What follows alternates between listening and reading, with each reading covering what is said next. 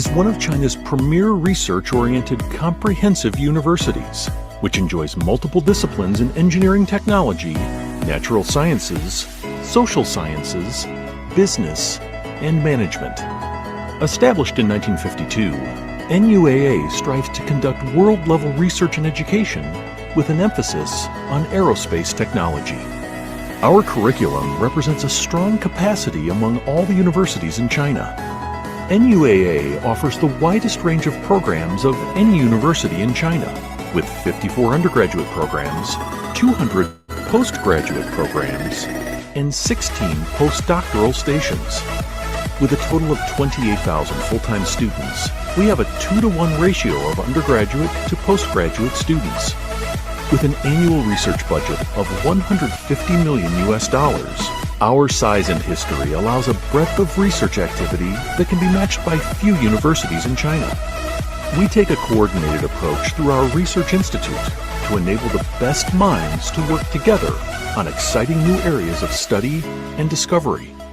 Our faculty are comprised of teachers, researchers, and scientists who are paving the way for solutions to complex global issues impacting our environment, technology, and future. NUAA has 2 campuses located 12 kilometers apart. Our Mingugong campus is situated in the very ruins of the Ming Dynasty Palace, and our Jiangning campus is located in a picturesque university town. Both campuses are easily connected by shuttle bus and metro. NUAA first welcomed international students in 2005. 1,300 students from more than 90 countries are currently pursuing different degrees and non-degree programs at NUAA. Our alumni have gone on to work for different Fortune 500 companies in China and abroad. 5 undergraduate programs that are offered in English include aeronautical engineering, mechanical engineering, electronics and electrical engineering, software engineering and management, and international business. International students can choose various non-degree programs, including our Chinese language program, foundation program, summer innovation projects, and joint research projects with Chinese students. Students at NUAA have access to all the world-class infrastructure one comes to expect from a premier university, including an extensive library, and international student dormitory, health services at our hospital, a state-of-the-art sports center with a swimming pool, not to mention supermarkets, canteens, cafes, and much more. Our approach to learning sees students apply their theoretical learning to current world problems. We take great pride in our commitment to our students' academics, as well as co-curricular achievements.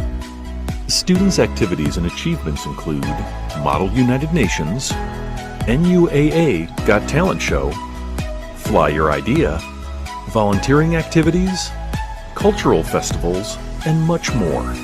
NUAA is located in Nanjing. The 10 times Chinese capital is one of the very few cities where history, urbanization, and nature can be captured simultaneously in one photograph.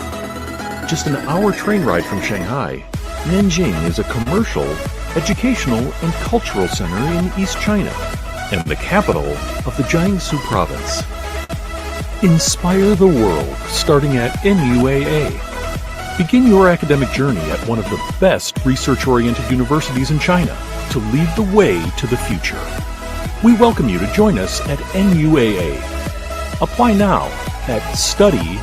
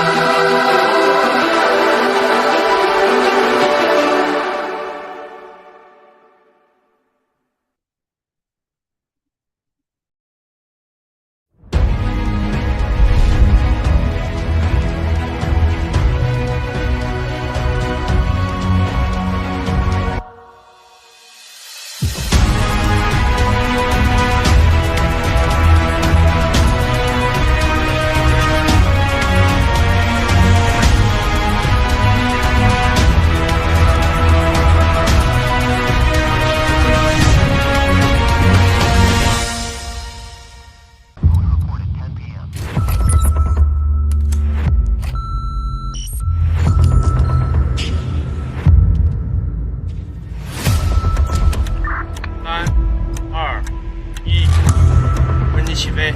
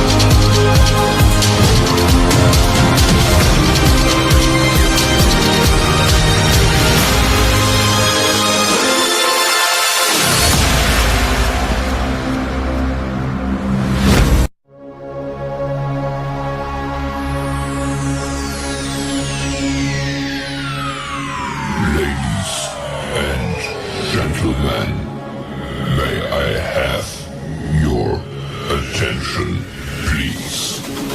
The show starts in 10, 9, 8, 7, 6, 5, 4, 3, 2, 1, go. As Steve Jobs said, innovation distinguishes between a leader and a follower. Good day to everyone joining us from across the globe.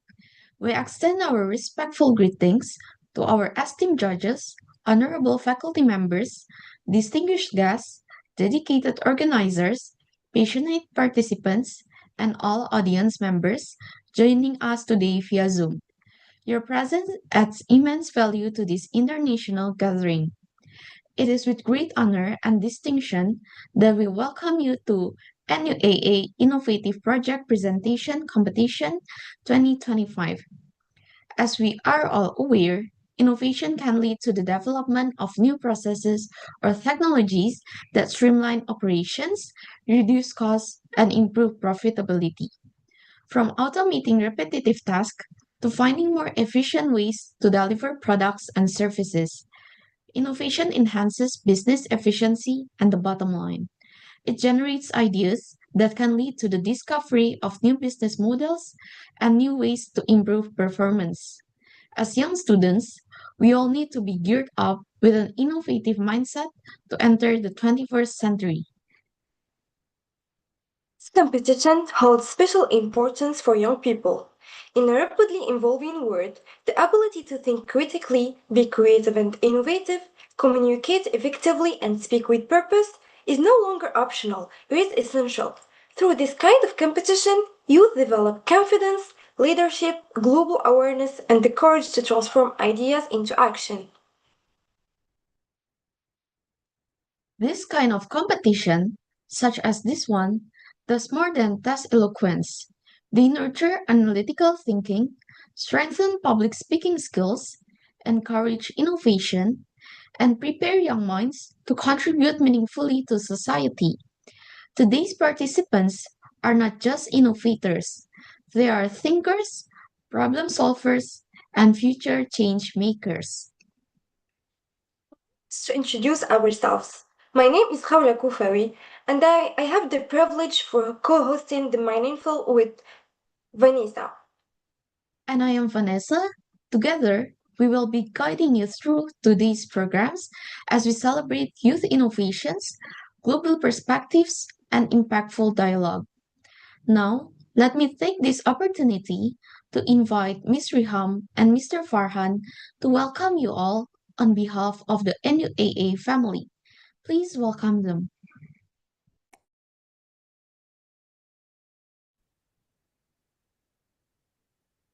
Good afternoon, respected faculty, esteemed judges, and my fellow students. What a journey it has been! We have arrived at the final milestone of our critical thinking and innovative project course. A journey that started with nothing but idea, question, and curiosity. Now we stand here with projects. We have passionately worked on, ideas have refined, and lessons we have learned the hard way. Thank you, Riham. What a fantastic way to start. And now I want to ask all of you a question. What does innovation truly mean to you? Is it just about creating something new, or is it about breaking the barriers and changing the way we think, live, and work? Every single group here today represents a unique approach, a unique solution, and a unique journey of critical thinking and problem solving. But no matter how different our projects are, we all share one thing, the belief that we can make a difference.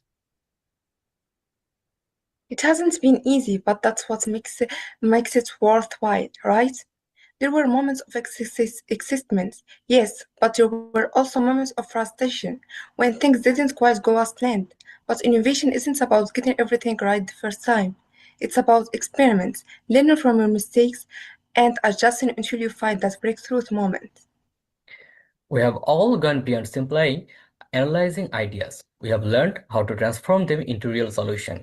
We have gone from abstract theories to actionable projects. Some of us focused on the power of creativity, others on futuristic thinking, and some on understanding how innovation can disrupt industries. But the one thing we all did was think outside the box. Now, today is not just a presentation. Today is a celebration of what we have learned. The ability to see the world from different angles, the ability to adapt, the ability to think critically about everything. Through this semester, we have learned to challenge assumption, think critically, and see the world in ways we didn't before. We explored powerful case studies. We dove deep into the innovator DNA. We discussed land opportunism, and we examined what it takes to success as a futurist in today's ever-evolving world.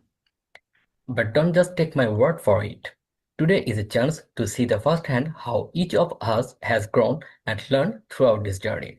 You will hear about projects that show how we approach problems in new ways, how we analyze situations from multiple perspectives, and how we have designed innovative solutions that challenge the norm. This is our moment to shine, to show the world that what we are capable of. And we are not just showcasing our work, we are showcasing the mindset that got us here. More importantly, we learned that critical thinking and innovation are about embracing certainty and tackling problems with minds that's both creative and strategic. It's about taking risks, questioning the status quo, and constantly pushing ourselves to be better. And today, each group here represents that spirit of perseverance, collaboration, and innovation. We are here not just to showcase our projects, but to show how we've grown, how we have pushed boundaries and challenged the impossible. So, to our respected judges and instructor, thank you for the wisdom, the guidance, and the challenges. And to the peers, thank you for the collaboration, the support, and the healthy debates. And to everyone here, thank you for pushing the boundaries for that what we thought was possible. As we begin this final competition, I want to leave you with this thought. Innovation doesn't end here. What we have learned in this course is just the beginning. This is a stepping stone to something much bigger, much greater. The real journey begins now. So, as we kick off this exciting day, I want you to remember one thing. This isn't just about the presentations, it's about how each group has evolved into critical thinkers and innovators. We have all taken risks. We have learned from them, and now we get to share the results with you. And now, without any further ado, let's kick off the presentation. Let's dive into the projects that reflect the growth, the lessons, and the future we are all a part of. Thank you and good luck to all the teams. Let's make this an unforgettable experience. Ms. Riham and Mr. Farhan for your insightful speech and welcome address. Today, we witnessed the annual NUAA Innovative Projects Competition, where participants from all over the world compete. This topic reflects the intersection of innovation and responsibility. It invites young people to explore how artificial intelligence, when guided by ethics, creativity, and purpose, can become a powerful tool in achieving sustainability, equality, and global progress. Moment, it is our honor to formally introduce our distinguished judges panel, whose expertise and leadership lend credibility and excellence to this competition. We are deeply honored to have with us our mentor, guide, and supervisor, Prof. Wallace, Prof. Liu, Dean of CIE, Prof. Chen, Vice Dean Academics, Prof. Diana, Prof. Amelia, Prof. Quinn, and other jury panels. Let me take this opportunity to introduce our Prof. Wallace to you. Other than our mentor and guide and foreign expert at NUAA, Prof. Wallace is also the founder of Global Unitalks. He is also the Director General of Silk Road Associations, a non-profit organization supporting the Belt and Road Initiative across the globe. Prof. Wallace established the Students' Organization in 177 countries and regions across 6 continents, rejuvenating the youths of Silk Road countries through various educational initiatives, youth-to-youth connections, and cultural exchanges. We witness today the fruits of his tireless efforts. Prof. Wallace is also a renowned academician and a foreign expert in several countries. He wrote several books and research papers on academic writing and the science of critical thinking and creativity. Now, let me introduce our external invited judges. Professor Diana, NUAA Head of Judges Panel since the last 10 years and Vice President of Global Unitalks, co-founder Global Unitalks, is responsible for the academic training and mentoring, and has been a strong pillar to make Global Unitalks stand here today. Prof. Diana is a foreign expert at several universities worldwide. Professor Quinn, Chief Judge of NUAA and Global Unitalks, co-founder and an academician from Kenya, a professor of renowned university, USIU, and the creator of Global Unitalks debate competition, and visiting professor in various universities in the world. Professor Amelia, Chief Judge of NUAA Global Unitalks, co-founder of Global Unitalks, and academician, language expert in Australia, and creator of Global Unitalks Pitch Competition. We sincerely thank our respected judges for dedicating their time, knowledge, and experience to evaluating and guiding today's presenters. We would also like to acknowledge the tireless efforts of the organizing committee, coordinators, technical team, volunteers, and all participants whose dedication has made this international event possible. Before we proceed, we kindly request that everyone observe a few Zoom etiquette guidelines to ensure a smooth, professional session. All participants and audience members are requested to keep their microphones muted throughout the programs unless instructed otherwise. We encourage you to show your support and appreciation by using the reaction buttons or sharing respectful comments in the chat. We also request all participants to remain attentive and prepared when it is its turn to speak, ensuring a seamless flow through the competition. With these guidelines in place, we are now pleased to formally initiate the competition phase of NUAA Innovative Project Competition 2025. Let's move forward into a session filled with insights, innovation, and inspiring perspective from youth across the globe. Before we proceed to the presentations, we would like to briefly explain the voting procedures for today's competition. At the conclusion of each participant's speech, a polling session will be launched on Zoom. This poll will allow eligible audience members to cast their votes in support of the speaker.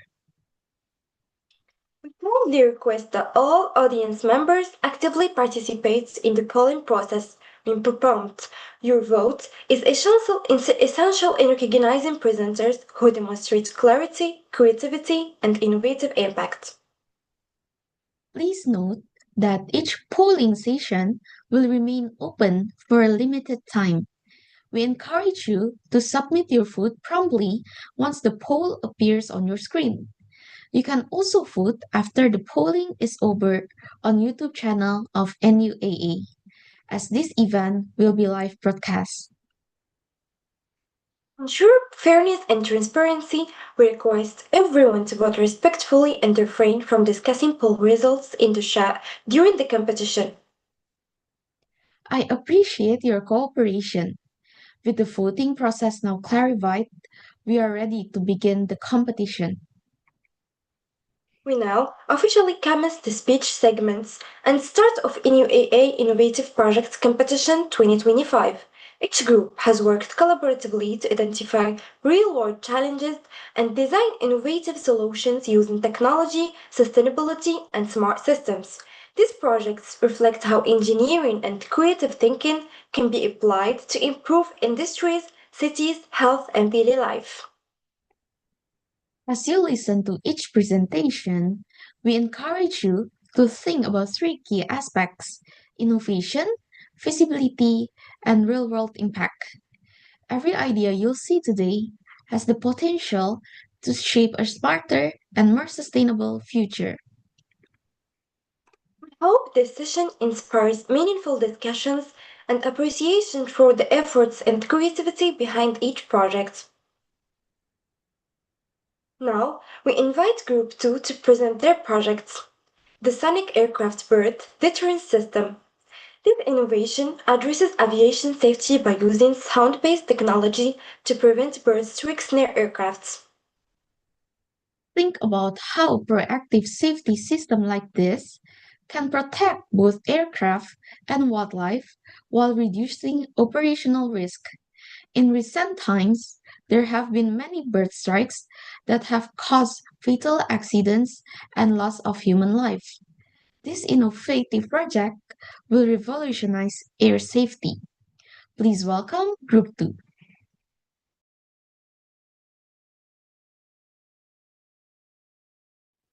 Good afternoon, respected teachers, esteemed faculty members, fellow classmates, and distinguished participants.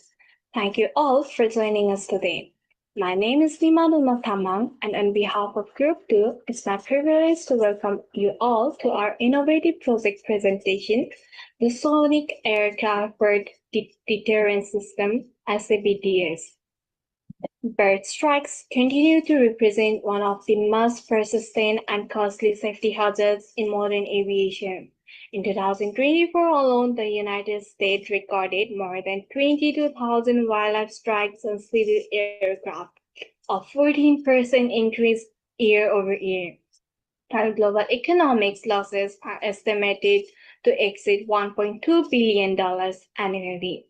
These incidents not only threaten human lives and aircraft integrity, but also create operational disruption and environmental concerns. Our project addresses this long-standing challenge with a forward-looking, non-lethal technological solution, an aircraft-mounted AI-enabled acoustic deterrence system that detects birds in real time during the most critical phase of flight and safely redirects them using directional species-specific sonic pulses, all without harm to wildlife or interference with crew and passengers. Over the few minutes, we will guide you through the problem content of secondary data-driven market and stakeholder insights, the technical architecture, prototyping roadmap, acoustic and detection mechanism, operational safety features, and finally, the projected impact and path towards certification and commercialization. We have designed SABDS to be eco-friendly, certifiable, and economically compelling, a practical step towards safer skies for both people and birds. Thank you once again for being here. Let us proceed to our main presentation. Now, I want to show our introduction video. Bird strikes are a billion-dollar threat to aviation safety, rising every year. In 2024 alone, over 22,000 cases were reported in the U.S., costing the industry $1.2 billion. The cost isn't just financial. It's about passenger safety and wildlife preservation. We need a smarter solution. Introducing SABDS, the Sonic Aircraft Bird Deterrent System, a revolutionary innovation designed to protect both the aircraft and the birds. SABS uses advanced radar and camera systems to continuously scan the flight path. Its onboard AI instantly analyzes threats, distinguishing birds from other objects in milliseconds. When a threat is confirmed, wing-mounted speakers emit a focused, directional sound beam.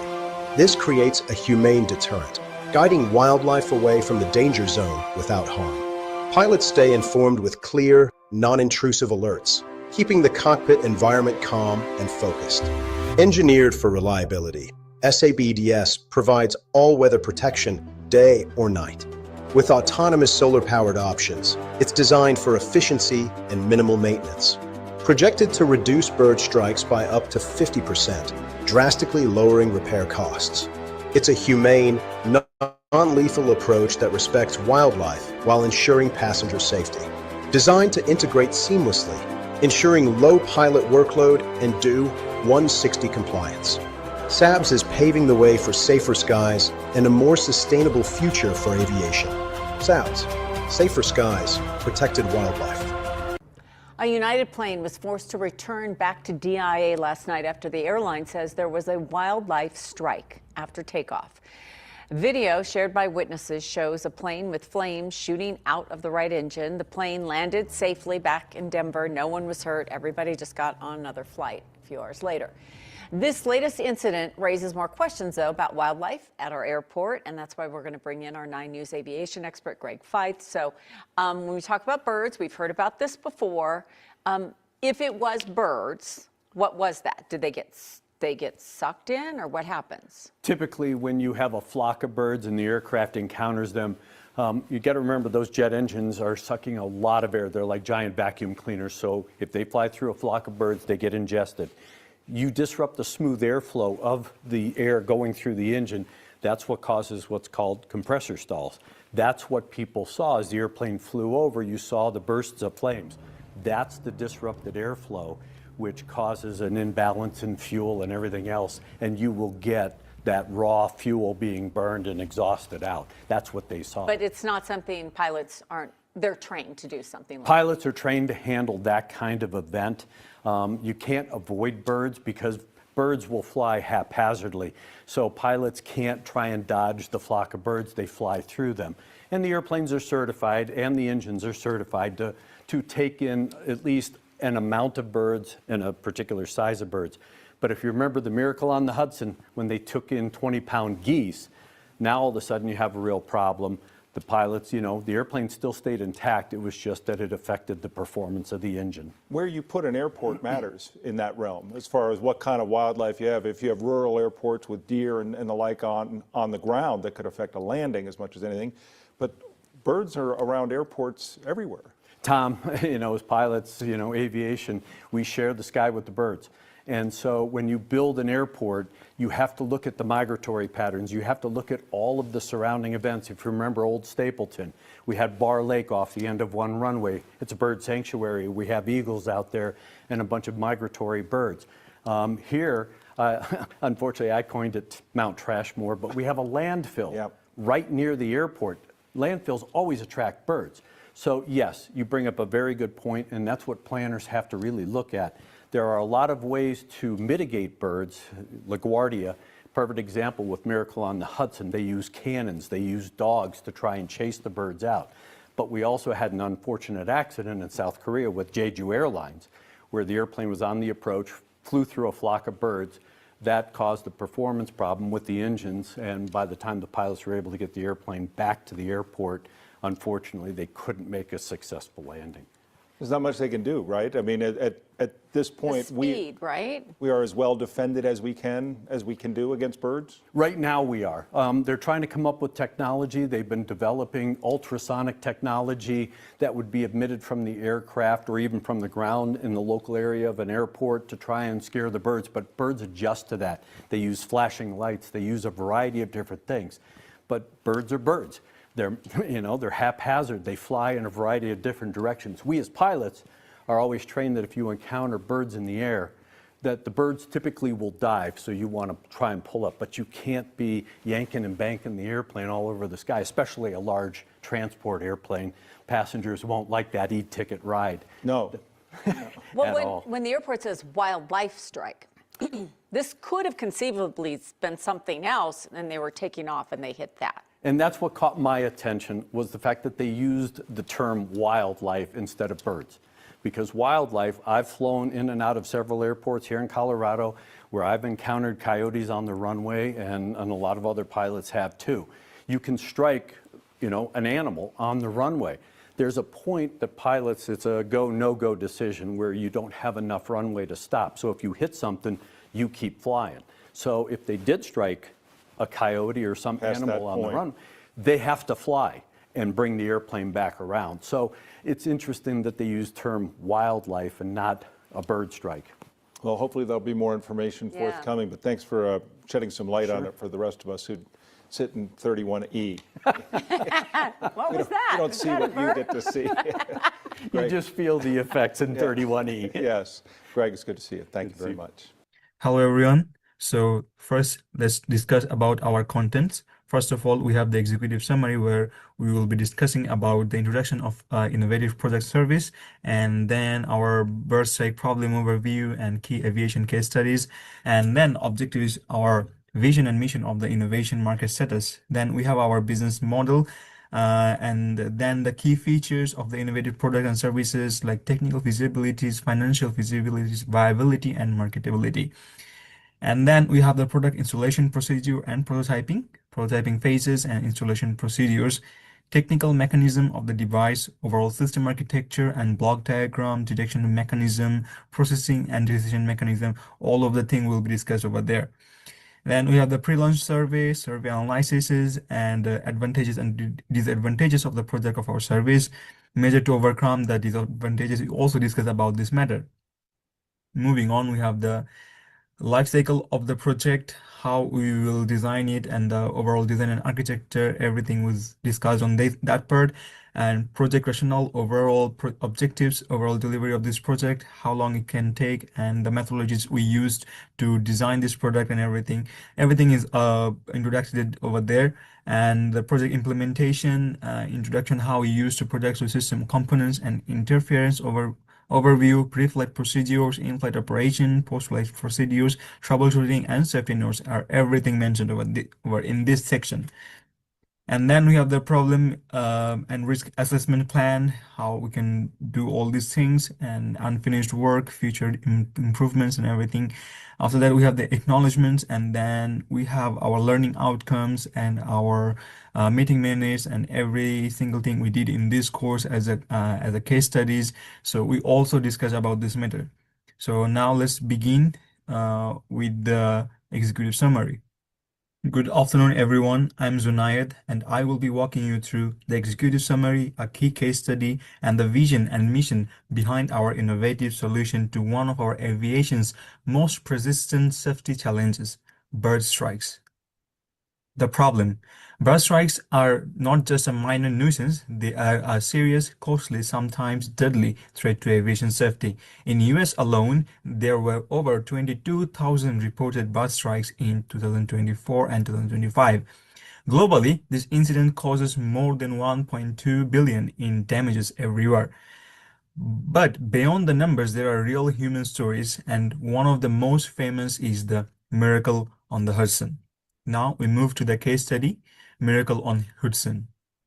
In 2009, US Airways Flight 1549 struck a flock Canada geese just after takeoff. Both engines failed. Captain Slangberg and his crew had to make an emergency landing on the Hudson River.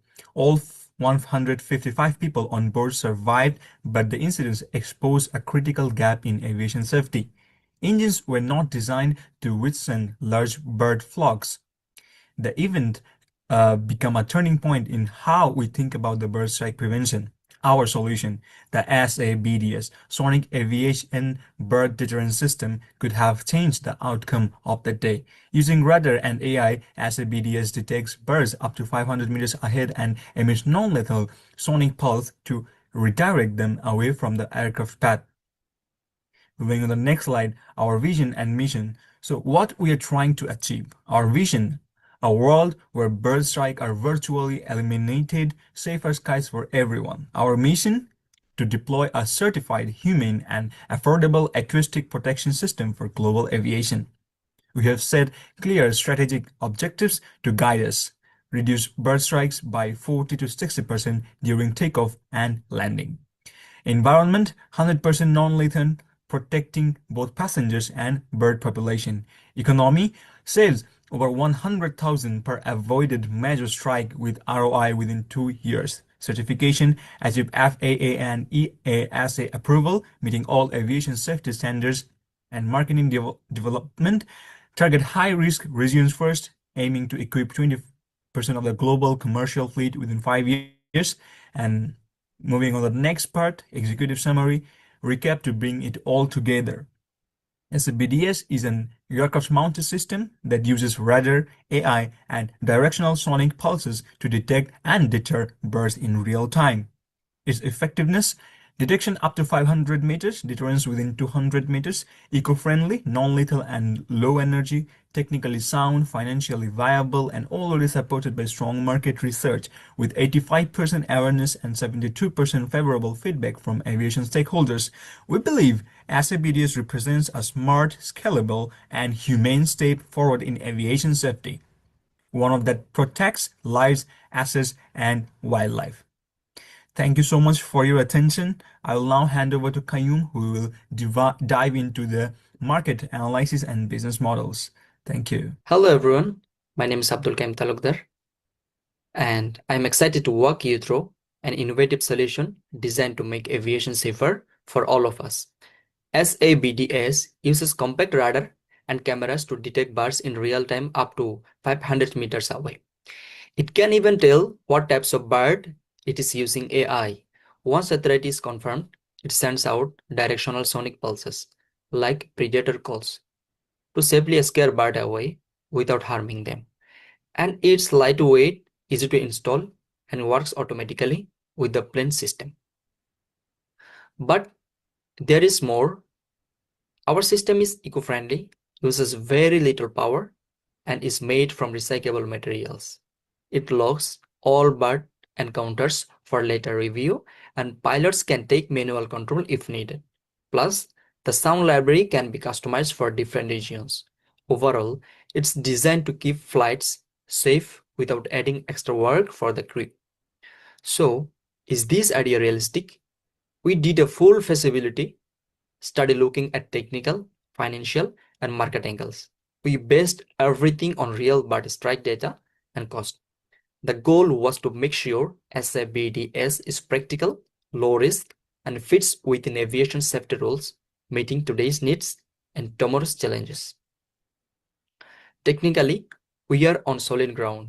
We are combining proven tech, bird radar, directional sound, and AI.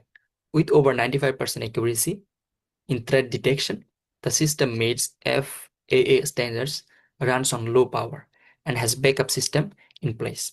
Similar acoustic systems are already used in wildlife control, so the concept is tested and ready.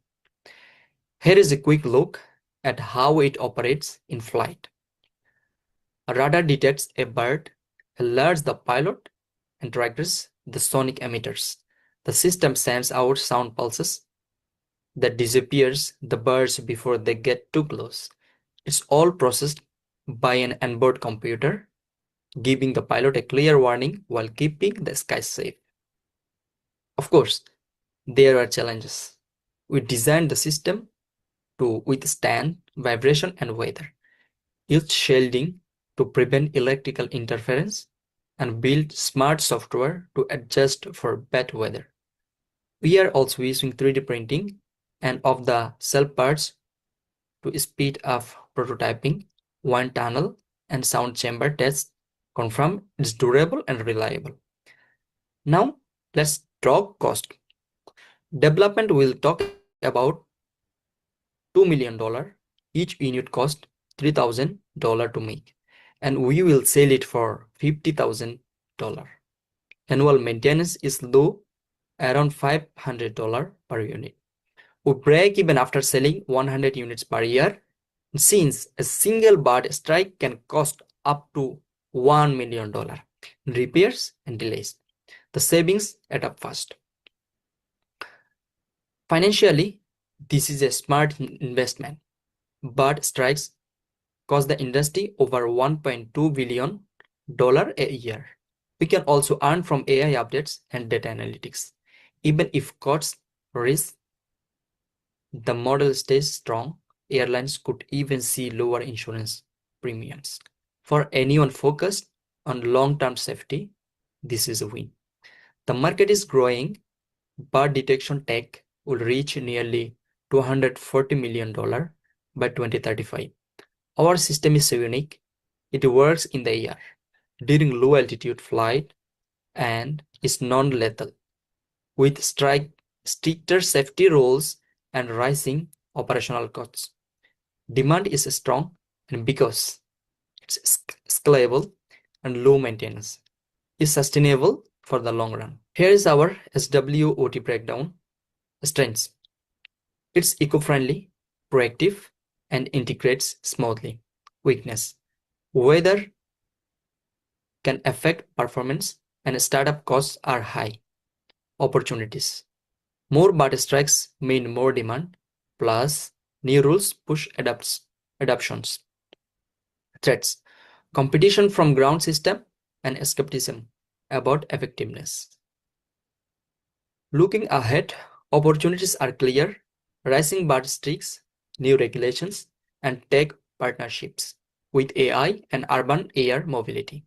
Threats include existing competitors and doubts about performance.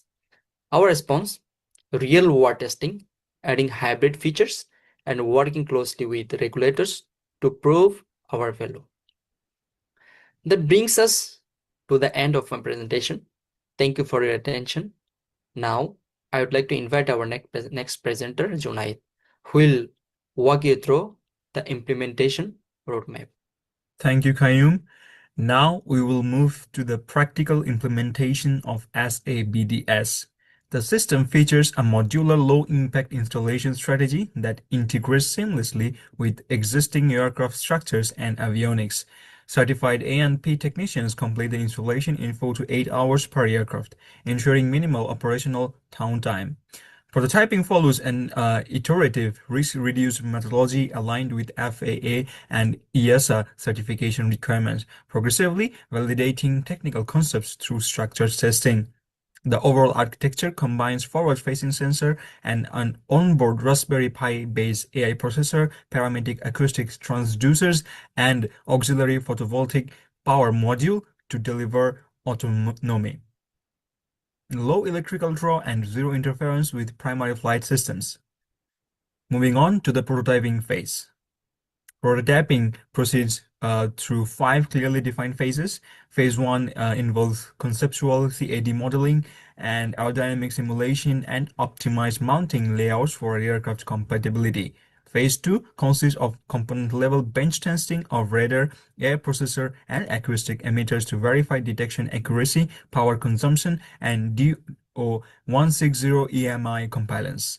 Phase 3 conducts full environmental qualification, including vibration, thermal cycling from -40 degrees Celsius to +70 degrees Celsius, humidity exposure, and wind tunnel performance evaluation. Phase 4 encompasses field validation through ground vehicle trials, drone-mounted tests, and supervised flight evaluations to confirm operational realism. Each phase feeds directly into iterative refinement, systematically improving reliability, safety margins, and certification readiness. Next slide, we have technical system architecture. The architecture operates as a closed-loop, real-time, AI-enabled bird deterrence system optimized for low-altitude flight phases. Sensor fusion merges millimeter wave radar with electro-optical and infrared cameras to achieve greater than 95% detection accuracy. The onboard AI processor analyzes bird trajectories, flock density, and collisions probability using adaptive thresholds conditioned on flight phase and environmental conditions. Upon threat confirmation, directional parametric transducers are activated. Power management is handled via solar PV module charger controllers and voltage regulators, minimizing craft electrical load while preserving fail-safe operation. Moving on to the detection and decision part. Detection and decision-making are fully automated and tailored to high-risk phases. The system activates automatically before 10,000 feet, covering takeoff, climb, approach, and landing, where over 90% of bird strikes occur. Multi-sensor forward scanning with radar and electro-optical thermal cameras continuously monitors airspace to 500 meters in all-weather conditions. Onboard AI fuses sensor data to classify threats by size, velocity, and flock behavior. Collision risk assessed through trajectory, intersection probability, and projected paths. Acoustic deterrence is triggered only when the predefined risk threshold is exceeded. All detections, classification, and responses are logged for post-flight analysis and continuous system improvement. Moving on to acoustic emission and mounting. The acoustic subsystem relies on the parametric principles to deliver precise human deterrence. An ultrasonic carrier wave of 40 to 60 kHz is modulated with audible distress of predator calls to 10 kHz, producing a highly directional forward beam approximately at 10 to 15 degree wide through nonlinear ear propagation. Emissions reach peak intensities of 100 to 140 decibel in short, randomized 1 to 5 second pulses with an effective range about 200 meters, minimizing habituation.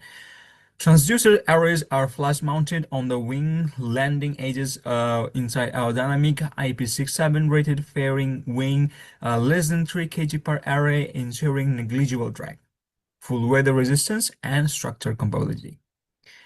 Next, we have the operational workflow and safety. Operational workflow is designed to be fully automatic and non-intrusive. Activation and continuous scanning occur automatically below 10,000 feet. AI confirms threats and trigger directional emissions without requiring pilot intervention. Safety is assured through tightly focused beams, inaudible to crew and passengers, automatic fail-safe deactivation on fault detection, manual cockpit override switch, complete DO160 EMI shielding, passive alters only, and full environmental compliance, including non-lethal operation. IP67 weatherproofing and vibration or shock resistance comprehensive event logging supports ongoing performance refinement. Together, these elements establish SABDS as a technically mature, certifiable solution capable of meaningfully reducing bird strike risk during critical flight phases. This technical foundation supports to projected performance gains and economic value. We now proceed to the implementation time and risk assessment. That's from me. Now I would love to welcome Farhan for the next part of the presentation. Market status. Good afternoon, everyone. Let's begin with the current market status regarding bird strike in aviation. Bird strike incidents are a significant and persistent safety challenge in the aviation sector. Airlines face substantial costs due to aircraft damage and unscheduled maintenance, not to mention the operational and economic losses caused by flight delays. Current bird control measures show limited effectiveness and come with high operating costs with global air traffic on the rise. The risk of bird strike is intensifying. This creates a clear and urgent need for advanced automated bird deterrence solutions. As you can see from the FAA data reported to the wildlife strikes to US civil aircraft remained a consistent concern from 2010 through 2024. Now let's look at business model and the Societal pain point. Our primary stakeholders are airports, airlines, and aviation regulatory bodies. We plan to commercialize this system as an integrated product complemented by installing services. Revenue will be generated through direct sales, maintenance, contract, and future system upgrades. For a societal perspective, bird strikes pose serious risks to passenger safety and aircraft reliability. These incidents lead to operational disruption and financial losses for both airlines and airports. By mitigating bird strikes, our solution contributes to not only to improve aviation safety but also supports environmental balance. Usefulness in real-world applications. Moving on to the real-world application, our system delivers tangible benefits. It enables early detection of bird activity in runway and airfield zones, helping to prevent catastrophic engine injection and structural damage to aircraft. This directly enhances overall flight safety and boosts airport operational efficiency. A key advantage is its ability to support continuous 24/7 monitoring with minimal human intervention. This solution is particularly applicable to airports located in high-risk ecological and geographic regions where bird activity is most challenging. Let's dive deeper into the pain point. Repeated bird strike incidents lead to high maintenance and repair costs. Flight delays and cancellation damage airline reputation and hurt passenger satisfaction. Current methods, often manual or traditional, lack consistency and reliability. They also face performance limitation in low visibility or adverse weather conditions. What the industry clearly needs is a dependable, automated solution for that operates with low overhead and delivers consistent performance regardless of conditions. The visual here underscore one of the most visible consequences: delays, viability, and marketability. Finally, let's discuss why this solution is viable and marketable. The system feasibility is backed by established sensor and acoustic technologies. While there are initial implementation costs, the long-term benefits, reduced damage, fewer delays, lower maintenance, far outweigh these expenses. Our design is scalable, making it suitable for deployment across airports of all sizes. There is a strong market potential driven by strict international aviation safety standards. We anticipate high adoption prospects in both domestic and global aviation markets. This isn't just a product, this is a necessary evolution in aviation safety infrastructures. Proceeding to the exhaustive equivalent, the systematic compilation and validation of secondary datasets, publicly available FAA wildlife strikes report covering 1990-2024 with over 22,000 incidents recorded in 2024 alone. ACO Global summarized peer-reviewed literature on bird strike mitigation and aggregated professional commentary were collated using structured search and extraction protocol. Temperature trend, for example, annual strike increases, regional variation, and specific hazard were cross-verified across sources. Data quality control include removal of outdated or incomplete record across referencing of consistency and prioritization of high authority sources. FAA, ACAO, academic journals. This discipline synthesis yield a real-life consolidated evidence-based equivalent to a clean, high-quality dataset supporting robust analytical interference without primary sovereign. The adoption of this secondary data synthesis delivered several strategic advantages. It enabled precise alignment of SABTS feature with documentary and history priority, particularly around real-time detection. Eco-friendly deterrence and minimal integration burden, as reflected in existing reports. It facilitates early identification of adoption buried highlighted in prior analysis, allowing proactive design adjustments. The approach informed charged value proposition resonance with safety comments and regulator by focusing of high impact areas revolved in aggregated data and uncovering persistence gap, for example, limited in-flight non-lethal options. Results efficiency was enhanced finally. It's demonstrated rigorous respect of established stakeholder evidence strengthening. The project's credibility and alignment with broad aviation safety discourse. Nevertheless, reliance on secondary data carries recognized limitations that must be acknowledged. Synthesis is results intensive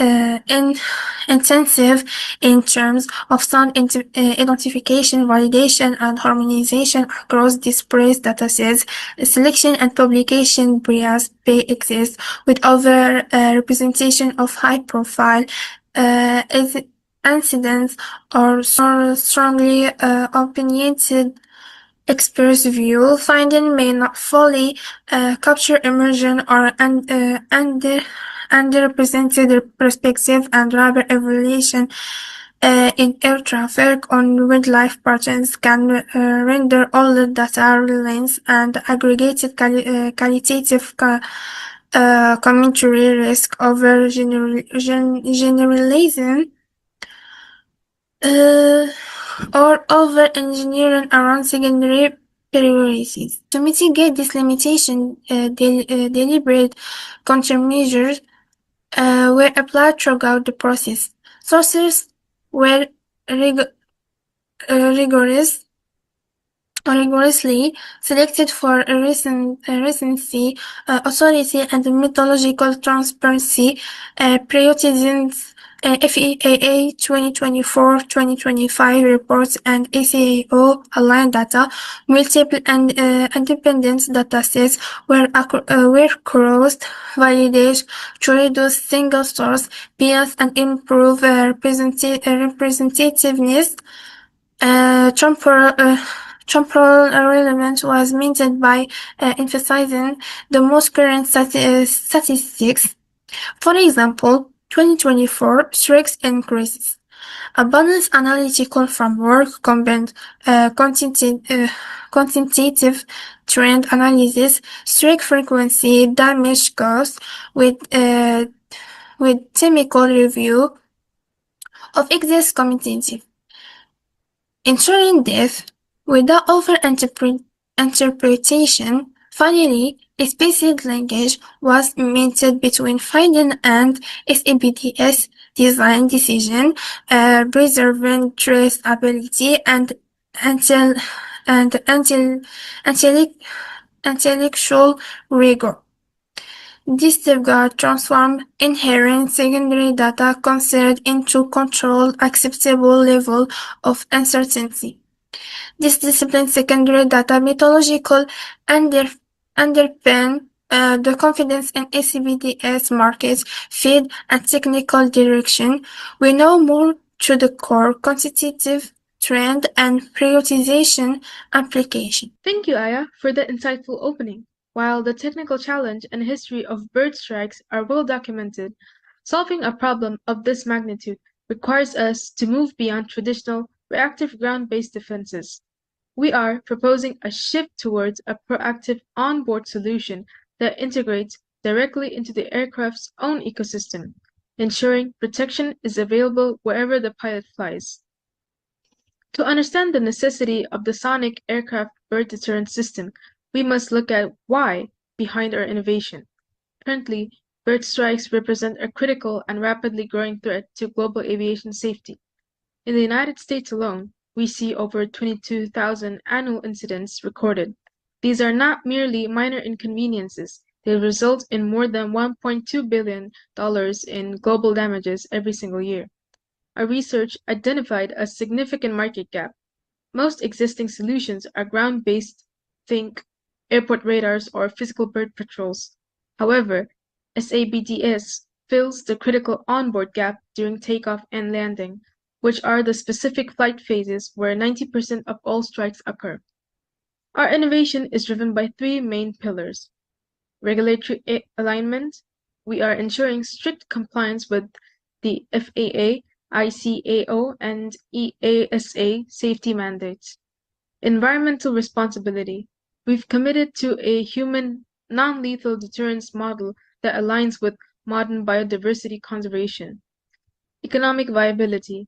We provide a clear return on investment for operators who face repair costs that can exceed $10 million for a single engine replacement. To address these drivers, we have established clear, measurable objectives that define our success. Our primary safety objective is ambitious. We aim to reduce bird strike incidents by 40% to 60% for equipped aircraft during high-risk, low-altitude phases. Ethically, we focus on species-specific technology, allowing us to manage wildlife humanly without resorting to lethal forces. Economically, we intend to deliver savings of over $100,000 per avoided major strike, ensuring the system pays for itself rapidly. Technically, we are targeting full FAA or EASA certification and ensuring compatibility across commercial, general, and even rotary wing aviation. Our long-term vision is to establish SABDS as a platform for future AI and multimodal enhancements, supporting the industry's ultimate zero-strike safety goals. Now, let's look at how this works. The architecture of SABDS is built on a core principle, the system that must be modular, aerodynamically efficient, and most importantly, lightweight. By keeping the total weight under 10 kg, we ensure it can be integrated into existing airframes without compromising performance. The system operates on a sophisticated closed-loop logic: detection, processing, decision, and then emission, and finally, feedback. Sensors. We use a fusion of forward-looking radar as the primary source and electro-optical camera as the secondary source to achieve over 95% detection accuracy at ranges up to around 500 meters. As for the processor, it's an AI-enabled processor such as NVIDIA Jetson, which handles real-time threat assessment. For emitters, we utilize directional parametric acoustic arrays to create a focused, sound spotlight using bioacoustic pulses to safely steer birds away from the flight path. To maintain aircraft integrity, sensors are mounted in the nose radome, while emitters are placed on wing leading edges, all while remaining EMI shielded and DO 160 compliant. Finally, we have structured a 4-phase life cycle to ensure a sustainability from concept to decommissioning. Phase 1 involves 6 to 12 months of intensive R&D training, targeting a 10 to 15-year operational life for the hardware. Phase 2 focuses on scalable manufacturing and a certified installation process that requires minimal downtime, only 4 to 8 hours per aircraft. Phase 3 is our operational phase, utilizing over-the-air software updates to keep the AI threat library current against changing migration patterns. Phase 4 ensures component recycling in strict compliances with ROHS environmental regulations. We stand behind this with a 5-year limited warranty and a performance guarantee of at least 70% deterrence efficacy. But a sophisticated design is only as good as the plan used to bring it to life. To discuss our hybrid management methodology and our 18 to 24-month timeline, I will now pass the presentation to Nima. Thank you.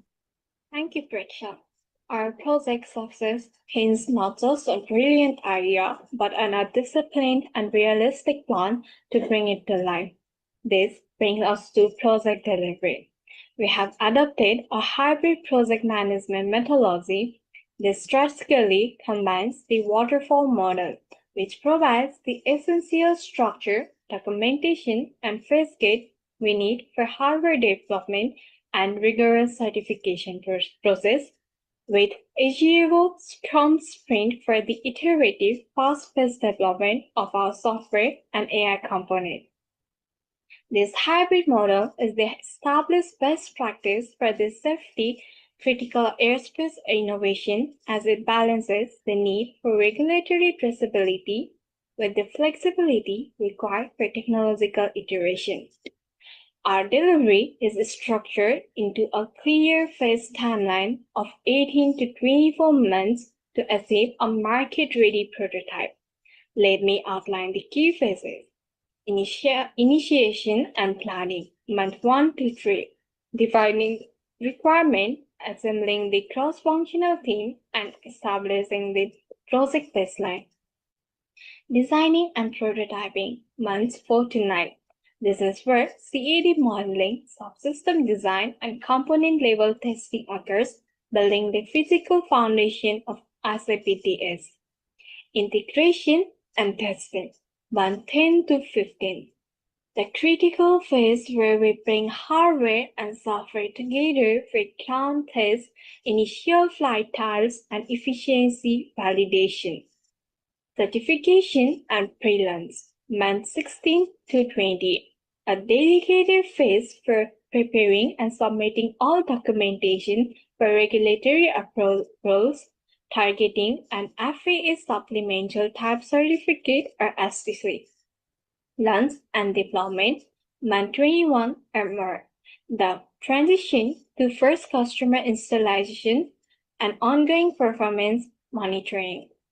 Underpinning this entire timeline is a risk-managed education strategy. We maintain a live risk assessment matrix, ranking potential issues from R1 to R10 based on likelihood and impact. This allows for proactive mitigation strategies for high-priority items such as electromagnetic interference or certification delays, ensuring they do not derail our critical path. A clear methodology requires an effective team structure to execute it. Our project implementation was driven by a dedicated cross-functional team. Our project manager provided overarching oversight of the timeline, budget, and stakeholder coordination. Technical leads were appointed to direct specialized work streams in hardware engineering, software development, and system integration. The core engineering team comprised aerospace engineering, AI software developer, and biotic specialists, ensuring depth of expertise in every critical domain. This structure ensured focus, deep work within each discipline while maintaining tight integration toward our shared project goal. Execution followed a systematic phase sequence. We begin by establishing the supply chain for critical components and initializing parallel development tracks for hardware and software. Major subsystems like the radar processor and acoustic emitter arrays were integrated at predefined engineering milestones.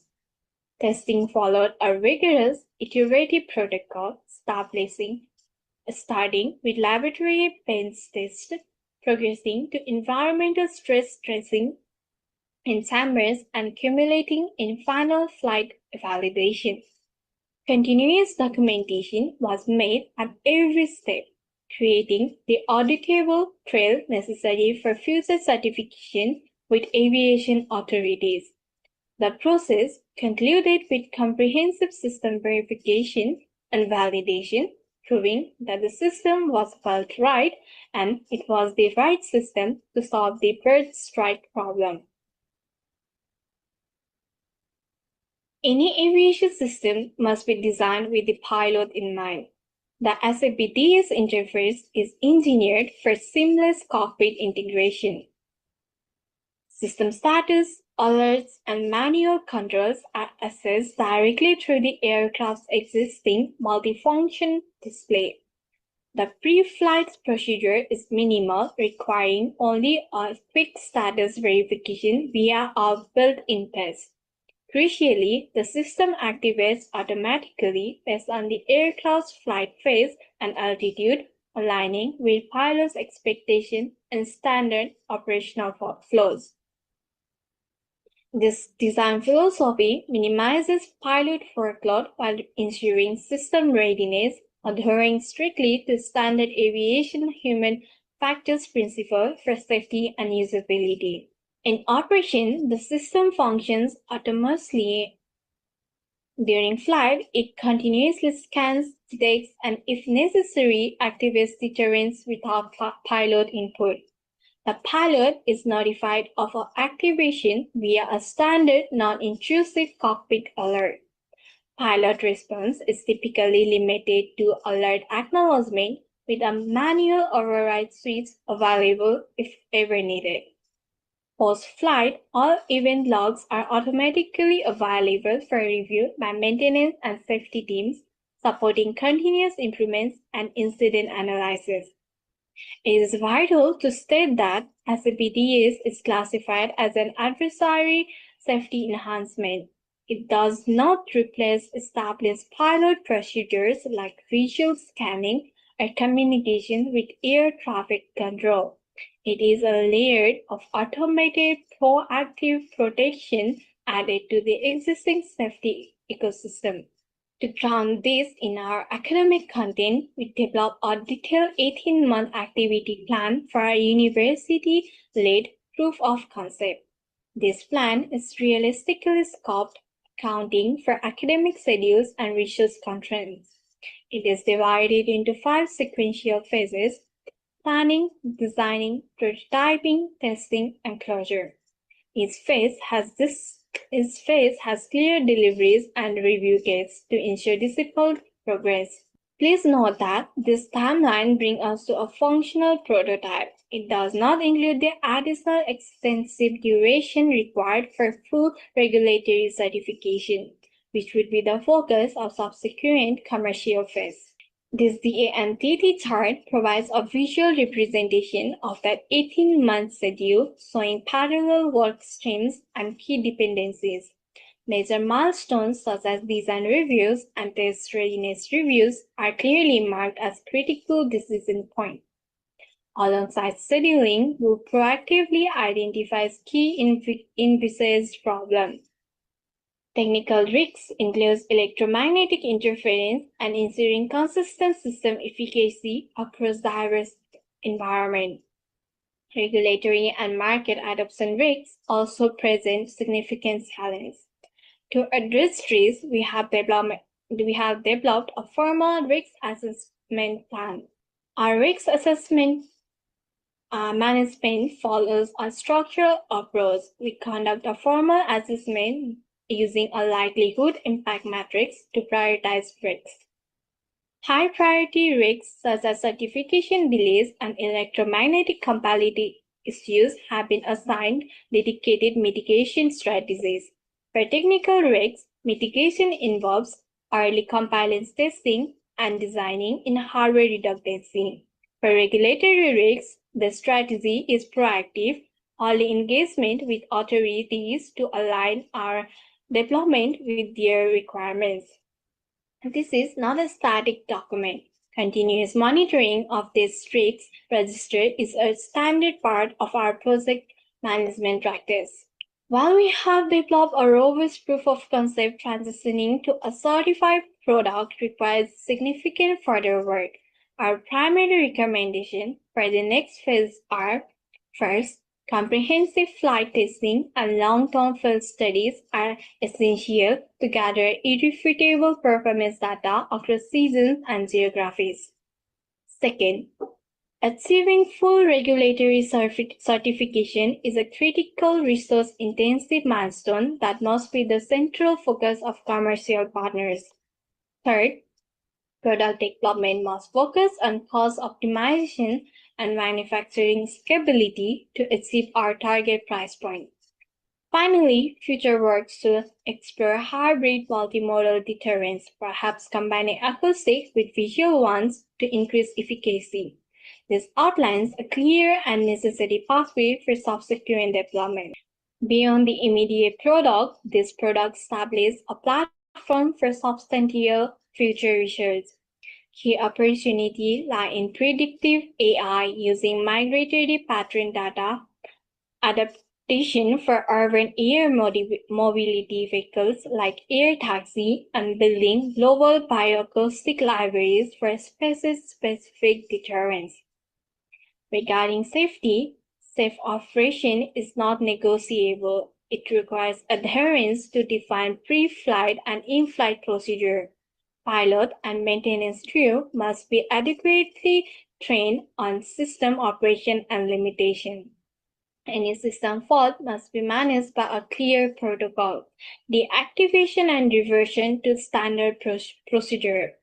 Safety is paramount and has been integrated into every aspect of the system design and operational protocol. This journey has been much about the processes as the product. I'll share the key lessons I'm taking forward as a team leader. First, interdisciplinary innovation demands intentional communication. We had to consequently build bridges between engineer, programmer, and domain expert and creating a shared language. Second, regulatory requirement must be foundational, not an afterthought. We learn to design for certification from day one. Third, real-world validation is indispensable. What works in simulation must be proven in the field. Fourth, successful innovation requires balancing ambitious vision with practical constraint. We navigate the constant tension between ideal performance and feasible executions. Fifth, a sustainability focus provides significant strategic and ethical value. Strengths are proposal immeasurability. And finally, academic project management benefit greatly from modular milestone-driven planning. It keeps a complex project on track and manageable. By doing this project, I evolved from simply contributing ideas to becoming a dedicated facilitator of structured inquiry. I learned to elevate the quality of our collective thinking by consistently applying Socratic questioning, root cause analysis, and intellectual standards of clarity, precision, and relevance. They sharpened our decision making and helped us move beyond incremental ideas towards genuine innovation. Finally, this project was more than just a product pitch. It was a powerful learning experience for our team.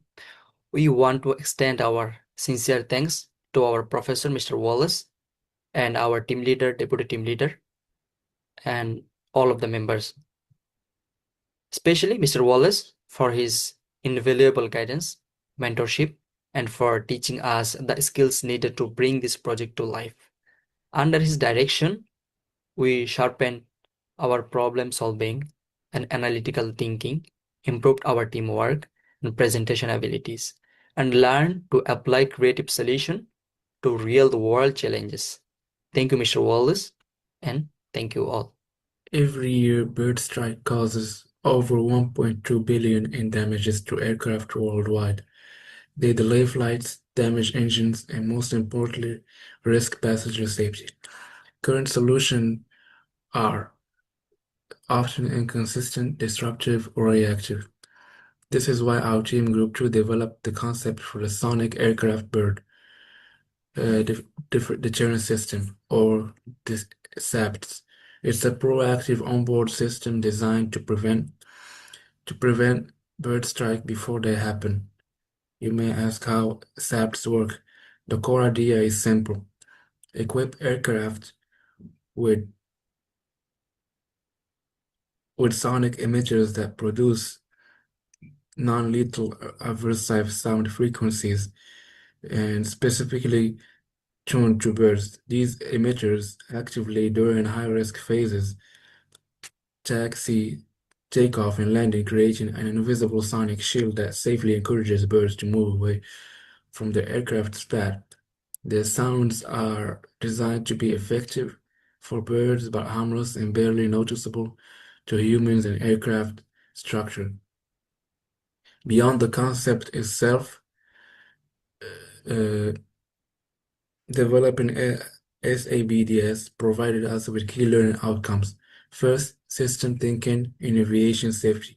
We learned to view the airport as an interconnected ecosystem. Our solution had to consider wildlife biology, airport operation, and aircraft engineering and safety regulation as one unified challenge. Second, innovative application of bioacoustics. We moved from theory to practical research, studying how birds perceive round sound. We investigated which frequencies and pulse patterns effectively deter without causing harm or leading to habitation. Third, balancing innovation with practicality. A great idea must be feasible. We engaged with real-world constraints like system-wide power use, aviation certification standards, and pilot interface. This taught us to design for implementation and not just for innovation. Fourth, the engineering design process. We applied the full circle from problem identification to research to concept design and schematic development and plan for simulation and testing. This structured approach turned an idea into a detailed proposal. Fifth, collaborative technical communication. We learned to communicate a complex technical idea to different audiences, from engineers to airport managers. Crafting clear presentation, reports, and justification was as crucial as the design itself. Conclusion, the SAPT represents a shift philosophy from reaction to a bird strike to preventing them intelligently. Through this project, we didn't just design a system, we practiced the essential skills of modern engineering: a holistic analysis, applied science, practical design, and clear communication. Thank you. This is presented by Group 2. Through my role in presenting the project rationale, overall objectives, and technical architecture of SABDS, I cultivated a deeper and more structured approach to problem solving and solution design within a complex, real-world context. This experience significantly enhanced my ability to deconstruct a multifaceted challenge, such as bird strikes in aviation, into its core components: safety, necessity, market gap analysis, regulatory alignment, environmental responsibility, and economic viability.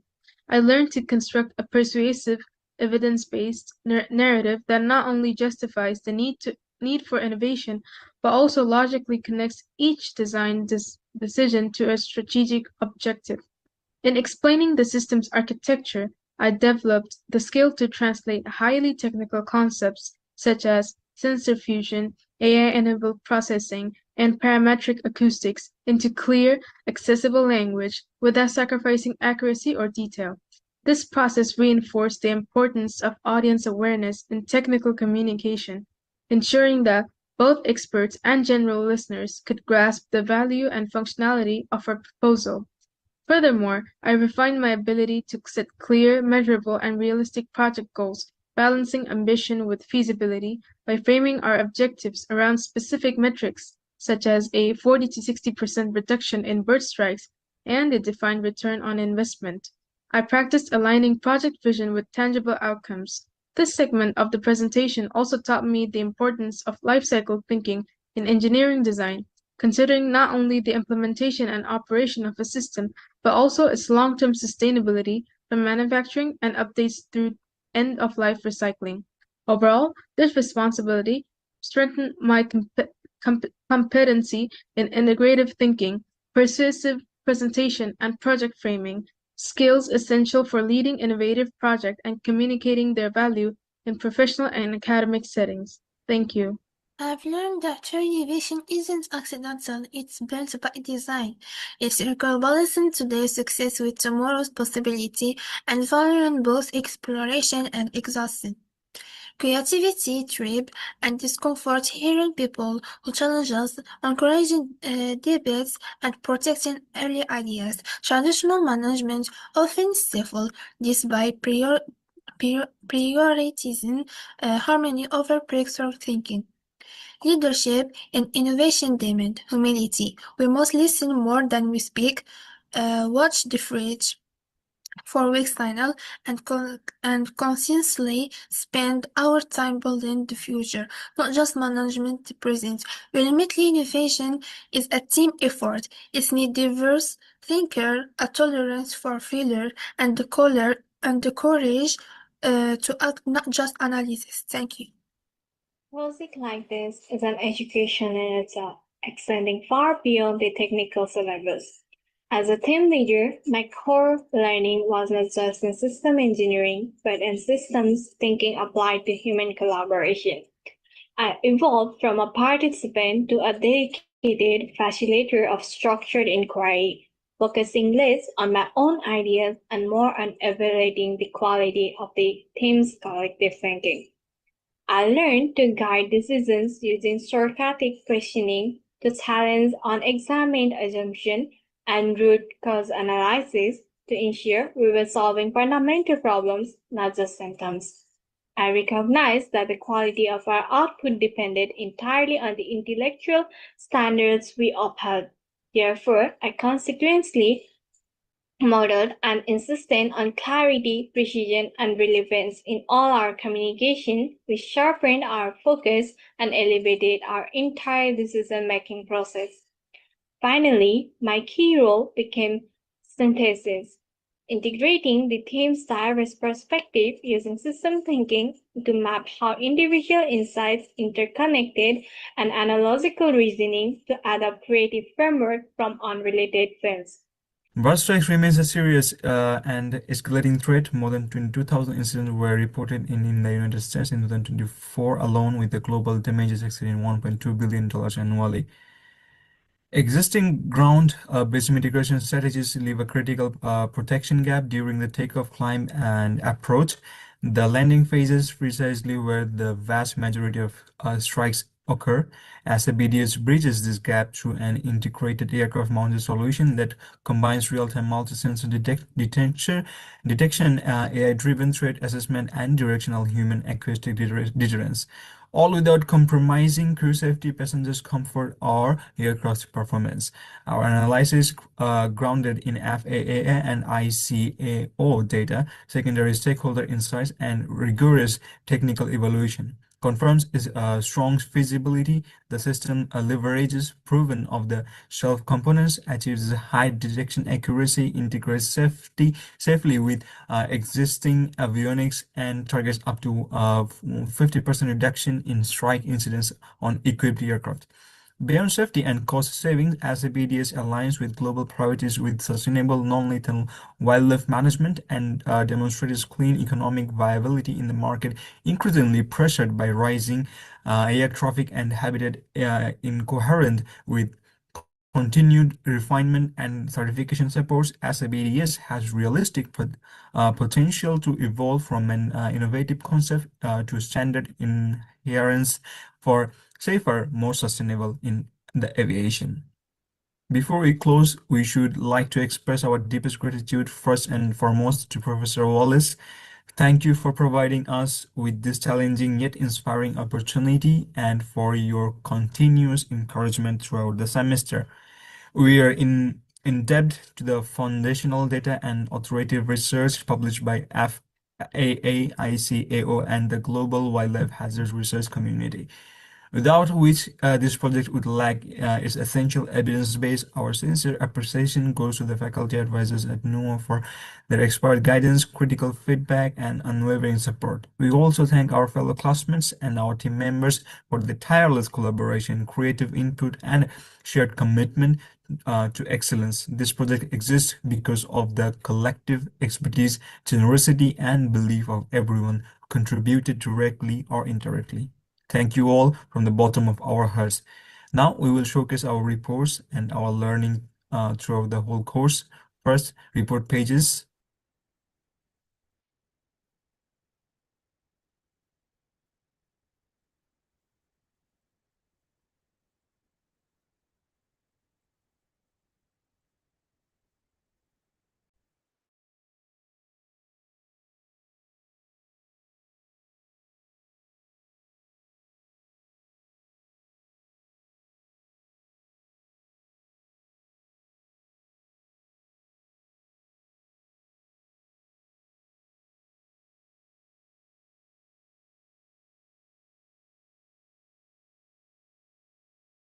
case stories, I have learned that creativity and innovations are not instant gifts, but the result of deliberate habits, structured practice, and disciplined routine. True innovations requires embracing counterintuitive strategies like hiring for discomfort, rewarding productive failures, and protecting early ideas from premature judgment. I now understand that critical thinking is not just about questioning information, but about actively seeking contradictions, inflections, and extreme uses to reveal future opportunities. It also requires balancing exploration with exploitation and managing multiple time horizons simultaneously, optimizing the present while selectively abandoning the past to build the future. More importantly, I have learned that innovation is a collective responsibility, not confined to certain roles or department. It thrives where there is constructive conflict, diversity of thought, and leaders who commit wholeheartedly, creating environments whose convictions and actions turn novel ideas into reality. This course has taught me the most powerful strategies are those that are stress tested, flexible enough for multiple futures, and embedded in daily practices, turning critical thought into meaningful, innovative action.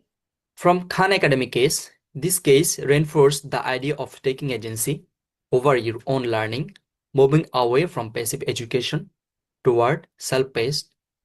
Mastery is not just for students, it's a lifelong skill, especially in business, where curiosity often beats the curriculum. From SBR Weird Rules of Creativity case, I learned that hiring people from diverse and irrelevant backgrounds sparks greater collective imagination. Innovation needs safe havens away from the core business, and sometimes selling an idea with conviction is more important than calculating its odds. From creativity case, creativity is not a gift. It's built through habit and hard work. This case taught me to embrace misfits, reward action over inaction, and accept failure as essential to innovation. True creativity blends structure with chaos. From weird ideas that sparks innovation case, true innovation often feels like rebellion, not improvement. Organizational harmony can hide complacency. To innovate, you sometimes have to break the rules you once succeeded with and learn to tolerate discomfort. From the three-box case, balancing present performance with future innovation means different rules for different boxes. You can't ask your core business to innovate. It needs separate process, funded by today's profits, but protected from short-term pressure. From focus of successful futurist case, now I can see that futurists are not just R&D. They look for rare signals of coming change. Productive tension between creators and logicians is healthy. And if you cannot measure your impact on a trend, you are just watching, not shaping it. From planned opportunism using weak signals to spur innovation case, the best leaders don't just react, they shape the future through planned opportunism. This means staying sensitive to weak signals and having structured response ready so the wrong feature doesn't overwhelm the right one. From putting the innovator's DNA into practice case, finally, leadership in innovation is about shielding ideas, not just steering them. Passionate belief often trumps cautious analysis, and leaders must personally model curiosity, experimentation, and the willingness to question everything. Hi everyone, I'm Ilbadawi Ayan. This semester has been a deep dive into the heart of innovation, unlearning old myths, embracing discomfort, and redefining what is meant to build creative future within insights. What started as a study of business and design thinking turned into a personal journey of understanding how creativity thrives in shows and how leadership, teamwork, and foresight shape meaningful innovation. I began the semester with a narrow view of creativity. I thought it was an innate talent reserved for idea people and artists, but studying Twila Trapp and Robert I. Sutton Phillips that one its head. Trapp taught me creativity is a habit built through routine and hard work, not just natural gifts. With Sutton research revealed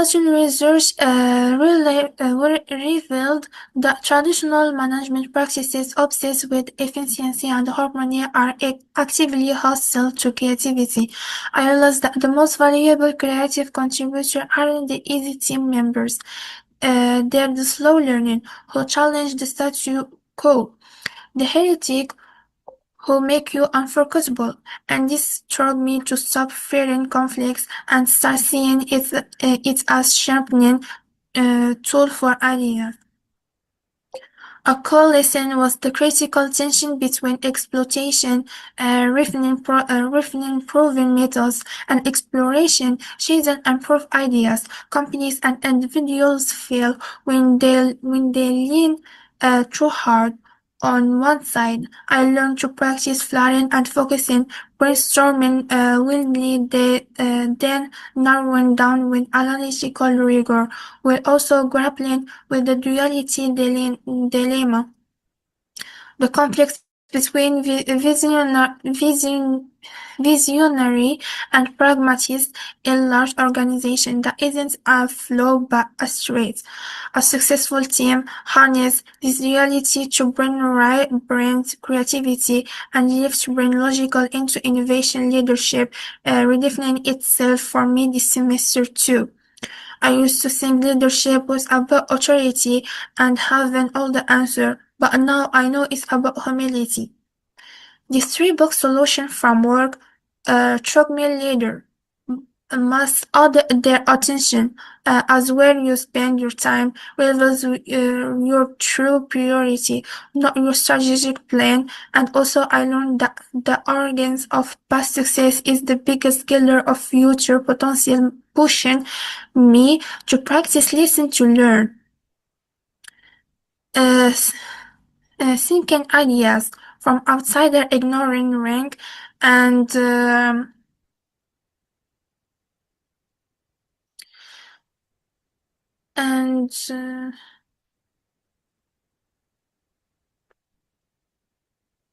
and shielding creative team from unnecessary pressure to perform from bosses of customers.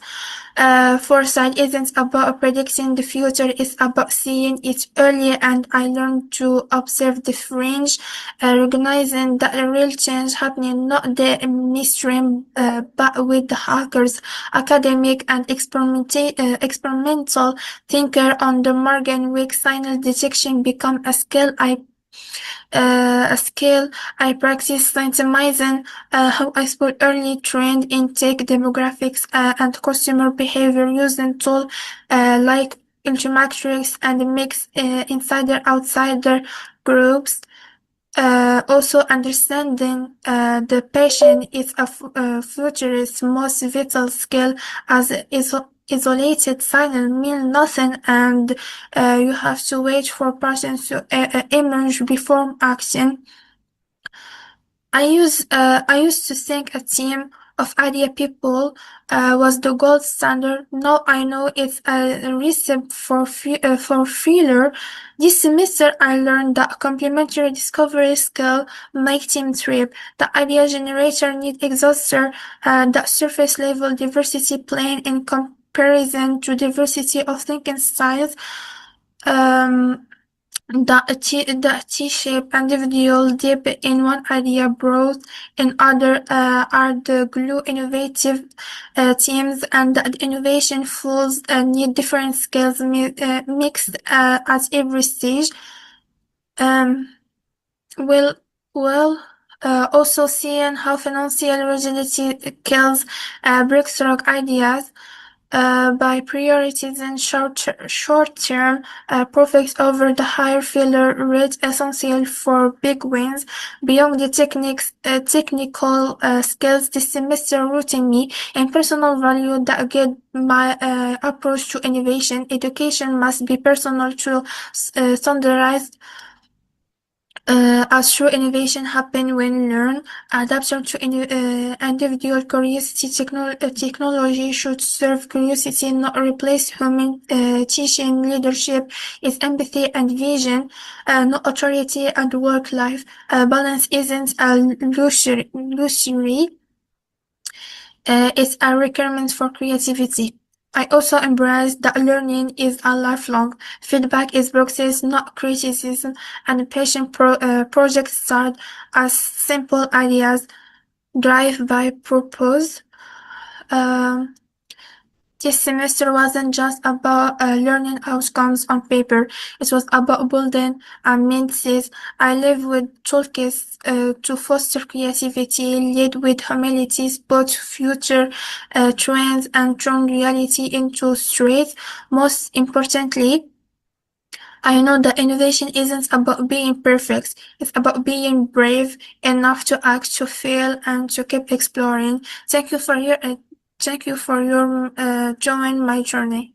Through this project, I have developed a critical understanding of innovation as a disciplined process rather than a sporadic act of genius. I learned that sustainable creativity requires balancing the refinement of current systems with the deliberate exploration of untested ideas.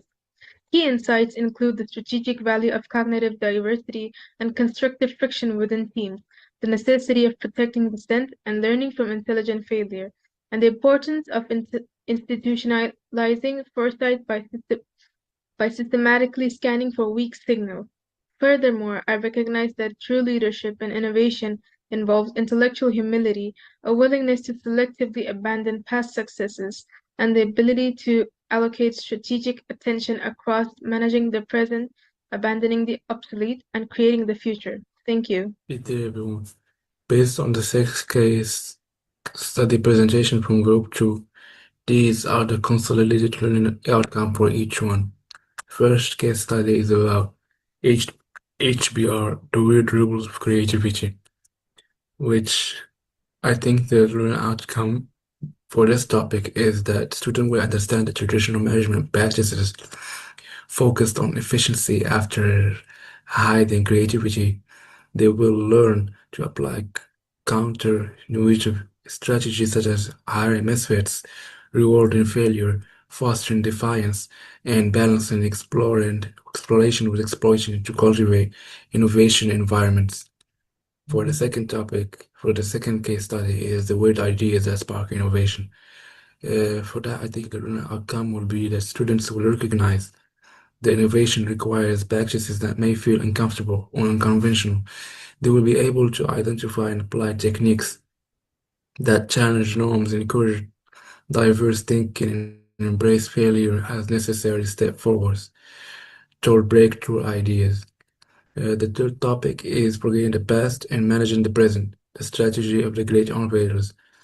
For this topic, I think the learning outcome is that students will learn to apply the three-box framework to manage organizational strategy across the three time horizons, managing the present, selectively abandoning the past, and creating the future. They will understand how to avoid a success trap and allocate resources for sustainable innovation. For the fourth one, focus on successful futurists. The learning outcome about this topic, I think, will be that student will develop skill and strategic foresight by learning to detect weak signals and use frameworks like SciFire and Flare and Focus and plan for multiple future scenarios. They will understand how to balance creative and logical thinking to shape, not just predict the future. For the fifth case study, it's about planned opportunities, using weak signals to spur innovation. For this, I think the learning outcome is the student will learn to systematically identify weak signals of change and translate them into actionable hypotheses. They will understand how to design and run low-cost experiments, learn from the outcomes, and build an adaptive, resilient organizational culture. Sixth is the innovator's DNA. And this is one of my favorite for this. I think the learning outcome will be that student will identify and develop the 5 key skills of innovative leaders: question, observing, networking, experimenting, and associate thinking. They will learn to build complementary teams, balance discovery with delivery, and foster a culture where innovation is everyone's responsibility. For the last one is called Life is Work, Reflection on Samar Khan and Khan Academy.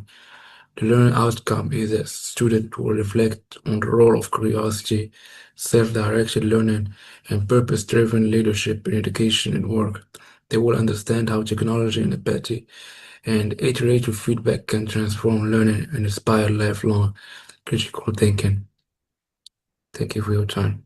I would like to share the most powerful lessons we took away from the Harvard Business Review case studies and innovation articles we explored during the course. We begin with one that deeply resonates with all of us. Salman Khan's insight that life is work. Through studying his journey with Khan Academy, we realized that true innovation rarely comes from isolated genius moments. It emerges from sustained, curious, self-directed lifelong learning. We learned that the most impactful contributors are not necessarily the most talented at the start, but those who remain creative, curious, and capable of conceiving and implementing novel ideas over many years. This reminded us that education, innovation, and personal growth are lifelong habits, not events, and that real success lies in how much we help others grow along the way. Next, Robert Sutton's HBR article on the weird rules of creativity challenges many of our assumptions. We discovered that high-performing, innovative organizations often took strange or even dysfunctional by conventional standards. Sutton taught us that creativity isn't about wild talent as much as it is about productivity. You have to generate a huge volume of ideas, most of which we all fail because breakthrough success is fundamentally a numbers of game. We also internalized his famous test organization character, what happened when people make mistakes. The best culture treat intelligent failure as fuel for learning, not as punishment. The shift is mindset, embracing weirdness, tolerating dissent, and protecting nascent ideas from premature judgment. Fundamentally challenge how we now view team dynamics and risk taking. Drawing from multiple HBR cases, including Vijay Govinder's work on planned opportunism and managing 3 time box: box 1 present, box 2 abandon the past, and box 3 create the future. Jeff Dyer, Hal Gergerson, Clayton Christensen, Innovators DNA, Paul Thorpe's Creativity Step by Step, and others.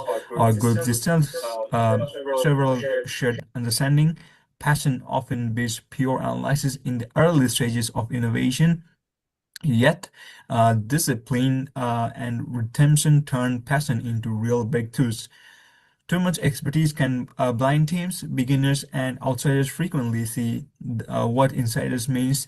Innovation belongs to everyone, not just R&D. The real enemy is inside. Rigid rules, fear of failure, and comfort with the status quo. Successful organizations practice planned opportunism. They listen to weak signals for the fringes, translate them into low-cost experiments, learn fast from both success and failures, and selectively abandon the past to create space for the future. Creativity is a habit cultivated through routine, curiosity, discomfort, diversity, and failure-tolerant culture, not a rare gift. Leaders must personally model innovation, protect constraints, and reward action and learning, and balance exploration with exploitation across all 3 timeframes. This principle drawn directly from the Harvard cases guide we have approach problems, evaluate ideas, build teams, and think about our own future contributions. In short, this course didn't just teach us about innovation theory, it changed how we think, collaborate, take risks, and view failure. We are living more reflective, more courageous, and far better prepared to contribute meaningfully in uncertain. Thank you for letting me share these collective insights. Next, we have the meeting minutes.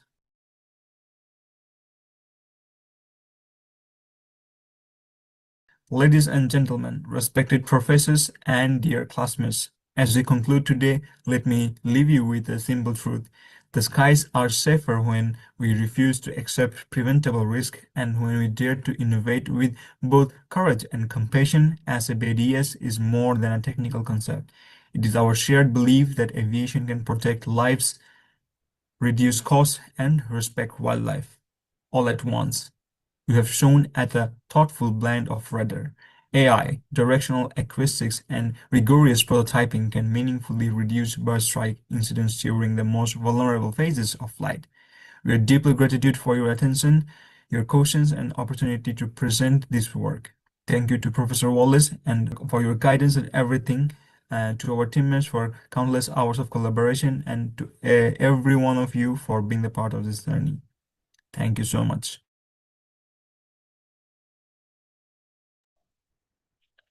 Thank you, Group 2. This project demonstrates how smart deterrence system can significantly enhance aviation safety. Great innovative projects, proud of your team. Dear audience, if you like their project, please vote for them. The voting is open. Now, let's welcome Group 3, presenting Passive Energy Harvesting Public Seating, a great innovative project that converts everyday human activity, such as sitting, into usable electrical energy for public spaces by combining solar, thermal, and kinetic energy harvesting. It's a great move towards the United Nations Sustainable Development Goals of 2020. It solves a major pain point by providing charging ports and lighting, and it takes a step forward towards sustainable smart city services. You can understand, consider how small-scale energy harvesting can support smart cities and sustainable infrastructure. A marvelous idea. Congratulations, team. Please welcome Group 3.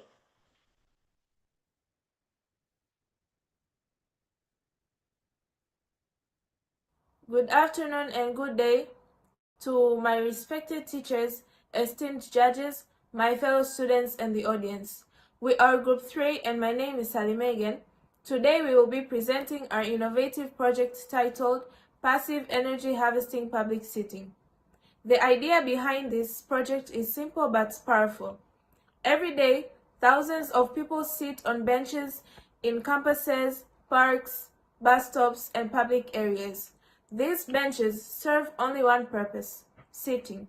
Our project asks a different question. What if these benches could do more? What if they could generate energy while people simply go about their normal activities? This project focuses on sustainability, smart infrastructure, and practical innovation. Throughout the presentation, we will explain design feasibility, technical mechanism, and real-world application of our idea. This slide introduces the members of our group. Our team consists of 6 members, each with specific roles and responsibilities. I am the team leader, overseeing coordination and overall direction. Mariam is our deputy team leader, supporting planning and organization. The remaining members contributed to technical research, feasibility analysis, market study, surveys, documentation, and design. This project was not the work of one person, but it was the result of collaboration, discussion, and shared problem solving. Each member contributed ideas and efforts to ensure the project is innovative, realistic, and academically sound. Here, we show how tasks were divided among the team. Task division was essential for effective project management. Each member was assigned responsibilities based on their strengths, such as technical design, feasibility studies, survey creation, data analysis, or report writing. This structured approach allowed us to manage our time efficiently, avoid duplication of work, and ensure consistency throughout the project. Regular discussion helped us integrate individual contributions into one cohesive solution. This slide presents the structure of our presentation. We will begin with an executive summary and product introduction. Then we will discuss the market need, business model, and societal problem.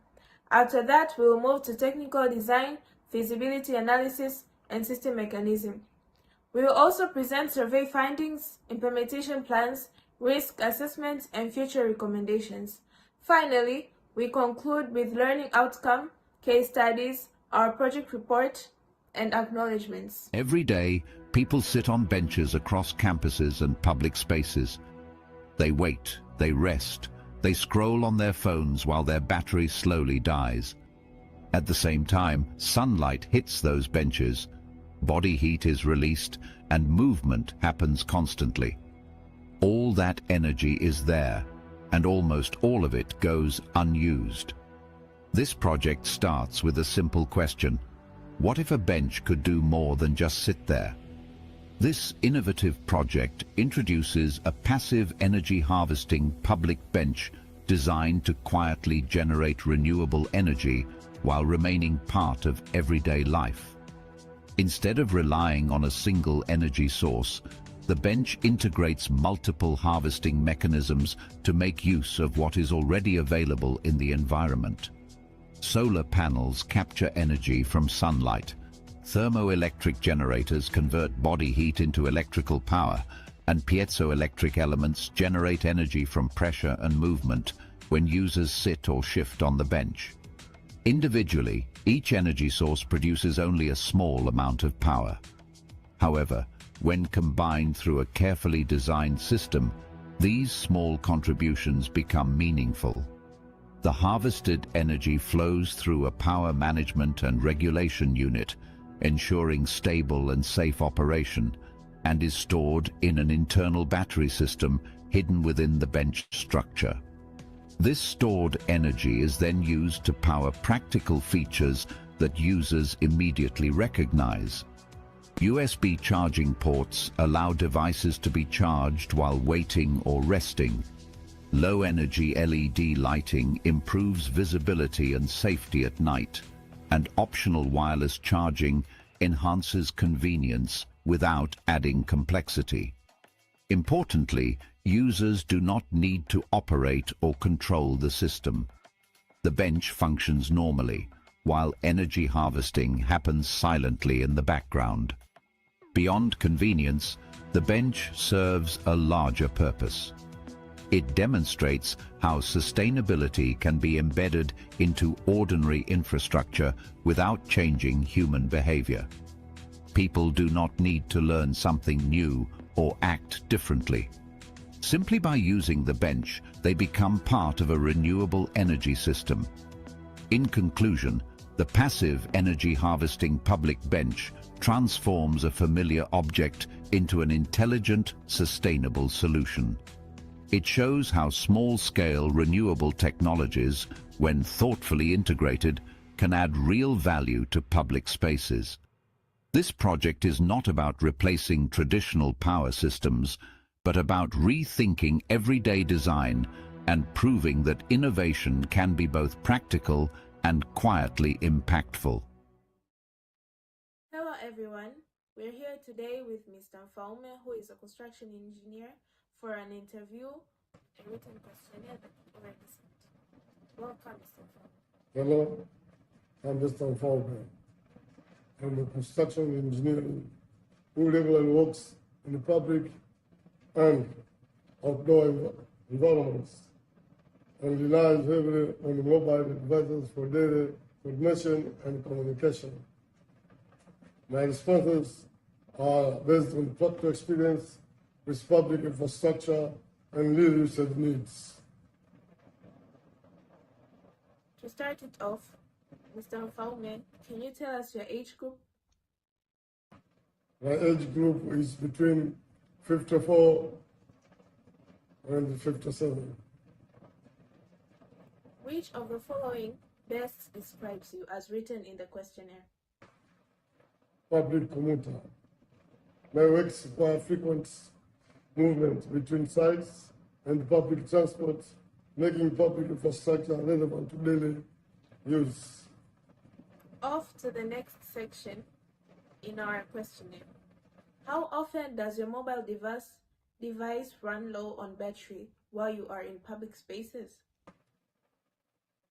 Often, extended site hours and continuous phone usage for calls and documentations contributed to frequent battery drain. Have you ever needed to change your phone in a public place but could not find a power source? Yes.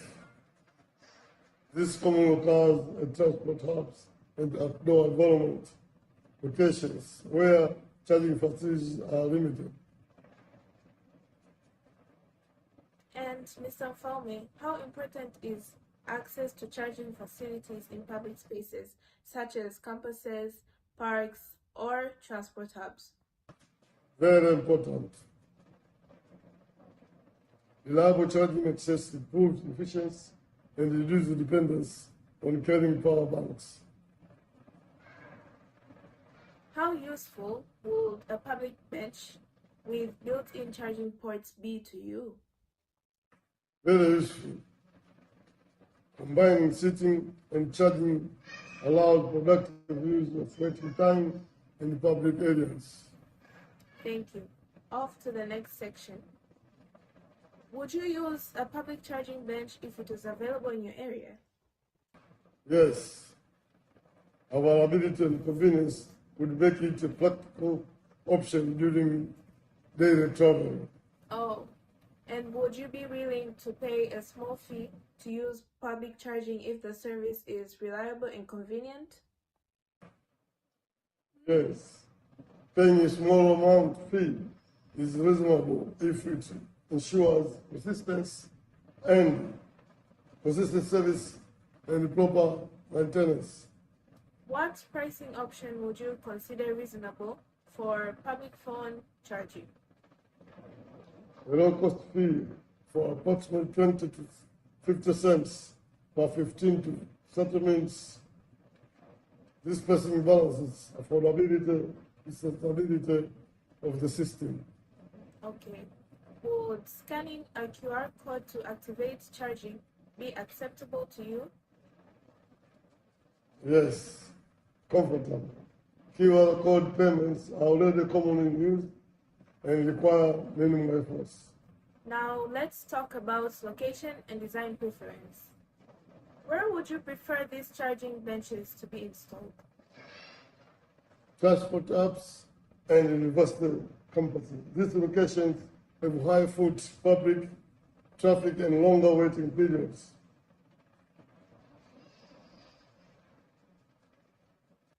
Would you prefer a bench with a solar canopy that provides shade? Yes. Shade improves comfort, especially in outdoors environments, while supporting renewable energy use. How likely are you to use a shaded solar-powered public bench compared to a normal bench? Very likely. The added functionality makes it more attractive than a conventional setting. Okay. Do you believe solar-powered public seating contributes positively to environmental sustainability? Strongly agree. Using renewable energy reduces reliance on grid electricity and supports sustainability goals. Let's move to the next section. Overall perception.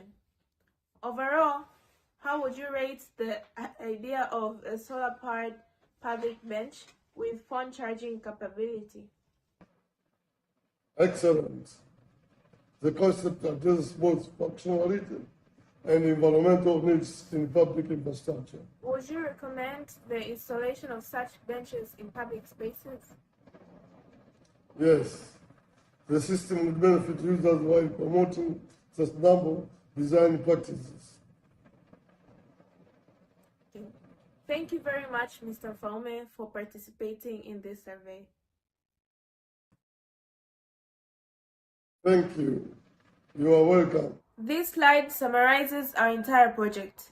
Our passive energy harvesting public seating is designed for locations such as university campuses, parks, and public transport hubs. The bench integrates renewable energy technologies directly into its structure. The system harvests energy passively from sunlight, body heat, and human movement. The harvested energy is used to support low-power services such as mobile charging, the LED lighting, or small sensors. Most importantly, users do not need to change their behavior. They simply sit and energy is generated automatically. This makes the system practical, inclusive, and easy to adapt. This slide gives an overview of the product itself. The bench looks like a normal public seat, but inside it contains energy harvesting components, storage units, and a power management system. The design prioritizes comfort, safety, and durability. By integrating technology invisibly into everyday furniture, the bench encourages sustainability without inconvenience. At this point, I would like to invite our Deputy Team Leader Mariam to continue with the next section. Thank you, Sally Megan. Hello everyone, my name is Mariam, the Deputy Team Leader. This slide introduces the energy sources used in our system. Our bench uses a hybrid energy harvesting approach, meaning it collects energy from more than one source. This includes piezoelectric energy from pressure, thermoelectric energy from body heat, kinetic energy from movement, and solar energy from sunlight. Using multiple sources increases reliability and ensures continuous operation under different conditions. Here we focus on two key sources. Piezoelectric materials generate electricity when mechanical pressure is applied. These materials are embedded in the seat and the backrest. So when users sit, shift, or lean, small amounts of electricity are generated. Thermoelectric generators harvest energy from the temperature difference between the human body and the bench surface. Since the human body is usually warmer than the surrounding environment, this temperature gradient can be converted into electrical energy. Both processes are passive, silent, and safe. Our vision is to create public infrastructure that is self-sustaining and environmentally responsible. Our mission is to integrate renewable energy technologies into everyday public objects in a way that is practical, scalable, and educational. We also aim to raise public awareness about sustainability through visible functional design. There is a growing demand for smart infrastructure in urban environments. People rely heavily on mobile devices, yet outdoor charging options remain limited. Existing smart benches often depend only on solar power, which reduces reliability during cloudy weather or at night. This gap in the market creates an opportunity for a hybrid passive energy harvesting solution. The problem we address is the lack of accessible outdoor charging. Our business model combines public benefit with sustainability. In educational and public institutions, charging can be provided free of cost. In commercial areas, access can be monetized through low-cost QR code payments.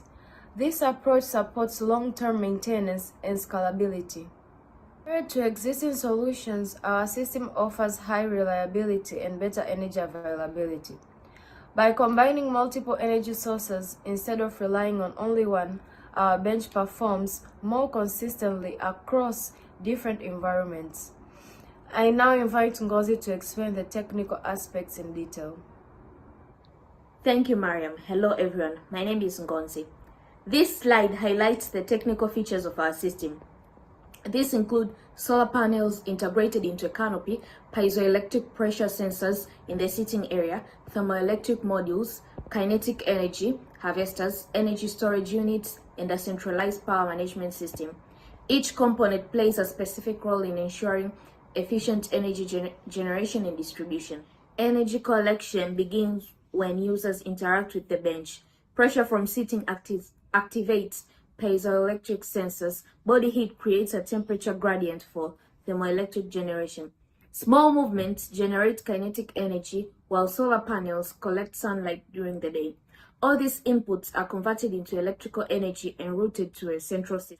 The project is technically viable using proven technologies.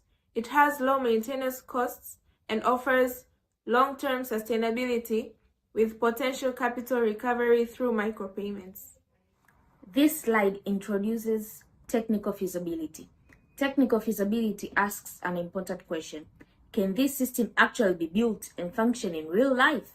Our answer is yes, because every component we use already exists in real-world applications. We are not inventing new physics, we are integrating proven technologies in a smart way. Let me explain this in more detail. Solar panels, piezoelectric materials, thermoelectric generators, batteries, and supercapacitors are widely used in consumer electronics, sensors, and renewable systems. By combining these technologies, we ensure redundancy. If solar energy is unavailable, pressure or heat harvesting still generates power.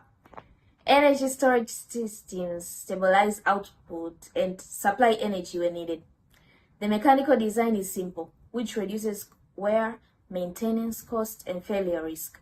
This makes the system both realistic and durable. This slide explains how the system works internally. All harvested energy flows into a power management unit. This unit regulates voltage, prevents overload, and decides how energy is distributed. For example, lighting may be prioritized at night, while charging ports are regulated to prevent excessive drain. The system is modular, meaning each energy source operates independently. If one module fails, the other continues working. This improves reliability and makes maintenance easier. Components can be replaced without dismantling the entire bench. The bench follows a modular step-by-step installation process. Theoretically, the prototype is tested under real conditions to ensure safety, durability, and functionality. A pre-launch survey was conducted to validate user demand, usability, and feasibility before implementation. The survey assessed public charging challenges, willingness to pay, acceptance of QR payments, and preferred installation locations. We collected data from 120 respondents, mainly students and commuters, aged 18 to 34, using both online and on-site methods. This slide presents findings from our user survey. The survey revealed that a majority of respondents experienced battery depletion in public spaces. Most participants expressed strong interest in public charging solutions. Importantly, many respondents were willing to use QR code payment system in commercial areas, supporting our proposed business model. Analyzing the survey, data confirmed both technical and social feasibility. High user acceptance indicates that the solution addresses a real need. The results also guided design decisions such as charging speed, location selection, and payment option. This data-driven approach strengthens the credibility of our project. Hello everyone, my name is Sharfia. In this slide, I will discuss the advantages and disadvantages of the passive energy harvesting public seating system. Starting with the advantages, the most significant benefit is sustainability. The bench generates renewable energy without relying on fossil fuels or external power sources. Another advantage is that the source is completely passive, meaning users do not need to perform any extra actions to generate energy. They simply sit and use the bench as usual. Additionally, the system has low operational cost because once installed, it requires minimal energy inputs and limited maintenance. The bench also serves an educational purpose by visibly demonstrating renewable energy used in public spaces. However, there are also some disadvantages. The amount of energy generated per user is relevantly small, meaning the system is sustainable only for low power applications. The performance can also be influenced by environmental conditions such as weather and user traffic. These limitations guided us to design appropriate mitigation strategies, which I will explain next. This slide explains how we address the disadvantages mentioned earlier. To overcome limited energy output, we use a hybrid energy harvesting approach instead of relying on a single energy source. The bench combines solar, piezoelectric, thermoelectric and kinetic energy harvesting. This increases overall energy availability. Weather dependency is mitigated by energy storage systems such as batteries and supercapacitors, which store excess energy for later use. Power management software also prioritizes essential functions to prevent energy waste. Finally, our modular design allows damaged components to be replaced individually, reducing downtime and maintenance costs. This slide presents the SWOT analysis for our project. The strengths include sustainability, innovative design, and low operating cost, and ease of integrated into existing public spaces. Weaknesses include limited power output and dependency on user presence. Opportunities include growing smart cities initiatives, increased demand for outdoor charging, and government support for renewable energy projects. Threats include vandalism, weather damage, and competition from commercial charging stations. This analysis helped us refine our design and anticipate challenges before implementation. This slide explains the project lifecycle from the start to finish. The lifecycle begins with the idea generation and problem identification, followed by conceptual design and feasibility analysis. Next comes the prototyping, testing, and refinement. Once validated, the system is deployed in selected public spaces. The final stage includes monitoring performance, collecting feedback, and implementing upgrades. This structured life cycle ensures long-term sustainability and continuous improvement. The system consists of energy harvesting subsystems, power management and storage, and a modular layout for scalability. Here we outline basic usage instructions. Users simply sit, connect the devices, and allow the system to function automatically. Visual indicators such as LED lights show availability and charging status. Safety features prevent overcharging and protect users' devices. The goal is to make the experience intuitive and stress-free. This project supports sustainability goals, smart city initiatives, improved public space utilization, and enhanced user convenience. This slide focuses on project delivery. The project was delivered through structured planning, clear documentation, technical diagrams, survey analysis, and presentations. Each phase was reviewed to ensure alignment with project objectives and academic requirements. We followed a research-driven methodology involving user research, problem identification, analysis, validation, and project management frameworks. Implementation includes pilot testing, phased rollouts, monitoring, and scalable deployment strategies.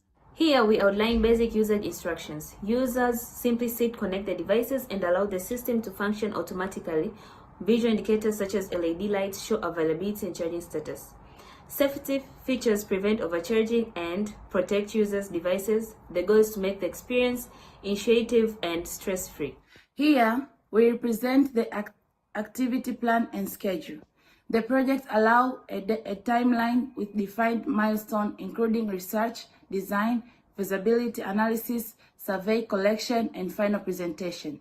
Effective scheduling ensures timely competition and smooth coordination among team members. This slide outlines the project deliverables. Deliverables include the project proposal system, designable diagrams, feasibility studies, survey reports, and the final presentations. Each deliverable represents a key stage in transforming an idea into practical solution. In this slide, we assess potential risks associated with the project. Technical risks include component failure or energy inefficiency. These are reduced by using proven technologies and modular components. Financial risks include installation and maintenance costs. These are managed through scalable deployment strategy and optional monetization. Environmental risks include exposure to rain, heat, and dust.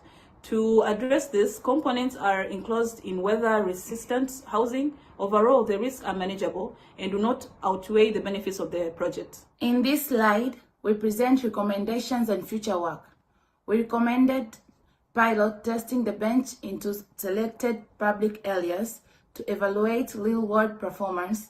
Future improvements may include LOT integration, using informing analysis, and improved energy storage technologies. This enhances future further increase efficiency and user engagement.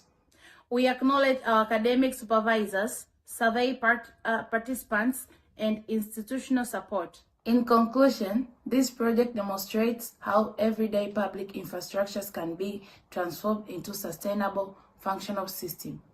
The passive energy harvesting bench combines innovation, visibility, and social benefit. It promotes renewable energy awareness while addressing a real public need.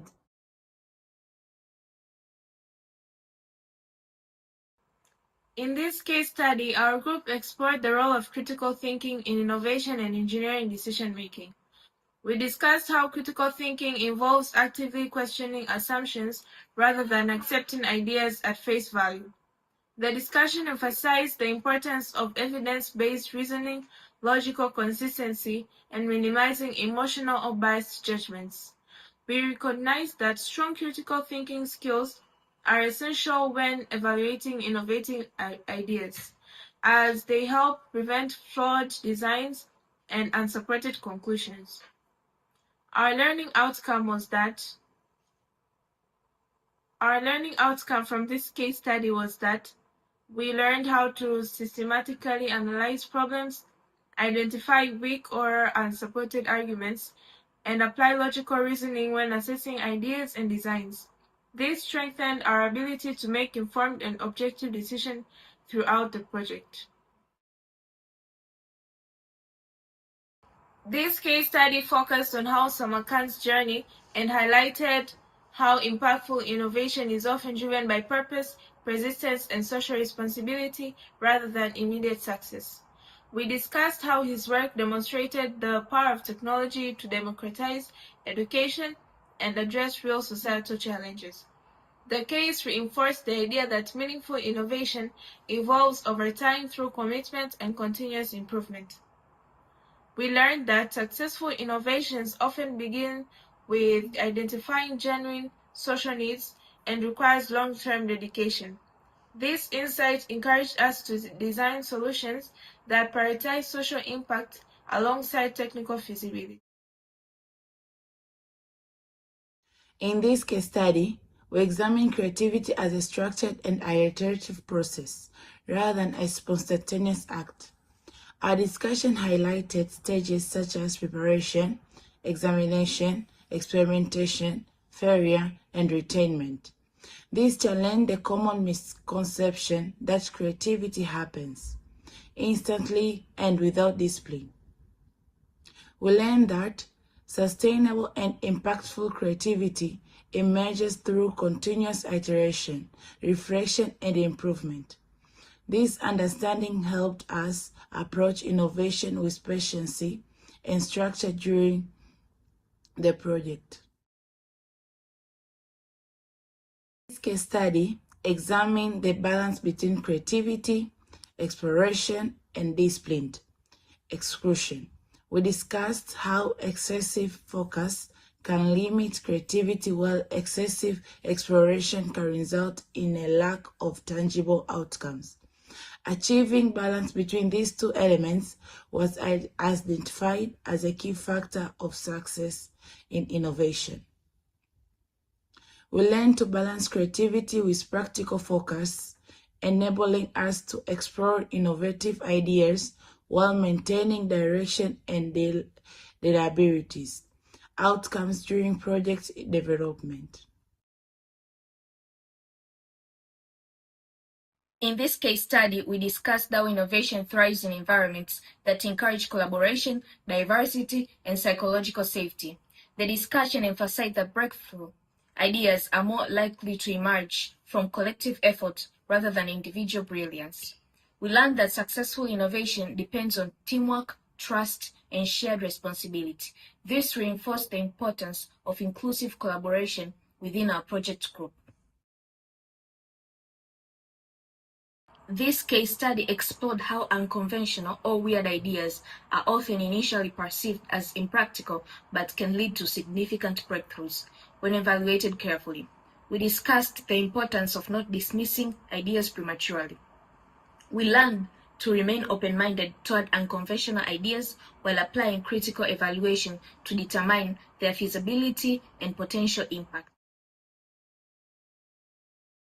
In this case study, we examined how innovation benefits from structured planning while remaining feasible enough to capitalize on unexpected opportunities. We discussed how rigid planning can limit innovation if adaptivity ignored. We learned to combine structured planning with flexibility, allowing innovation to evolve while still maintaining clear objectives. This case study focused on the importance of balancing long-term vision, present execution, and the ability to let go of outdated practices. We discussed how innovators must continuously adapt to remain relevant. We learned the value of strategic thinking across different time horizons, helping us plan for future innovation while effectively managing current responsibilities. This case study explored how creativity often involves breaking conventional rules and embracing constraints. We discussed how limitations can stimulate innovative thinking rather than restrict it.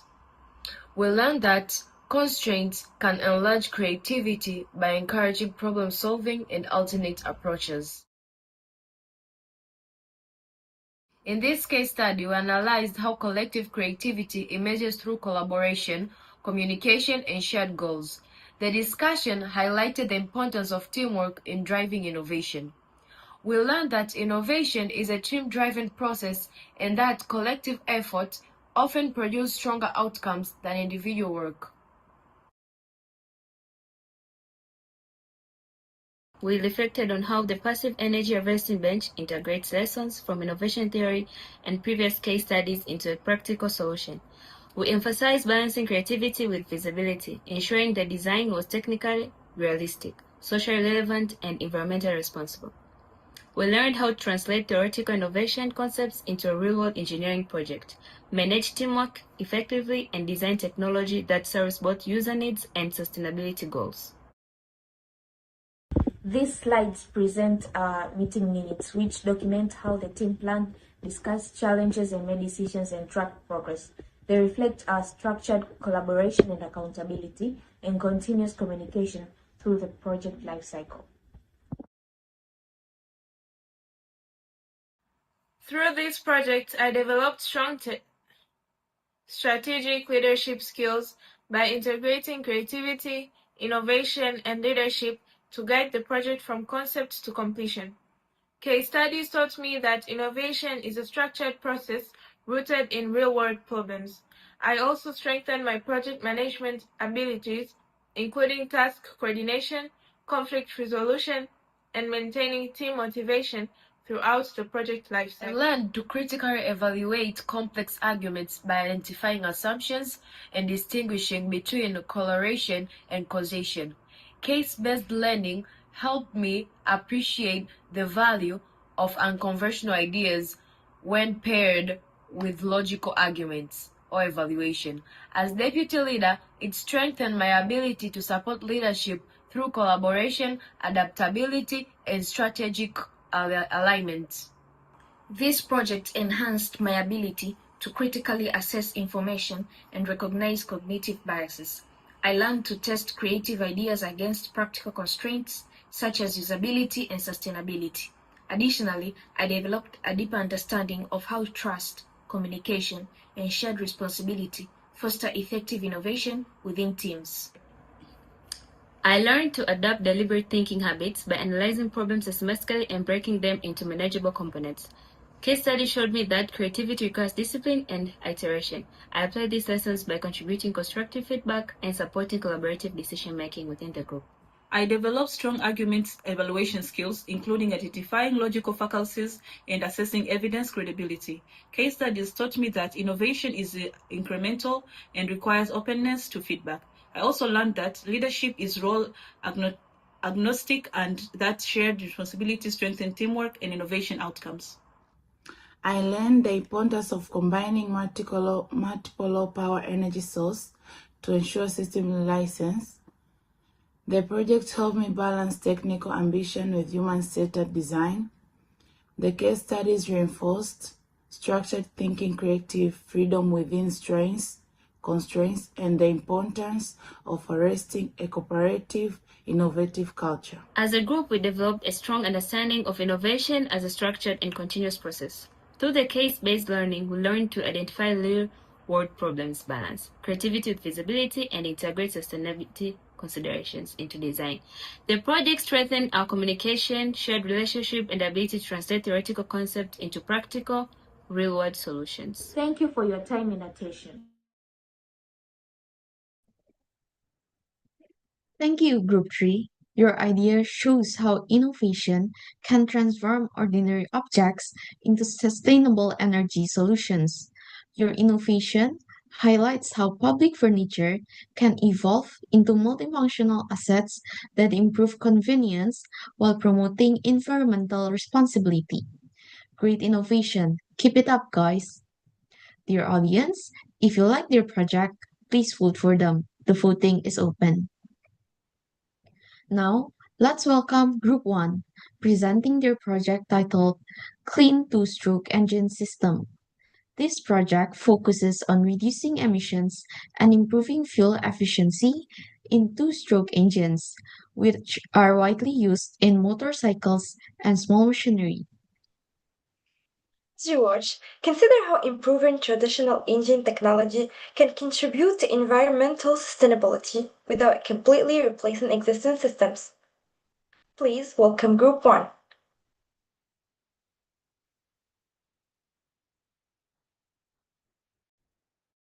Hello everyone, today we are presenting our project titled Clean Two-Stroke Engine System, which focuses on creating a cleaner and more efficient two-stroke engine using software-defined control and innovative design.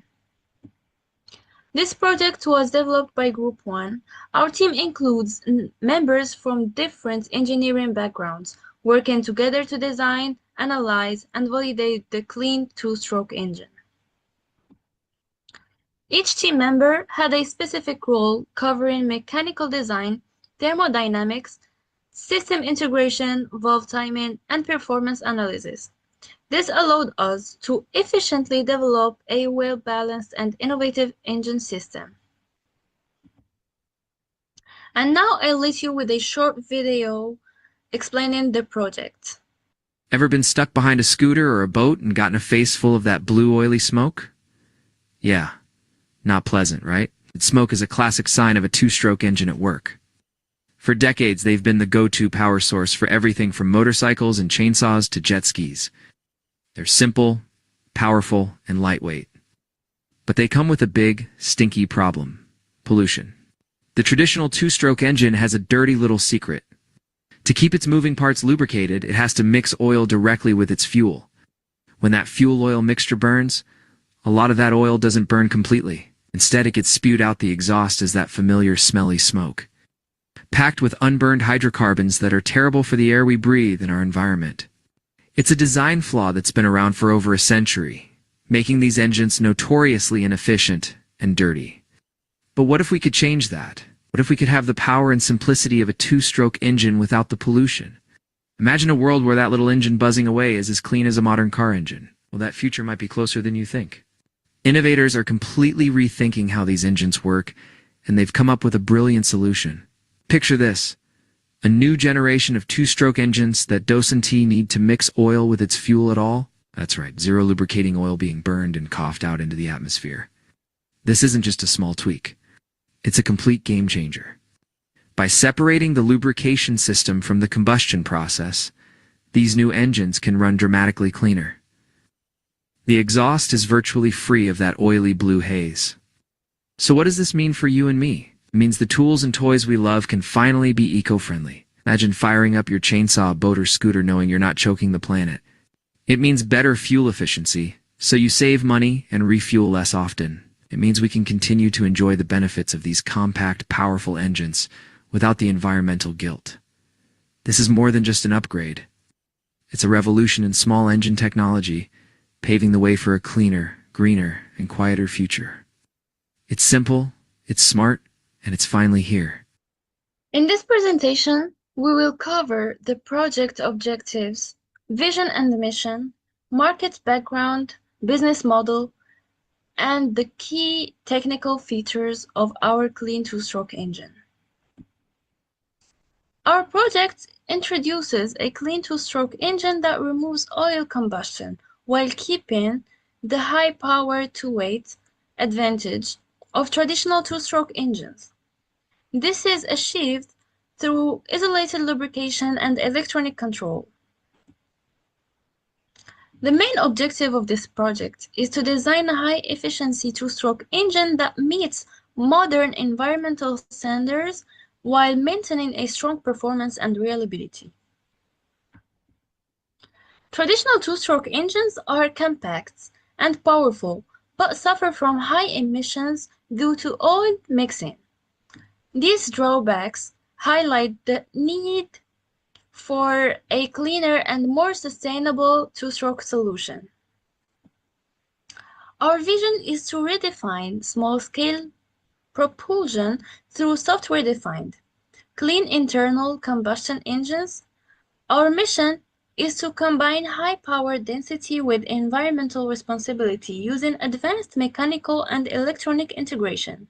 So the engine and transportation industry is undergoing major changes due to strict emission regulations, rising fuel costs, and some environmental concerns.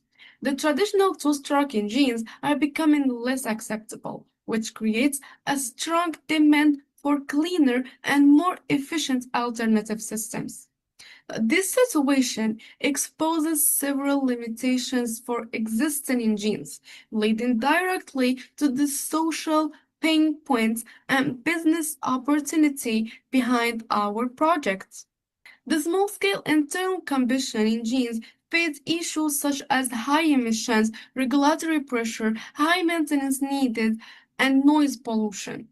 Our business model is based on software-defined hardware, where the engine is controlled and optimized digitally. The value lies in combining four-stroke cleanliness with two-stroke power density, supported by hardware sales, software licensing, and predictive maintenance. To deliver this value, the engine relies on several core technical innovations.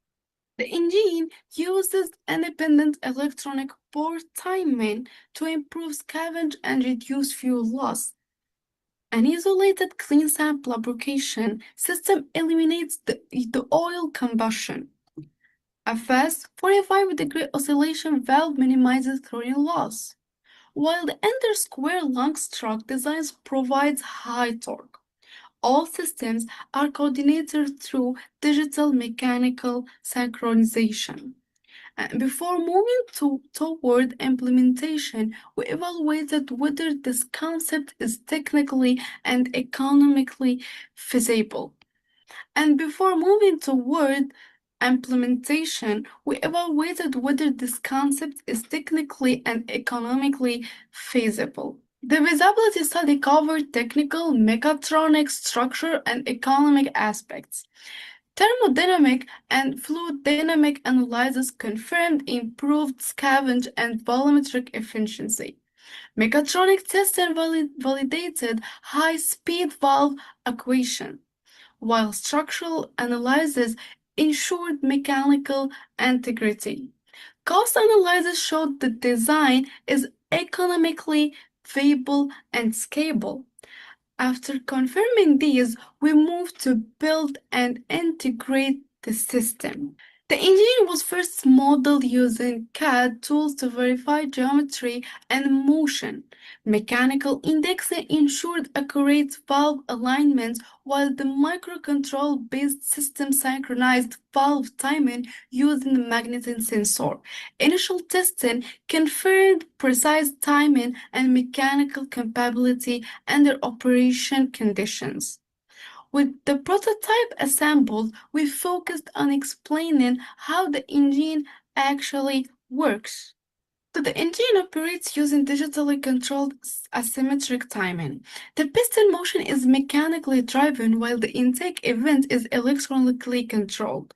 This decoupling prevents short circuiting, improves combustion efficiency, and allows adaptive tuning based on operating conditions. Beyond technical performance, understanding marketing acceptance was also essential. A pre-launch survey was conducted to evaluate customers' interests. More response showed strong willingness to adopt the clean two-stroke engine, especially due to the environment benefits and fuel efficiency. Applications such as motorcycles, generators, and agriculture equipment were frequently mentioned. These responses were further analyzed to extract the key market insights. The survey analysis showed that environment awareness, operational costs, and efficiency are the main drivers of customers' demand. Response expressed disappointment with pollution and maintenance issue of traditional two-stroke engines, confirming a clear market need for our solution. And based on both technical evaluation and market feedback, we can now summarize the main strength and limitation of the engine. The advantages include higher efficiency, reduced emission, strong torque output, and extend engine life due to clean lubrication. But disadvantages include increased system complexity, electrical power requirements, thermal sensitivity of electronic compounds, and tight manufacturing tolerances. However, these challenges can be managed through proper designs and controlled strategies. To ensure mechanical grade reliability, we've integrated 4 layers of protection: dual sensor fusion with a limp home mode, energy recycling via regenerative braking, and special thermal shields. Best of all, the system is self-healing, using adaptive calibration to self-zero the valve every time it starts. We plan to move from theory to reality in 6 phases. Use CFD simulations to prove the 28% fuel efficiency.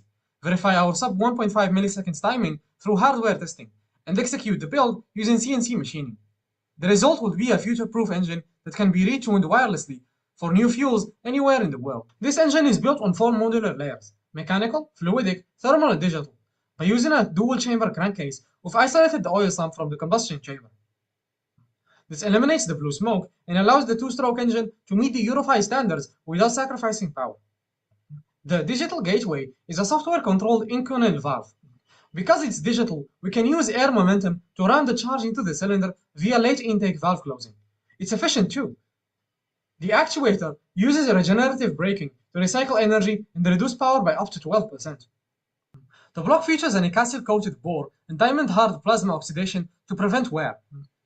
To keep the electronics safe, we've integrated ceramic spacers as a thermal brake, blocking the high heat of the 42mm stroke from reaching our sensors. We built this to bridge the torque gap, giving drones heavy lift power without the 4-stroke weight penalty. By ending symmetrical timing waste, we trap 100% of the fuel, making this the first two-stroke to meet Euro 5 and China 6 standards. Our targets were simple: 28% better economy and a 1,000-hour service life. We hope to finalize the design through live firing testing, tuning our timing maps in real time to hit the perfect efficiency sweet spot. We mine the block with flexible components to kill the vibration, but the real win is the clean sump. By isolating the oil in a permanent crankcase, we eliminated full premix entirely. This hits 4-stroke emission standards while maintaining 2-stroke power. Just think magnetic sensor at TDC, and the ECU handles the rest. So moving from theory to submission in just 36 days, starting in mid-December with market validation, we transit into intensive design and simulation by January. This phased approach ensured every engineering decision was data-backed and delivered on a strict schedule. Our outputs were split into 3 clusters: strategic market analysis, engineering simulation models, and the final validated technical report. We hit every milestone on time, creating a proven foundation for the next stage of commercial development. We addressed 5 major risks in the design. Fail-safe spring prevents valve and piston interference. Newcastle coating reduces wear from side forces. Faraday child protects the Arduino from electrical noise. Heat is managed using external heat sinks and thermal control software. Finally, precise clearance prevents seizure under high temperature.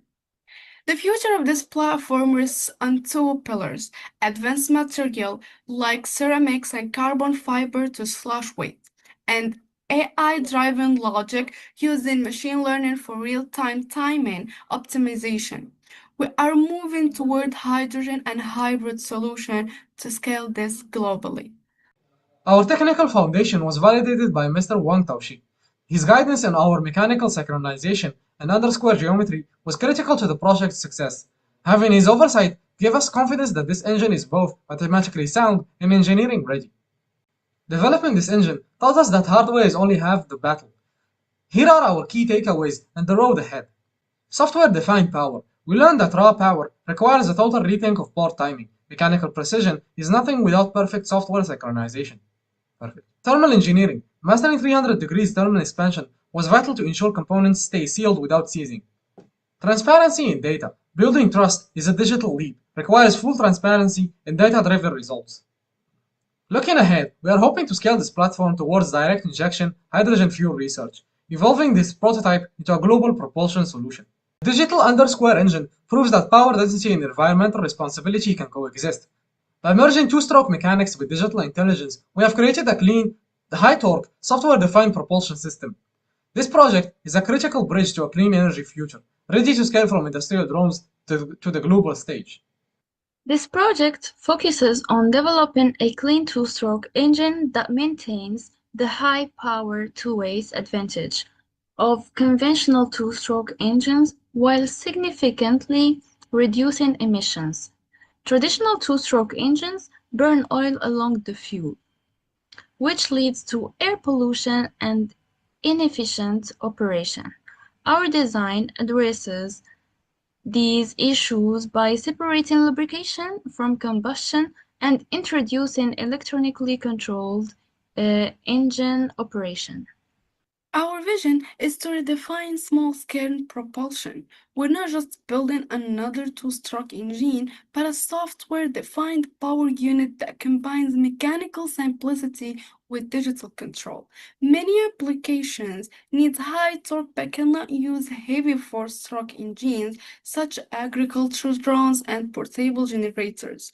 Our mission focuses on three goals: integrating a long, strong engine with electronic timing, completely elimination oil burning, and reducing fuel consumption while meeting China 6 and Euro 5 standards. We aim to build a flexible engine platform ready for future fuels. The 30 by 42 architecture is defined by 5 pillars. First is independent electronic port timing, IEPT. Unlike traditional engines with fixed symmetrical timing, our Arduino-based valve allows for asymmetrical timing. We can keep the intake open longer for air inertia and snap it shut before fuel escapes, maximizing trap-in efficiency. Second, we've solved the emission issue with isolated clean sump lubrication. By using a segmented crankcase and the high-pressure V-dome seals, we keep the oil entirely separate from the air-fuel charge. This eliminates blue smoke and allows the two-stroke engine to finally meet Euro 5 and China 6 standards. Third is the 45-degree flick. We replace the heavy puppeted valves with a low inertia revolving valve that rotates just 45 degrees. This transition happens in less than 2 milliseconds, preventing valve float even at 8,000 RPM. Fourth is our underscore geometry. Most small two-strokes are over square for speed, but our 1.4 to 1 stroke-to-bore ratio creates a long moment arm. The 42mm stroke provides the massive torque and BMEP required for industrial drones and agricultural machines. Fifth is the digital mechanical hybrid synchronization. This is a closed-loop system where a Hall effect sensor feeds real-time data to an ASP32, which then predicts the optimal valve window. Moving to feasibility, our turbulence modeling confirms that the new 30mm bore promotes high in-cylinder tumble, keeping the flow turbulent even at low RPM for a fast, clean burn. Mechanically, we've addressed the lateral stress of the long stroke by using a high connect rod to stroke ratio. This ensures that the peak side thrust only occurs when the oil film is thickest. We've also pushed the torsional resonance to 14,500 RPMs, well above our operational limit, through precision counterweighting. The digital flick has been verified via oscilloscope, showing an actuation latency of just 1.2 milliseconds. This proves our high current BLDC motor can handle the extreme angular acceleration required at high speeds. Economically, the data is clear. While the mechatronic components increase the initial bill of materials by 22%, the 28% reduction in fuel consumption creates a payback period of just 400 hours. We have successfully turned a traditional mechanical assembly into a software-defined power plant. This is technically robust and economically disruptive. Our engine uses a software-defined cycle. A high-resolution Hall effect sensor monitors the crankshaft, feeding data into an Arduino-based controller. This isn't just a simple trigger. The controller calculates angular velocity in real time to predict the lead time for the valve flick. This compensates for mechanical inertia, ensuring the intake reaches its full 45-degree aperture exactly when the pressure differential is at its peak. We've reimagined the two-stroke cycle into 4 distinct digital phases. Phase 1, intake charging. As the stroke creates a high-velocity vacuum, we implement the late intake valve closing. By holding the valve open longer, we use the inertia of the air column to ram more charge into the cylinder, pushing trapping efficiency far beyond mechanical limits. Phase 2, combustion and torque. Ignition is managed by the MCU for optimal spark advance. Because of our underscore geometry, the combustion force acts on a longer 21mm crank throw. This creates a massive torque lever, ideal for heavy lift multi-rotors. Phase 3, exhaust and scavenging. As the piston uncovers the exhaust port, our segmented sump ensures that the gases are free of burnt oil. This is a game changer. It allows us to use catalytic converters without poisoning the catalyst, ensuring long-term emission compliance.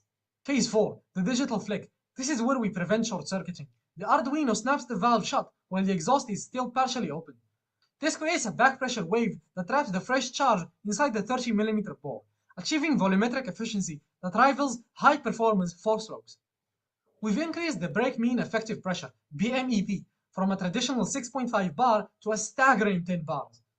We've also optimized the scavenging ratio to 0.95, meaning high precision with minimal waste. We aren't just building a faster engine, we are building a more intelligent one. The main advantages are higher efficiency, lower emissions, longer engine life, and software-based flexibility without mechanical changes. The challenges include higher system complexity, sensitivity of electronics to heat, and very precise manufacturing requirements. These challenges are known and manageable.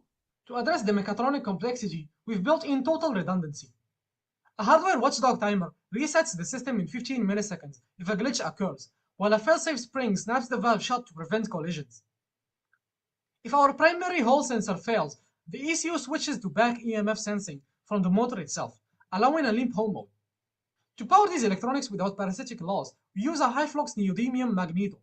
We've also implemented regenerative braking in the valve actuator, recycling kinetic energy to reduce the valve powertrain draw by up to 12%. To protect our sensors, we use zirconia ceramic spacers as a thermal brake for long-term durability. The engine self-calibrates the valve seat every time it starts, compensating for mechanical wear automatically. So, we use predictive actuation to eliminate electronic lag, Faraday shielding to block electromagnetic interference from the spark plug, dynamic counterweighting to neutralize the vibration of the underscore mass. By proactively engineering these solutions, we've turned potential vulnerabilities into a robust, industrial-grade power unit. In this design, the engine uses a 4-layer stack, mechanical, fluidic, thermal, and digital, allowing the cooling system, or ECU, to be swapped for various applications, drone or generators, without altering the core block. The dual-chamber crankcase provides absolute hermetic isolation between the oil-free upper chamber and the pressurized lower sump. High-performance Viton and carbon ceramic seals eliminate oil combustion. A software-controlled 45-degree oscillating Inconel 718 valve replaces traditional timing. It uses a zero-backlash magnetic coupling to protect the motor from heat. This digital gateway enables late intake valve closing using air momentum to ram the charge for superior volumetric efficiency. So, the core components are the block, high-strength aluminum with a Cassiel-coated bore to manage high lateral thrust, a piston, forced high silicon aluminum with a ceramic-coated crown for thermal resistance. The sealing, a precision 3-link package maintaining a micron-thin oil film without allowing leakage into the combustion chamber. This project started because many industries need high torque without heavy engines. Two-strokes are light but dirty, and four-strokes are clean but heavy. So our solution was to use a long stroke design, electronic eccentric timing, and oil-free lubrication to meet performance and emission requirements. Our objectives were to reduce fuel use, eliminate oil emission, and keep production costs competitive. The project followed a systematic engineering methodology. It began with background research and literature review to understand existing two-stroke technologies. This was followed by concept development, CAD modeling, and performance simulations. Finally, feasibility analysis and system integration were used to validate the proposed engine design. The activity plan outlines the step-by-step schedule of the project. It starts with research and customer service, followed by concept design and technical documentation. The final stage presentation, ensuring steady progress throughout the project. The key deliverables of this project include a complete clean two-stroke engine concept, detailed technical documentation, customer survey analysis, simulation results, and the final project report. Together, these deliverables demonstrate the technical feasibility, market relevance, and innovation of the proposed engine system. Several potential challenges were identified during the project, including mechanical interference, thermal stress, electronic control failures, and manufacturing tolerance. To mitigate these risks, solutions such as fail-safe mechanism, thermal isolation, redundancy in electronic systems, and precision manufacturing techniques were proposed to ensure safe and reliable engine operation. Next steps include using advanced materials, adding smarter control through machine learning, and expanding fuel capability to hydrogen and other clean fuels. We also plan to scale the engine and offer performance and maintenance through software, making this a software-defined propulsion platform. We want to thank Professor Wang Taoshi of Theoretical Mechanics for his academic endorsement. His review of our undersquare geometry with synchronization gave us the confidence to pursue this architecture. So to wrap everything, this project proves that a clean, oil-free two-stroke engine is feasible. By separating the lubrication system, we eliminated blue smoke while keeping the engine lightweight and simple. Our research solved key challenges such as electronic timing accuracy, thermal protection, and vibration control, turning the idea into a realistic engineering plan. Although the design adds some complexity, it meets Euro 5 and China 6 standards, making it suitable for drones and portable machinery. Overall, this project provides a strong foundation for future prototyping and cleaner high-performance engines. Through this course and by engaging deeply with principles of innovation and creativity, Sam studying Pixar's collaborative culture to analyze the behaviors of the startup innovators, our team did more than design an engine. We learned how to learn, we learned how to create together, and most importantly, we learned how to turn uncertainty into opportunity. The clean two-stroke engine is not just our project's outcome, it's the physical expression of a new mindset. What follows are the core lessons that guided us, changed us, and ultimately made this innovation possible. Through the case study Life is Work, I've learned that success today is not based only on a traditional education, but on a lifelong learning, being able to adapt, learn on your own, and keep developing new skills when it's the motivation in today's fast-changing world. Through Life is Work, I've learned that success today Through Life is Work, I've learned that success today is not based only on a traditional education, but on a lifelong learning, being able to adapt, learn on your own, and keep developing new skills is what motivates me. In today's fast changing world, curiosity and flexibility are key to success. In this case study, I've learned that creativity isn't just about waiting for inspiration. It's about building a habit, step by step.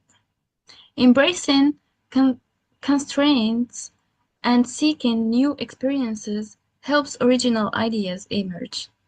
Hard work, persistence, and learning from failure are key. As a group, we discovered that creativity comes from consistency, a growth mindset, and embracing challenge.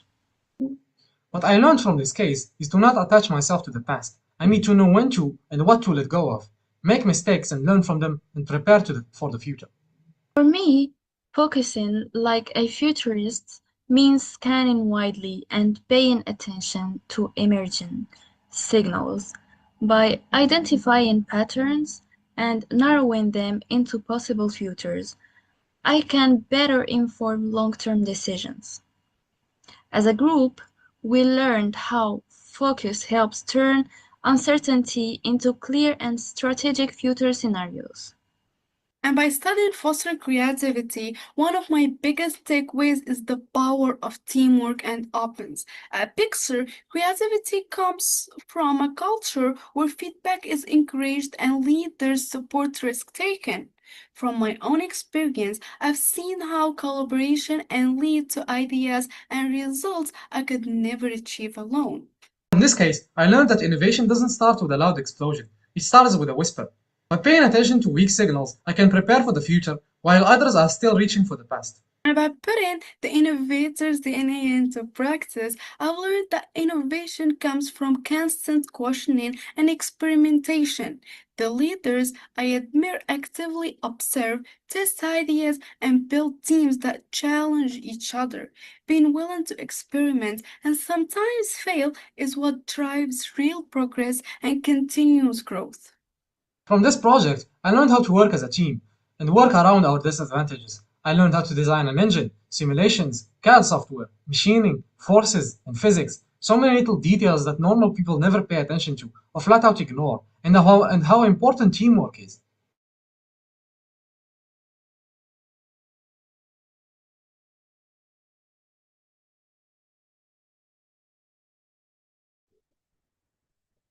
Thank you, Group 1. Your project highlights how innovation can modernize conventional technology while reducing environmental impact, especially by integrating sustainable design principles with advanced engineering.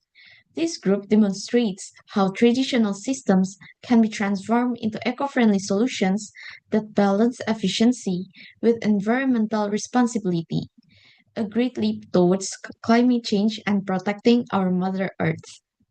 Dear audience, if you like their project, please vote for them. The voting is open. Next is Group 4, with predictive agro-reproductive monitoring and direct market system. This project uses predictive technology to help farmers monitor livestock reproduction and directly connect with markets. Think about how digital agriculture can increase productivity, reduce losses, and improve farmers' economic outcomes. Please welcome Group 4.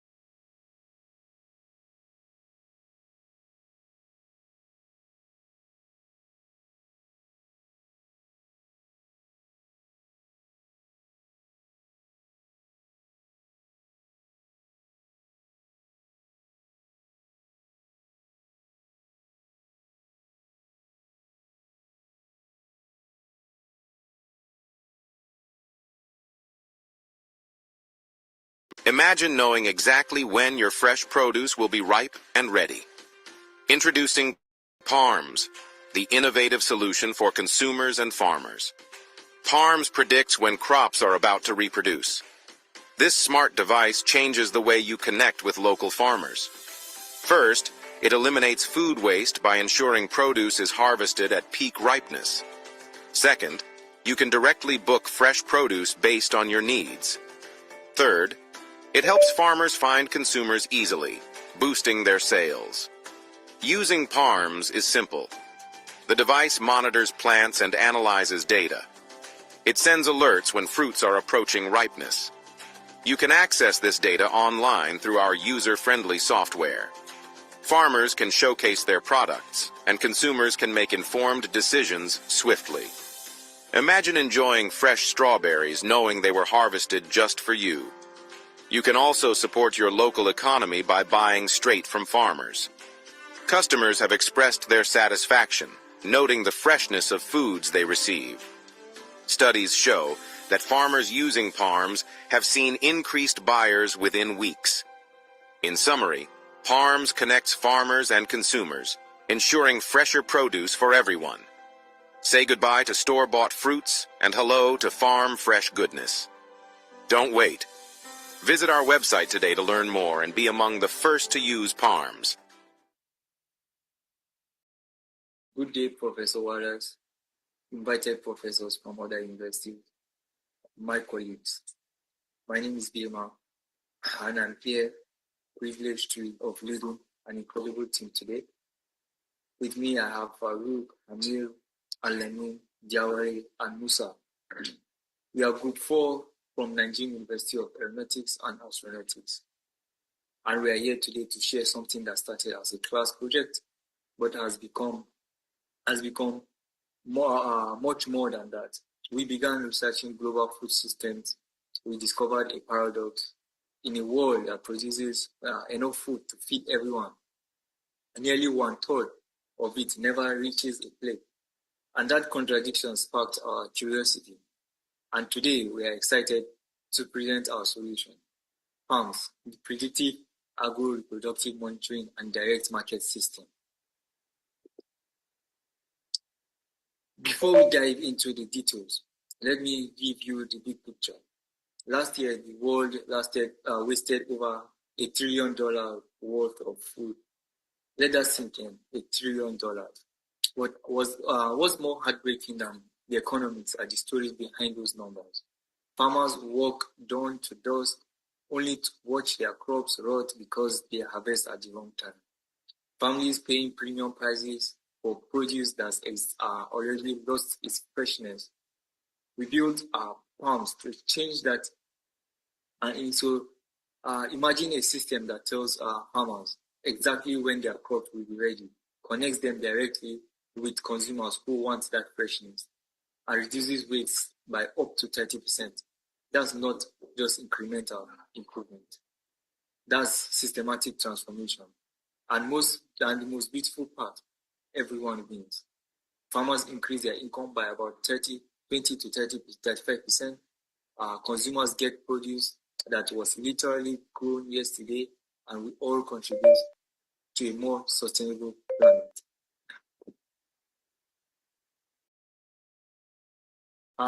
I want to take you on a quick journey to understand the depth of this problem. Last semester, our team interviewed farmers in rural Jiangsu province. One farmer, Mr. Zhang, showed up with his tomato field. See this, he said, pointing to ripe tomatoes on the ground. Harvested too late, no buyers, all waste. That's the farmer's reality. 82% feel trapped in a system where they have no control. They grow based on season, not demand. They harvest hoping someone will buy, often selling to the first middlemen who offer anything just to avoid total loss. Meanwhile, here in Nanjing, we have a mother who complains weekly about vegetables that spoil in 2 days. Why can't we get fresh food? She asks. She's part of the 80% of the consumers frustrated with quality. She will happily pay more for produce that lasts if only she knew where it really came from and when it was picked. The tragedy is that Mr. Zhang and this woman should be connected, but instead, there are 5, 6, sometimes 7 intermediaries between them. Each step adds time, cost, and waste.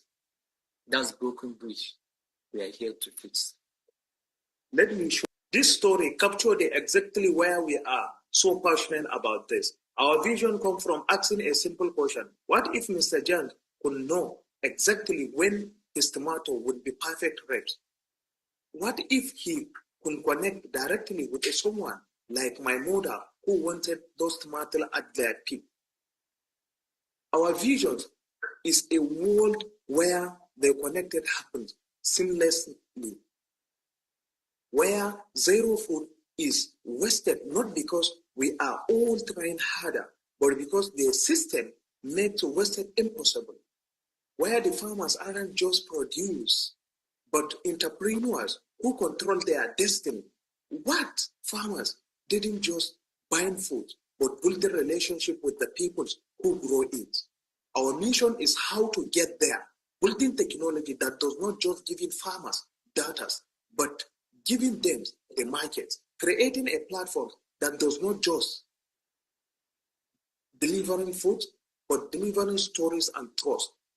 We are not just building an app or a sensor. We are building a new way of thinking about food from seed to the table.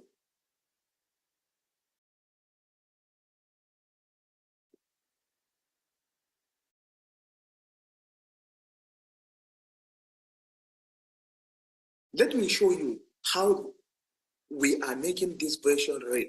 Farms works on simple but powerful principle, connecting biological intelligence with a market intelligence. On one side, farmers use our app as their digital farming partners. It is not a complicated dashboard full of graphs they didn't understand. It is simple interface that saying things like, your strawberry will be perfect next Thursday, or you have 3 orders to harvest tomorrow. On the consumer side, it is like harvesting a farmer's market in your pocket, but better. Instead of wondering what's available, you can see what will be available. Planning a dinner party next week, you can actually reserve the produce that will be harvested specifically for you. It is anticipations meets freshness. I want to make this really concrete. Let me introduce you to the farm chain who's been tested our prototypes. When Chen opens his farm's apps in the morning, he does not see complicated charts. He sees through 3 simple things. First, what happened in his fields right now? The soil moisture levels, temperature, growing process. Second, what's going to happen? Your tomato will be flowered in 3 days. Consider adjusting water. Third, what he need to do. You have 3 orders, totally 25 kilograms for Friday harvest. Last week, a change showing me something beautiful. He pointed to his farms and said, this used to be guesswork. Now it is just work. He knows exactly what to harvest, when, and for whom. He's not guessing anymore. He is exciting with confidence. Right. Now let me show you what his customers see. Imagine we are planning a family garden. You open the farm's consumer apps, and instead of browsing what's available now, you browse what will be available. You see farmer Chan tomatoes, but you also see something revolutionary. Available for harvest June 15 or 17, 94% confidence. You are not buying tomatoes that were picked last week as thought. You are reserving tomatoes that will be picked from you. You selected 5 kg, choose your delivery date, and just like that, you are connected directly to the grower. But here is my favorite part. When those tomatoes arrive, you can scan the QR code suddenly. You are not just eating tomatoes; you are eating chance tomatoes. You see the farmers. You see his farm. You see the weather those tomatoes grow in. You see where they were picked and how they travel to you. Food comes personal again.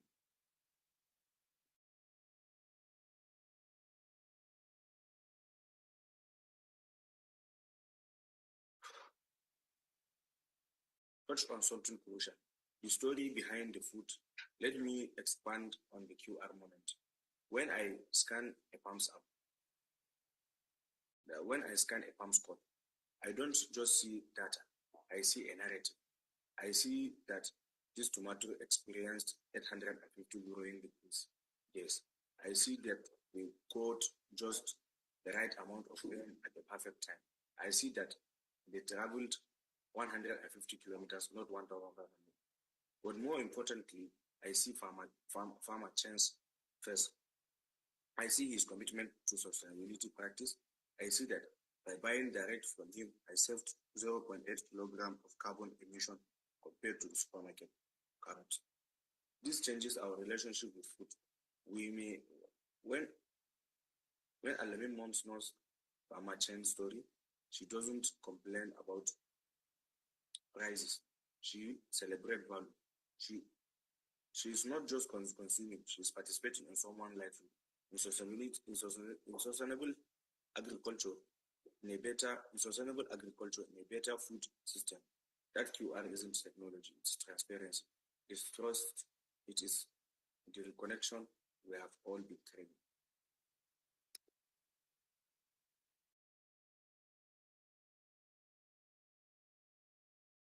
Now, some of you might be wondering, this sounds clear, but it is technically feasible.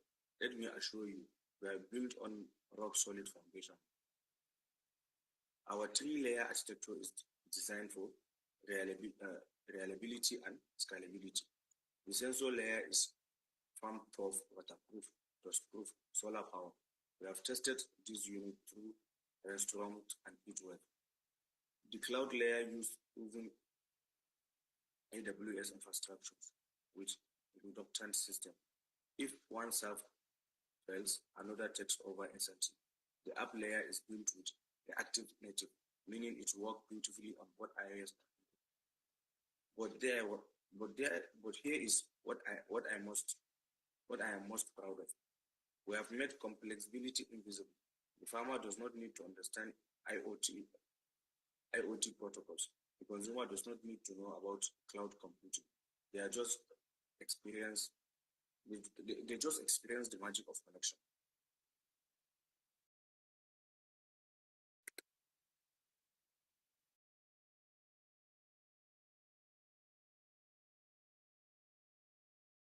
As the UX designer on our team, the UX designer of our team, he wants to share what makes palms truly special. For farmers, we didn't just build features, we build confidence. The prediction isn't just a bit. It's a confidence score with explanation. 92% chance of perfect harvest between May 10 to 14 because accumulated heat on unit and soil moisture are ideal. Farmers trust is because they understand it. For consumer, we built delights. The harvest calendar isn't just functional, it is beautiful. Seeing farmers light up with accountability, availability, feels like discovering treasure. The farm profile aren't just information, they are stories. You are not buying from a fearless corporation, you are buying from Chen, who have been farming for over 20 years and whose daughter just started farming too, or studying agricultural science in college.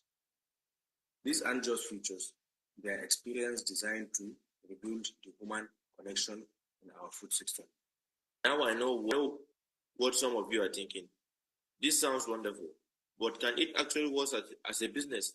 Let me let me completely transparent about the model. We are not asking farmers to make a leap of faith for about $50 a month, less than what they made, less than what many spend on fertilizer. They get a sensor system, the predictive analysis, and access to a premium market.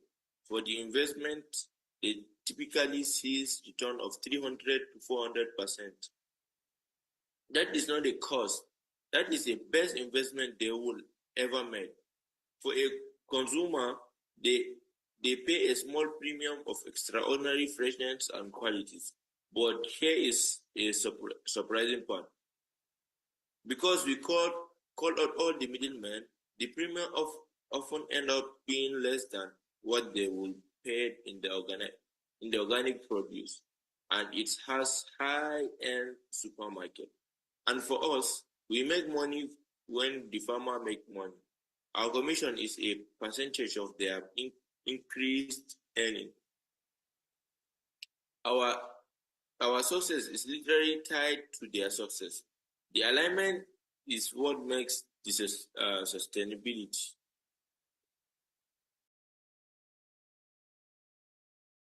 Exactly right about business case, but let me add the technical and market facilitability. We have done the math, every component, every line of code, every business assumption. Technically, we are not inventing new science. We are applying established agricultural model, like growing degrees days the agronomatics have used for decades. We are just making them real-time and accessible. The sensor costs less than $50 to manufacture and at scale. The cloud computing does pennies per farmer per day. Markets. We surveyed over 300 farmers and customers. 68% of farmers said they have tried our pilot. 65% of the customers said they will pre-order this way. The AG-Tech market is growing at nearly 10% annually. The demand is there, and the technology is there, and the timing is perfect.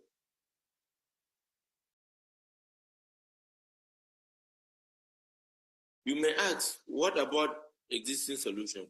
Great question. There are precision agricultural tools that give farmer data, but no market. There are food delivery apps that give customer convenience but no freshness guarantee. These are farm-to-table services that are expensive and limited. Palms is the first to combine all these three: precision agriculture plus direct market plus guaranteed freshness. We are creating the economics called a two-slide network effect. Every new farmer makes a platform more valuable for customer. Every new consumer makes it more valuable for farmers. But our real competitive advantage is simple. We are solving the actual problem, not by symptoms. We are not helping farmers grow more than waste more. We are helping them grow exactly what will be consumed. We are not just a theorists. We are builders with clear plan. Right now, we have working prototypes of 3 test farms. Over the next 18 months, here is our roadmap. First, we perfect the technology of our pilot farmers, listening, learning, improving, then expand our first regional launch, focusing on high-valued crops like strawberries and tomatoes, where the impact is most immediate. By 18 months, we aim to have 100 farmers and 5,000 consumers actively at farms. But here is it's most important. We are moving at speed of trust, not the speed of technology. Every step is a design to build confidence, prove value, and create success stories that naturally attract the participants. Let me address the elephant in the room.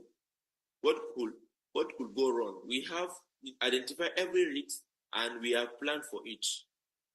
What if farmer does not trust the prediction? We start simple with the crops and model. We will not work perfectly, and we always include a human override. Farmers' chain experience still matters more than any algorithm. What is the logistic fail? We partner with multi-delivery service and build local aggregation hubs. And one pattern failed, 3 others can step in. What if technology does not work in the remote areas? We have built offline functional data storage locally for sign when connectivity returns. We are pretending this is easy.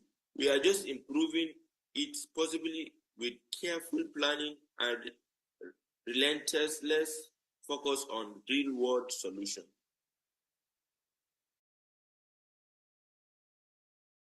Beyond the business and technology, this is about impact. Let me paint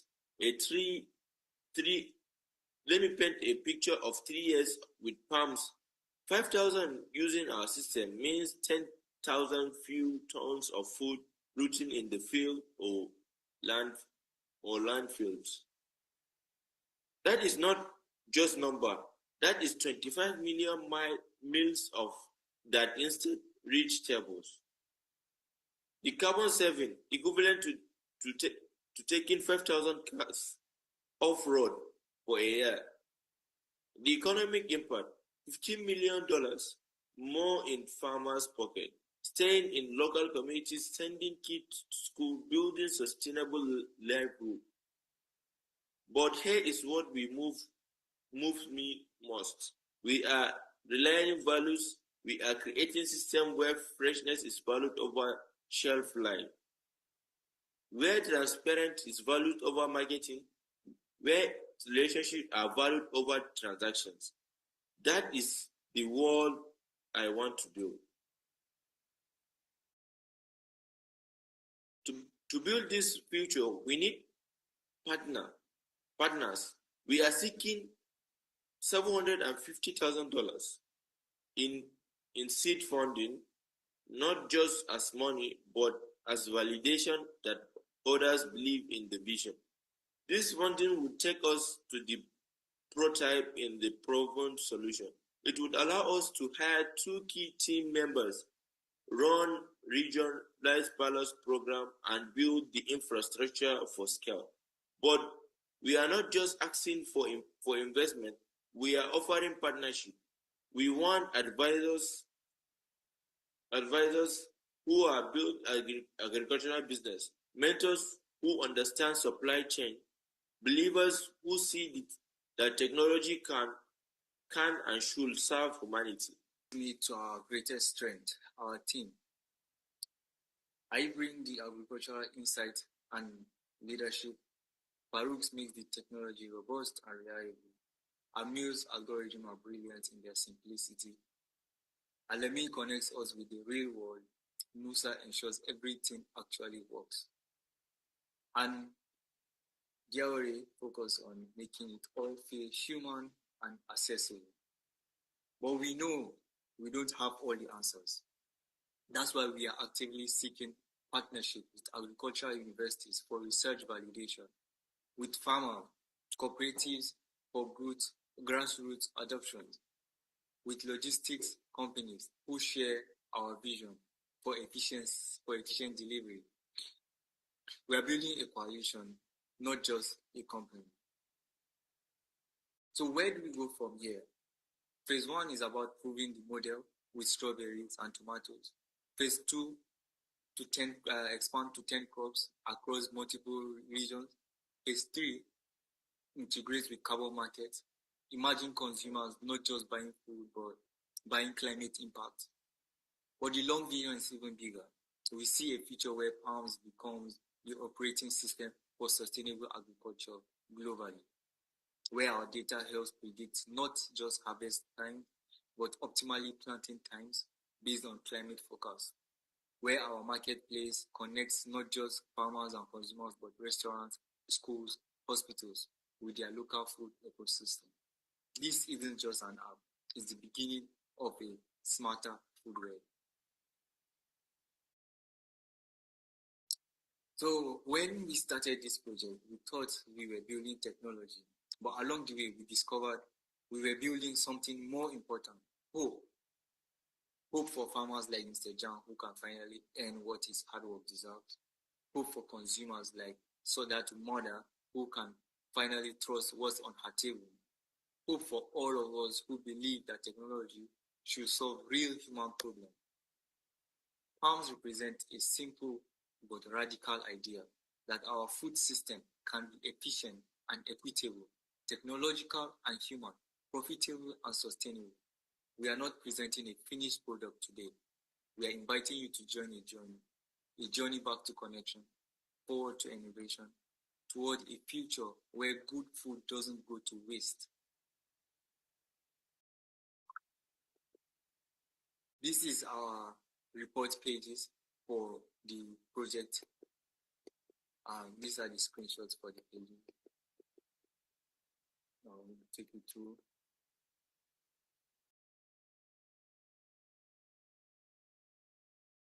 So here is our key learnings from our case studies throughout the semester.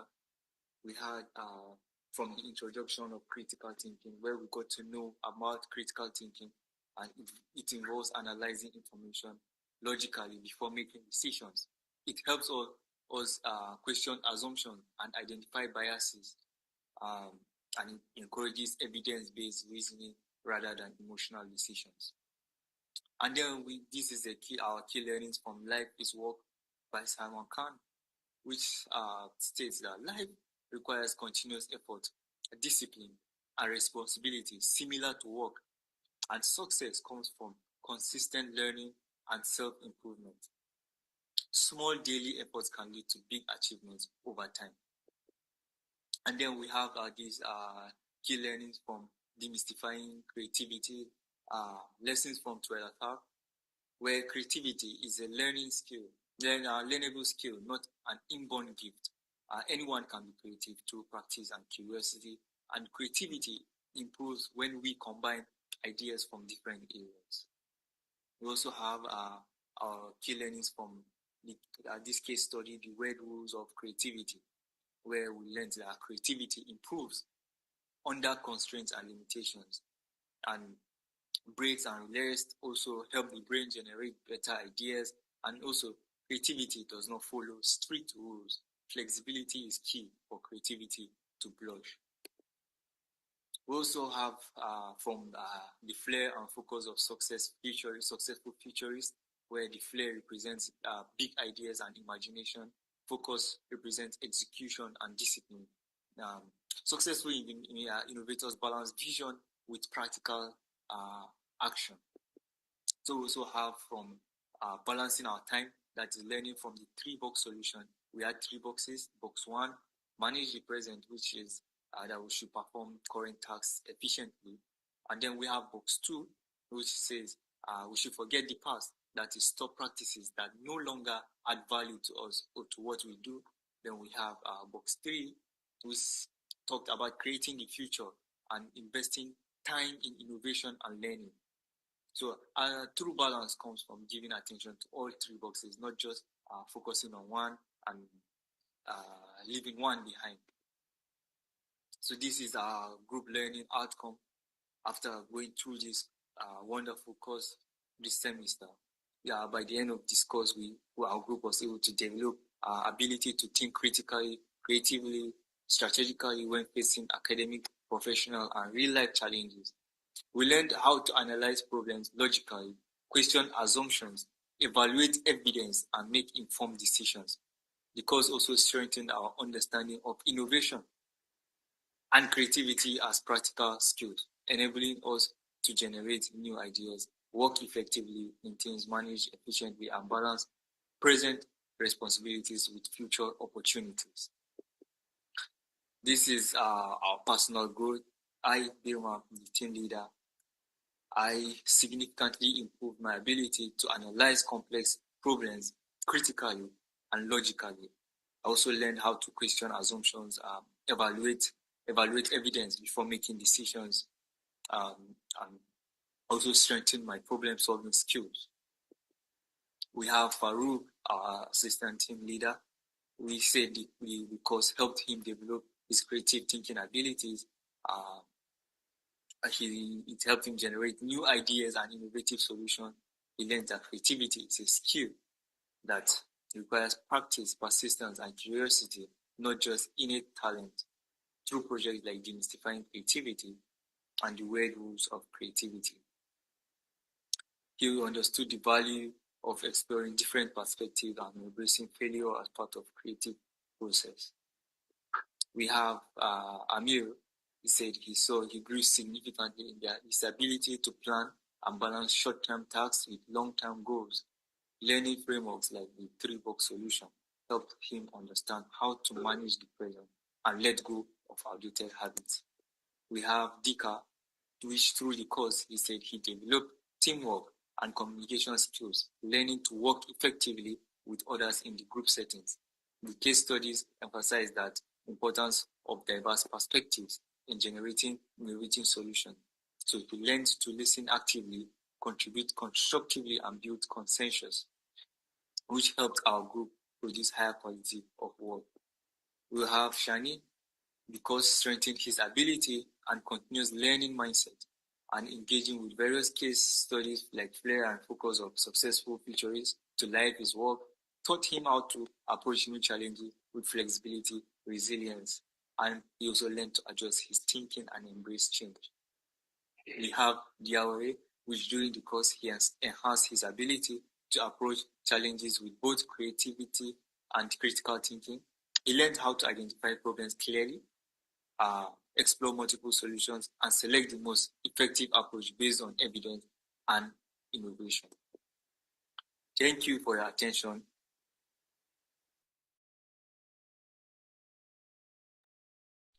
Thank you, Group 4. Your project highlights the role of technology in strengthening modern agriculture and helping farmers who feed us. It's a great innovation. It will change the farmers' agricultural produce distribution ecosystem in a significant way, giving them a new trajectory. Dear audience, if you like their project, please vote for them. The voting is open.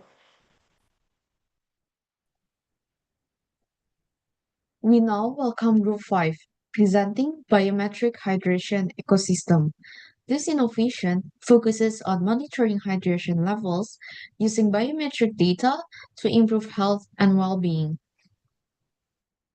As you watch, consider how personalized health technology can help prevent dehydration and promote healthier lifestyles. Please welcome Group 5.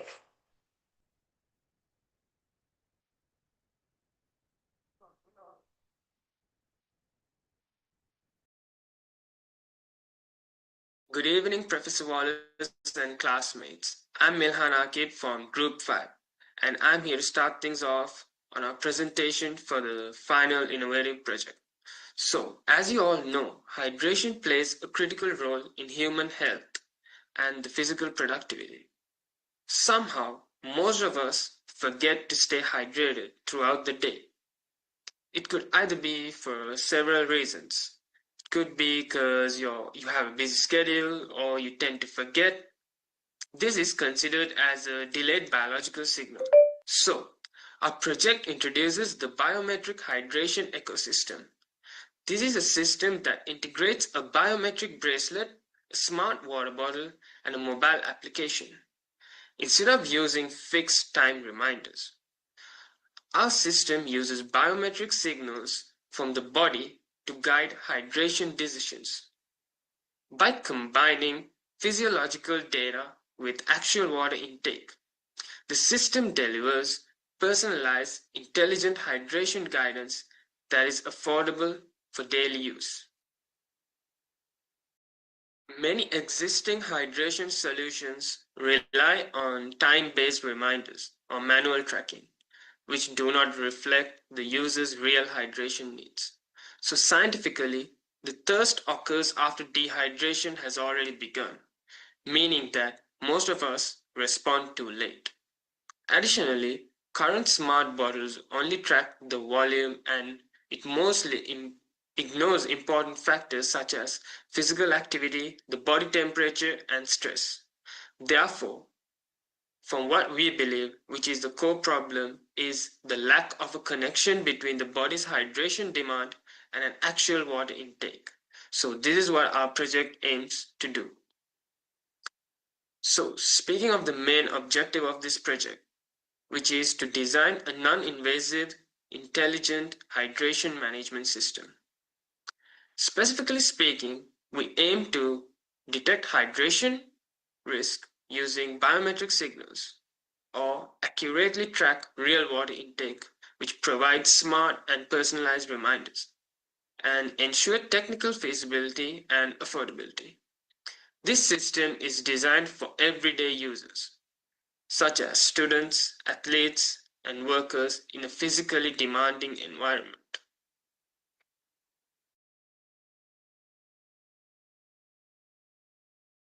Hello, friends.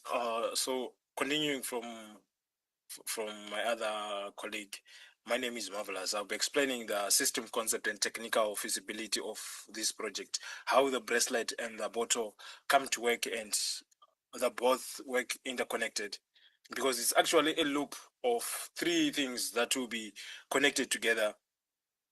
As you all will be having some questions like how can this wearable system detect when the body actually needs hydration in a realistic and non-invasive way?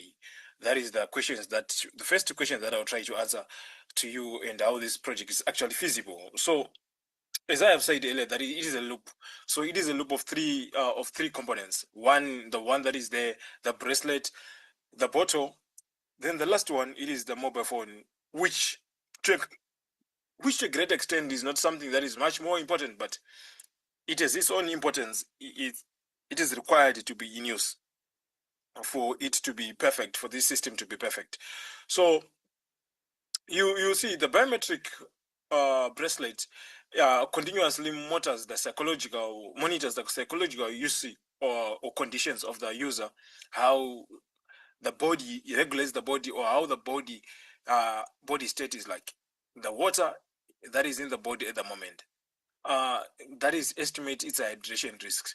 Then the smart water bottle is the one that confirms that the owner of the bottle has taken some water. The owner of the bracelet has taken some water in respect and in connection with the bracelet. Then the mobile application acts as a decision-making unit by combining both of those two things. Yeah, you would ask some other time. You would ask like, how would the bracelet know that this is the real person that has drank the water? Because some people get to share together a bottle of water. Yeah, definitely there's a way that you're gonna show you that it actually confirms that this is the person that has drank water. In fact, the owner, the one who is wearing the bracelet, he has some settings that he has to show that he has taken the water, as the bracelet had said earlier. So I will go on deeper how the bracelet can and cannot do, because there's some other things that other people might end up thinking like, this bracelet, does it actually monitors or check the blood hydration levels, which it will never do, because for us to check how the hydration blood how the blood is hydrated, we need to go to the laboratory.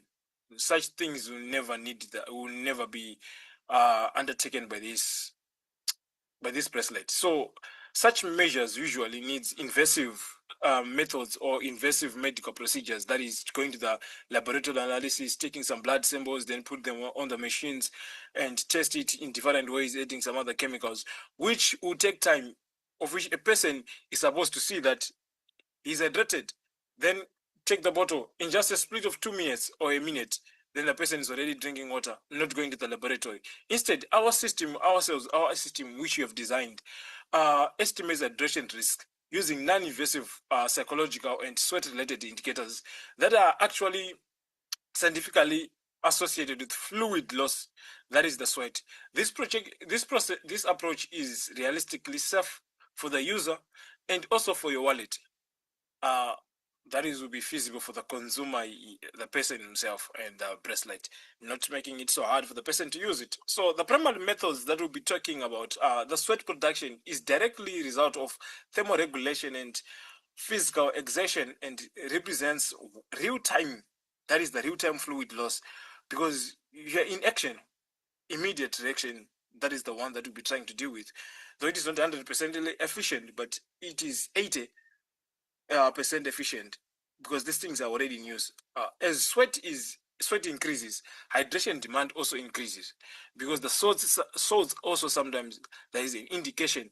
There's some indication that shows that the body has something, because when you are sweating, shows that you're exercising. You can't sweat once your body is not in action, or it's not trying to excrete something, or water is not being used in your body. So sweat conductivity is the one that we'll be talking about, which reflects change in electrolyte concentration as fluid loss increases.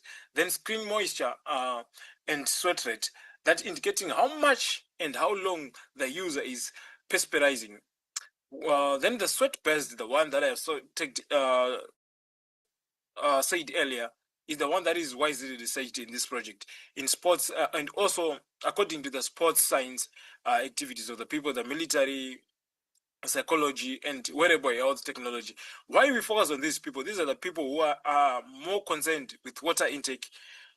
For the athletes, for the military, because if you are dry, you can't actually fight. And for these health people, they're dealing with our health every day. So they want it to be easy, not somebody to think that I haven't drink water since morning, so now I'm supposed to drink water, which is something that we don't want to avoid. That's why we come up with this project. If you have listened from the project statement and the statement of the project. So to improve this reliability and robustness, sweat-based sensing is supported by additional psychological signals. First, that is the heart rate measured using a PPG. Usually, we know the watches, the smartwatches that we have. The same system is also on the bracelet that we have. When hydration increases, the cardiovascular system often compensates by increasing heart rate, especially during physical activities. Then the bracelet, the one that is there, monitors heart rate trends rather than isolate values. Then also we have the second part that we have talking about, because we said the three parts. That is the skin temperature, which provides insights into thermal regulations. Dehydration and heat exposure can affect how effectively the body regulates temperature, resulting in abnormal skin temperature patterns over time. That will trigger the system, then it tells you what to do. Then the last one of this loop, that will be the physical activity level. Measured using accelerometer, activity intensity and duration are strongly correlated with sweat production and fluid loss. As we see when you are running, the speed rate and also those things tend to tell you, you tend to feel that you need water in your body.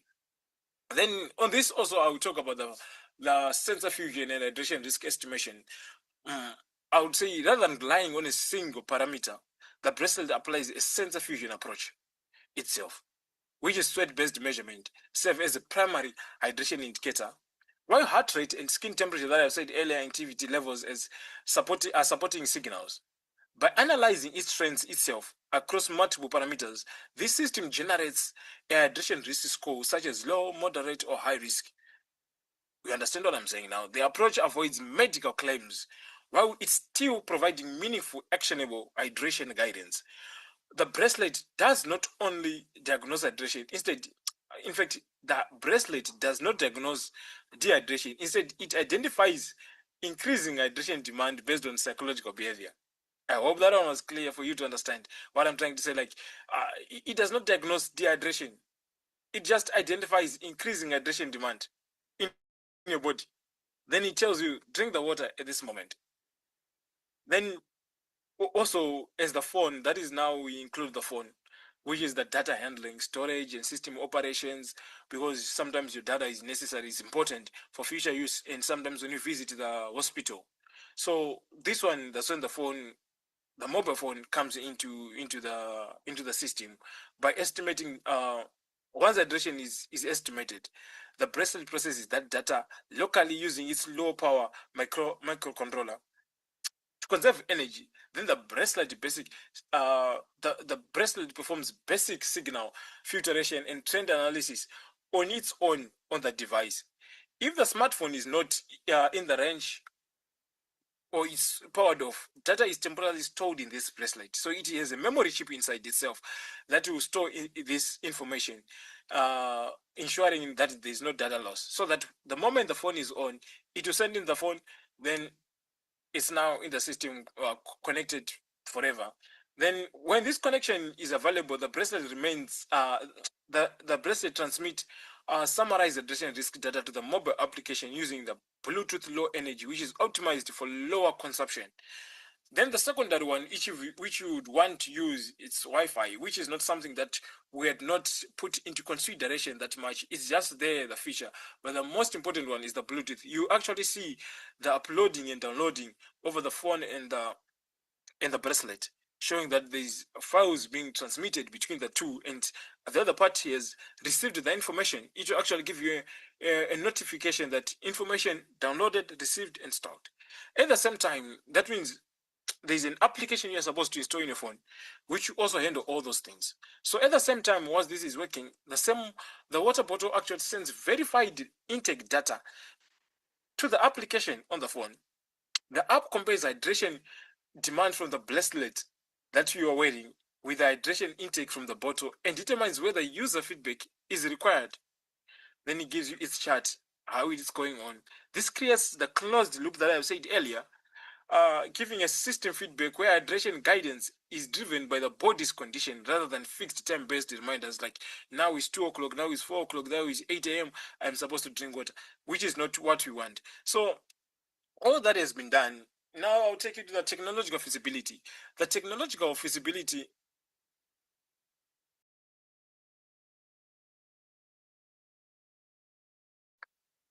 the technological feasibility of this system is the one that goes on with its own self again.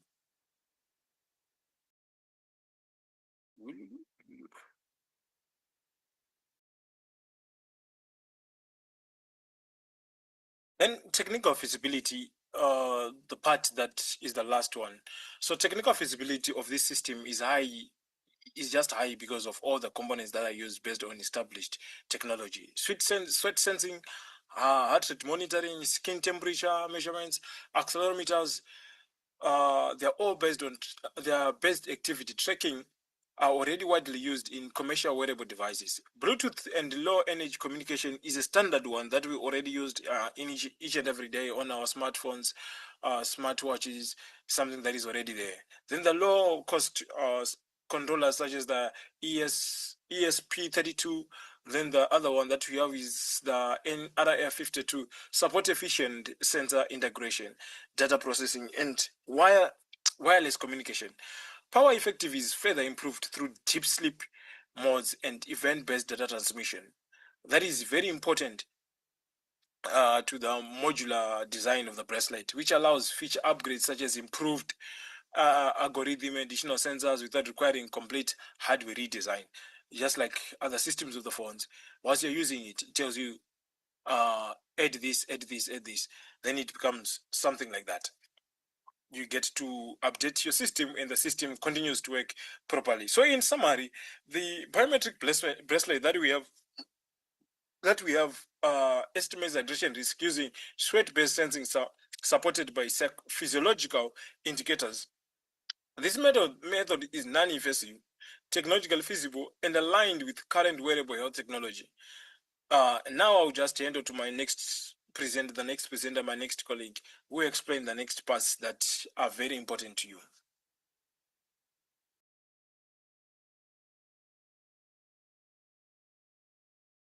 So basically, the smartwatch bottle function as an intake verification device. It's measure water consumption using a load cell or ultrasonic sensor, detecting changes in weight or water level before and after drinking. And LED ring provides visual feedback when hydration is required. The bottle itself does not decide when to drink. It only reports accurate intake data. So, and also it's related with the mobile application that can allow the mobile application act and decision-making center. It receives biometric data from the bracelet and intake the data from the bottle, then calculates hydration balance. So notifications are sent only when hydration risk is detected, and reducing the reminders. The app also displays hydration history and users statistic.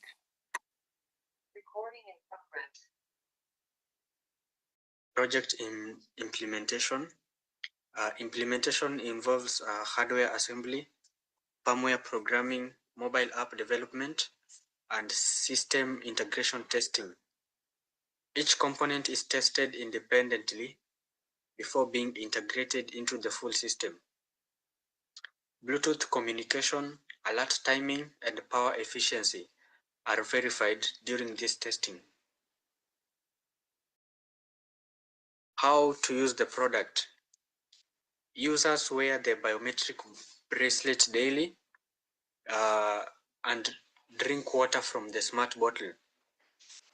When hydration risk is detected, alerts are delivered through the bracelet vibration, bottle LED indicators, or even mobile notifications. Users respond by drinking water until the hydration balance is achieved.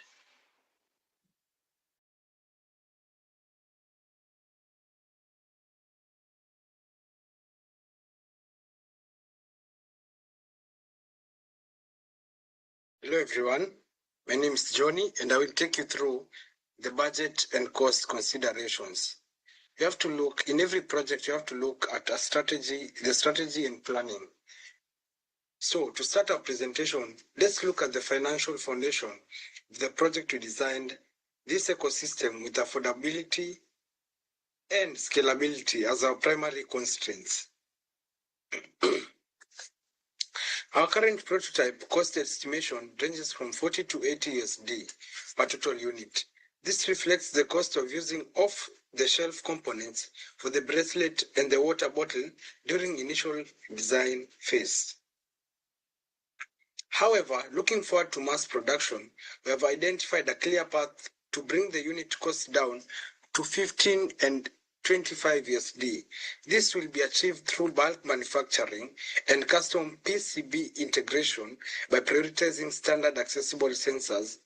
We have created a system that is commercially available without compromising on performance. Secondly, we look into prototype and development, the technical execution side. With the budget established, we moved into prototyping and development phase.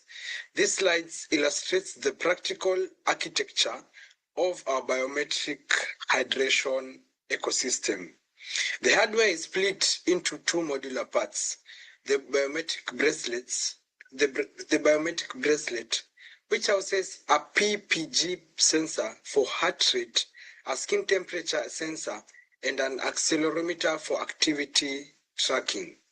The smart water bottle uses a high-precision load cell for weight-based intake measurement.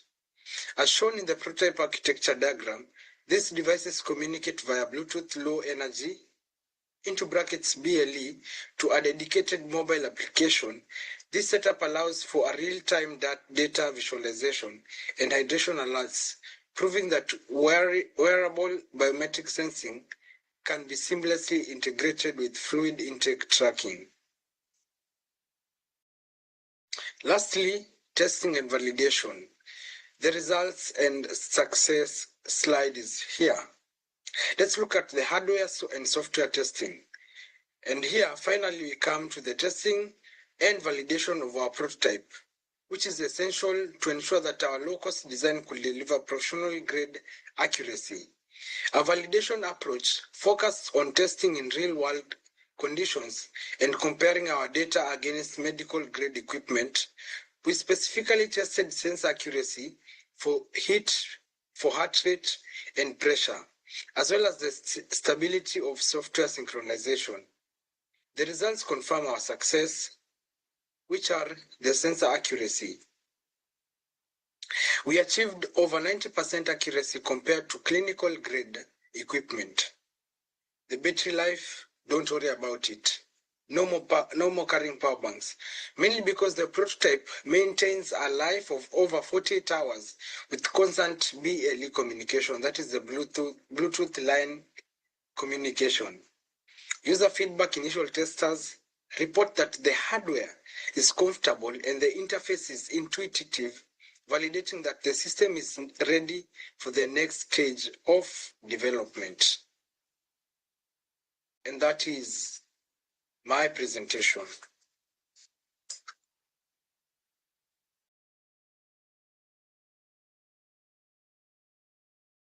Hello guys, my name is Pascal. Let's talk about economic impact. This project fits very well into the fast-growing reliable technology market. Today, more people are using smart devices to monitor their health, and hydration is becoming an important part of daily wellness. The system can be used in universities, like here in Nuaa, where students often forget to drink enough water during long study hours. It's also useful in sports institutions, helping athletes maintain good hydration and improve their performance. In workplace health programs, companies can use this system to support employee well-being and reduce health-related problems. By preventing dehydration, the system can help reduce issues such as headache and the loss of concentration. Over time, this can lead to lower medical expenses, fewer sick days, and increased productivity. As a result, the project has strong economic potential for both individual and organization. Okay, now let's switch to this one, social benefits. From a social point of view, the system promotes preventive healthcare by encouraging people to take care of their health before problems appear. Instead of treating dehydration after it causes harm, users aim to manage dehydration daily. The system also helps people develop healthier habits, such as drinking water regularly and paying attention to the body needs. This is especially important for students and workers who often ignore basic health signals. Like here in Nuaa, we can see in our university.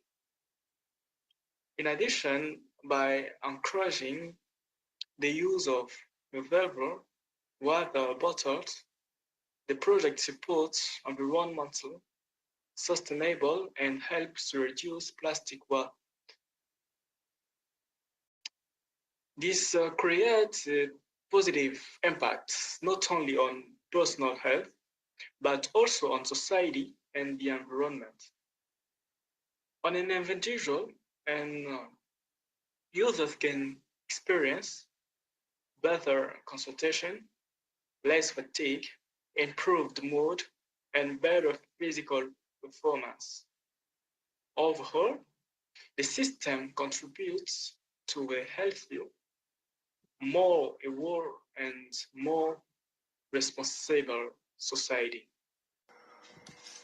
From my perspective in Case 3 on creating the future through Books 3 and Case Study 5 on getting bored in purpose, I've come to understand that true innovation emerges from international discomfort, risk-taking, passion, and allowing boredom to spark in conventional ideas rather than constant stimulation that stifles creativity. The three-box solution focuses on evolving beyond the present, paired with the rule that consensus and push kills originality. Throw me while stepping away from noise is crucial. This person outcome highlights the discipline of curated solitude and experimentation, distinct by emphasizing physiological space for idea gestation in hyper context world. Schedule boredom breaks to process with signal and prototype ideas, like using small experience to explore new directions without assumption. It has personally liberated me from productivity traps, enabled deeper thinking and more courageous pursuit in both professionally and personal realms, turning potential failure into evolutionary leaps.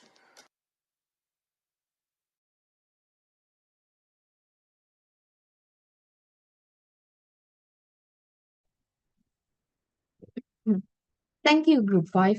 Your project clearly shows how biometrics can support smarter health management. By integrating a biometric bracelet, smart water bottle, and mobile app, this ecosystem demonstrates how real-time psychological signals can transform hydration from guesswork into personalized, data-driven health management, a great innovation in the field of human health maintenance, which is very critical in recent times. Dear audience, if you like their project, please vote for them. The voting is open.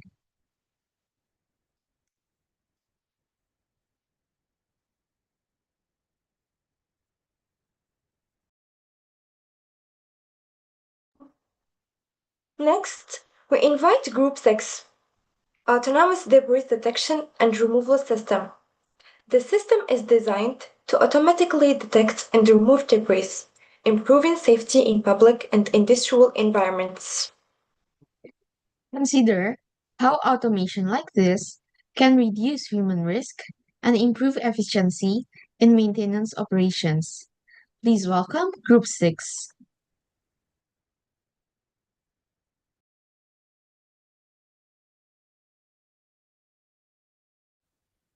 Hello everyone, I'm Tahir Al and on behalf of Group Critical Thinking 6, I'm thrilled to present our innovative project, ADDRS, the AI-powered autonomous debris detection removal system.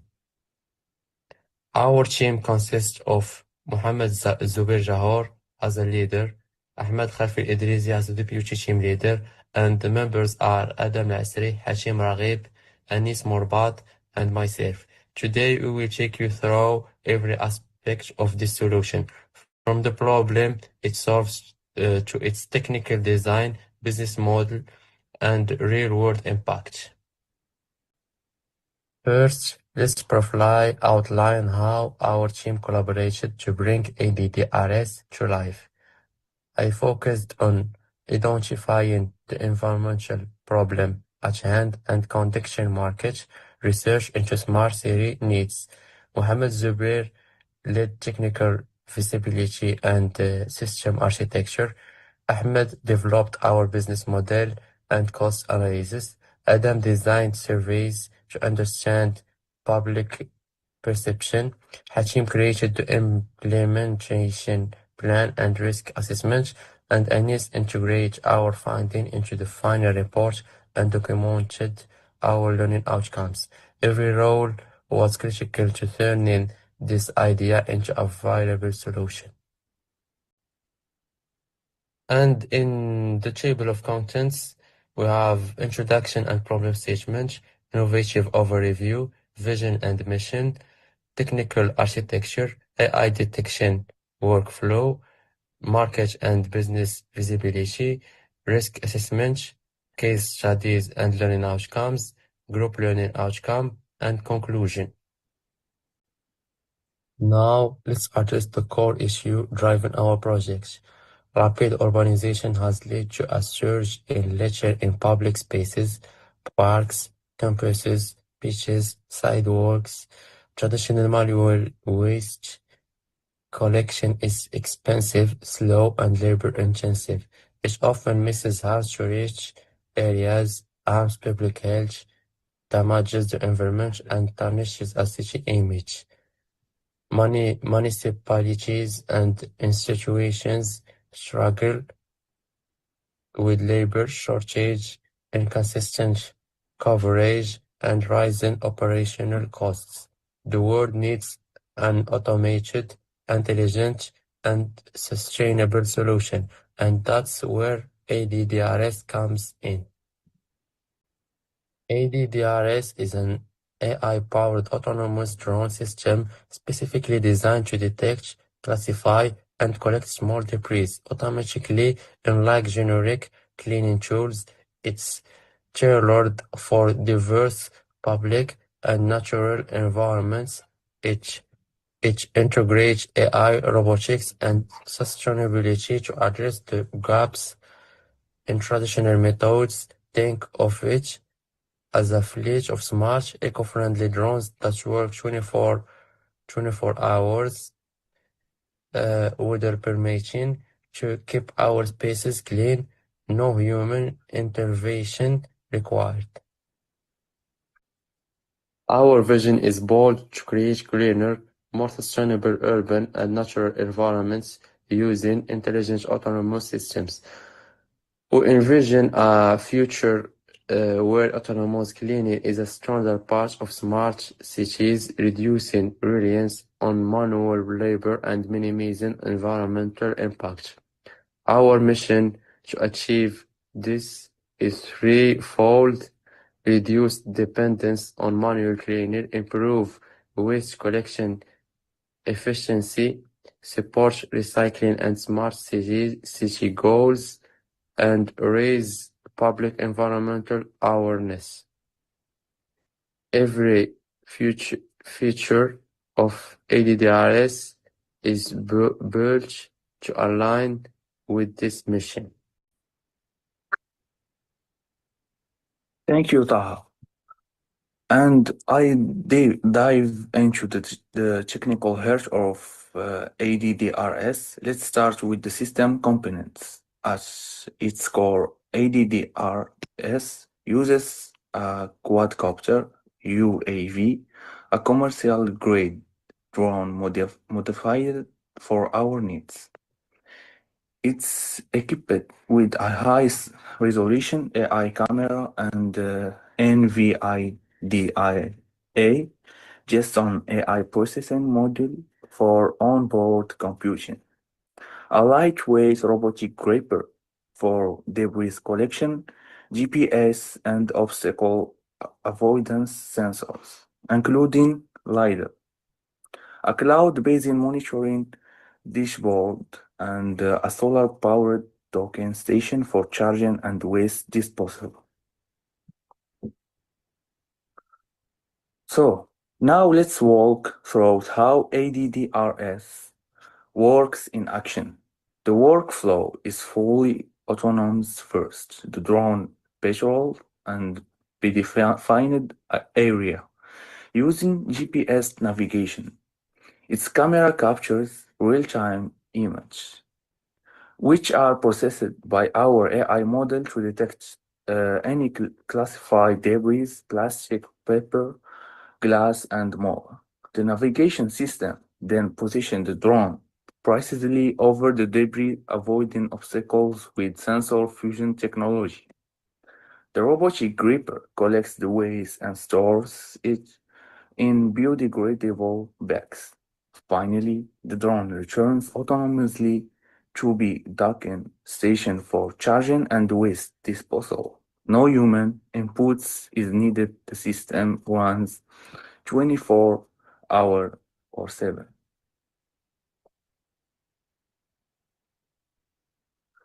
So, what makes ADDRS unique?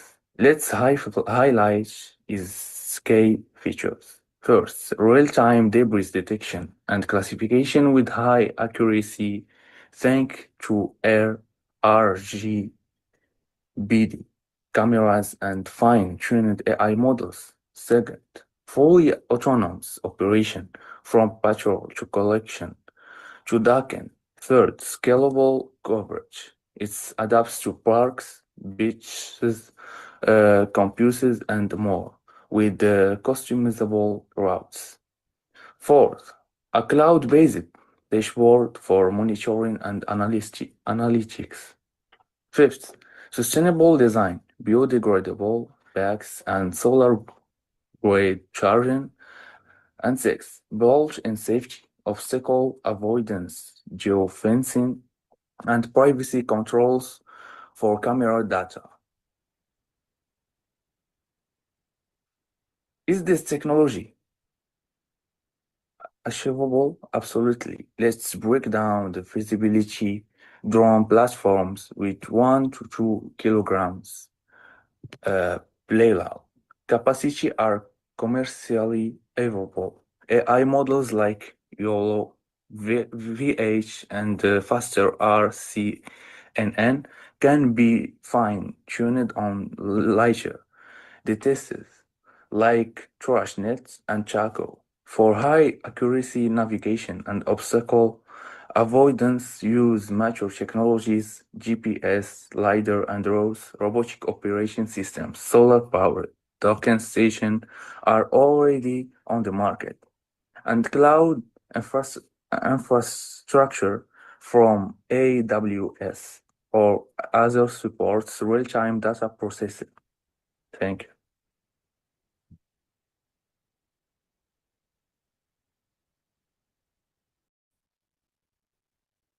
I'll execute ADDRS and what you've learned as a team. Our implementation plan is structured around the prototyping phases we mentioned earlier, but let's zoom out to the high-level timeline. Over the first 9 months, we'll complete prototyping alpha and beta testing. By month 12, we'll launch full commercial availability for small to medium clients. By year 2, we'll scale to large municipalities and expand into new environments like riverbanks. By year 3, we'll add advanced features like predictive debris mapping and integration with existing waste management systems. None of this would be possible without our collaborative process. As a team, we engage in regular brainstorming sessions, research discussions, PPT and report preparation, and collaborative problem solving. We leaned on each other's strengths, technical expertise, business acumen, research skills to overcome challenges. This teamwork was key to turning a concept into a comprehensive plan. To ensure ADDRS is realistic, we sought feedback from industry experts. They reviewed our feasibility, innovation, and practical implementation, and confirmed that ADDRS is a viable game-changing solution. Their input helped us refine our technical design and business model, ensuring we're building something that works in the real world.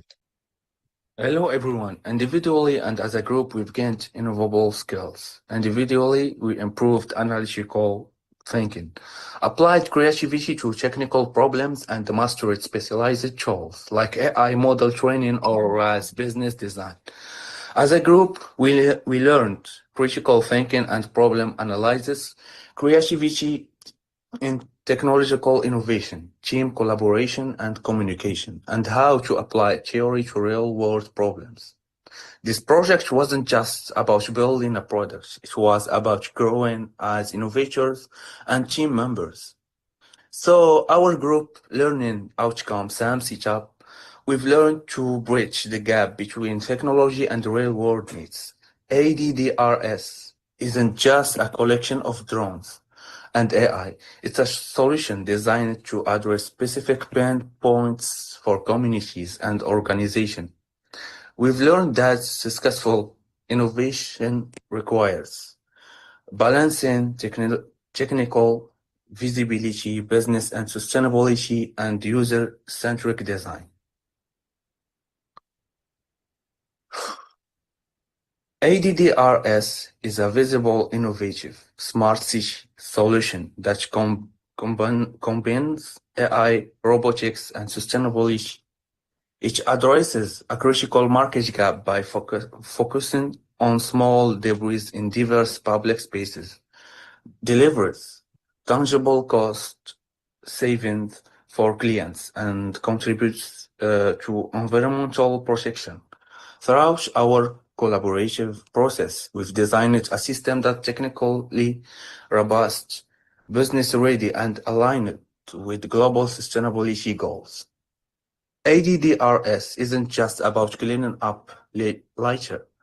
It's about remaining waste management for a smarter, more sustainable future. It reduces environmental impact, cuts cleaning costs, and empowers communities to keep their spaces clean.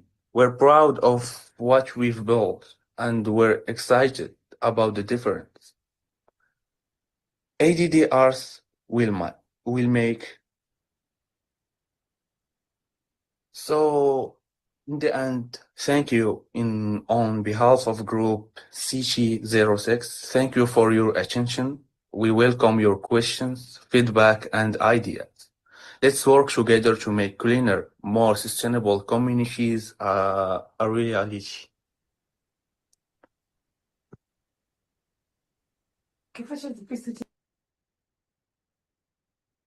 Q Group 6. Your project demonstrates the power of autonomous systems to maintain safe environments and promote healthy living. You are helping this world by offering a clean city, clean air, good health, and happy living. Dear audience, if you like their projects, please vote for them. The voting is open. Up next is Group 7, presenting Personalized AI Art Assistant. This project explores how artificial intelligence can support creativity by helping users generate personalized artwork. About how AI can act creative partner rather than a replacement for human imagination. Please welcome Group 7.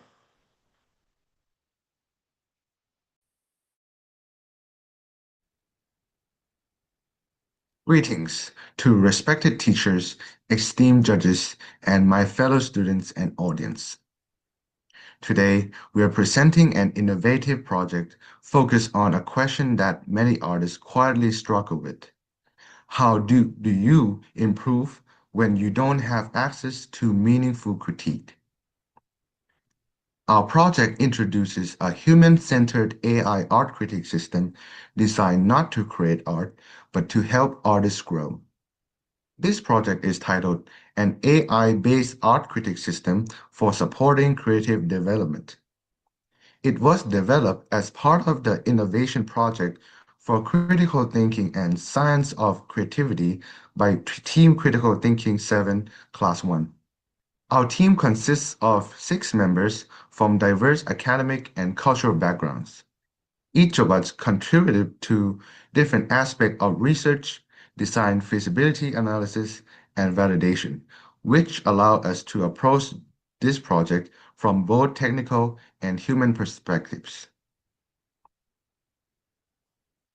To ensure accountability and depth, responsibilities were clearly distributed. The project covered research, system design, feasibility studies, survey analysis, expert validation, and reporting, with overlapping roles in presentation, quality control, and creative work. This structure helped us to treat the project not as a concept pitch, but as a realistic, executable system design. Before we explain the system in detail, we want to ground this project in a real artistic experience. This short promotion video introduces the idea behind our human-centered AI art critique system, not as a technology demo, but as a creative environment. Following the video, you'll hear feedback from an art hobbyist, representing our target users, artists who practice seriously, but outside formal institution. In today's creative landscape, many artists work outside formal institutions. Hobbyist artists, self-taught learners, and exploratory practitioners often struggle to access timely, structured, and high-quality artistic feedback. Traditional critique methods, such as mentorship, studio environments, and academic juries, are frequently limited by cost, geography, and institutional access. As a result, many artists rely on online platforms that provide inconsistent, superficial, or subjective feedback. This gap highlights a clear problem: the lack of accessible, reliable, and educational critique tools that support artistic learning and creative development. In response, this project proposes a human-centered AI art critique system. Rather than generating or modifying artwork, the system redefines the role of artificial intelligence as a critique and guidance agent. The AI evaluates submitted artworks using established principles of art theory, technique, and composition. It provides structured, actionable feedback designed to support reflection, skill development, and deliberate practice. Importantly, creative authorship and decision-making remain entirely with the artist. The system supports learning without replacing human creativity. Ethical considerations are embedded at the core of the system. Privacy protection, intellectual property respect, and a strictly non-generative design are treated as fundamental requirements, not optional features. The project integrates user research, market analysis, feasibility studies, and iterative prototyping. Pre-launch survey results validate the existence of the problem and confirm strong interest among hobbyist artists. Findings also highlight user expectations regarding trust, affordability, and critique quality. Financial and technical analyses indicate that the system is feasible using existing technologies and sustainable through flexible pricing models. Overall, this project presents an ethically grounded alternative to generative AI art tools.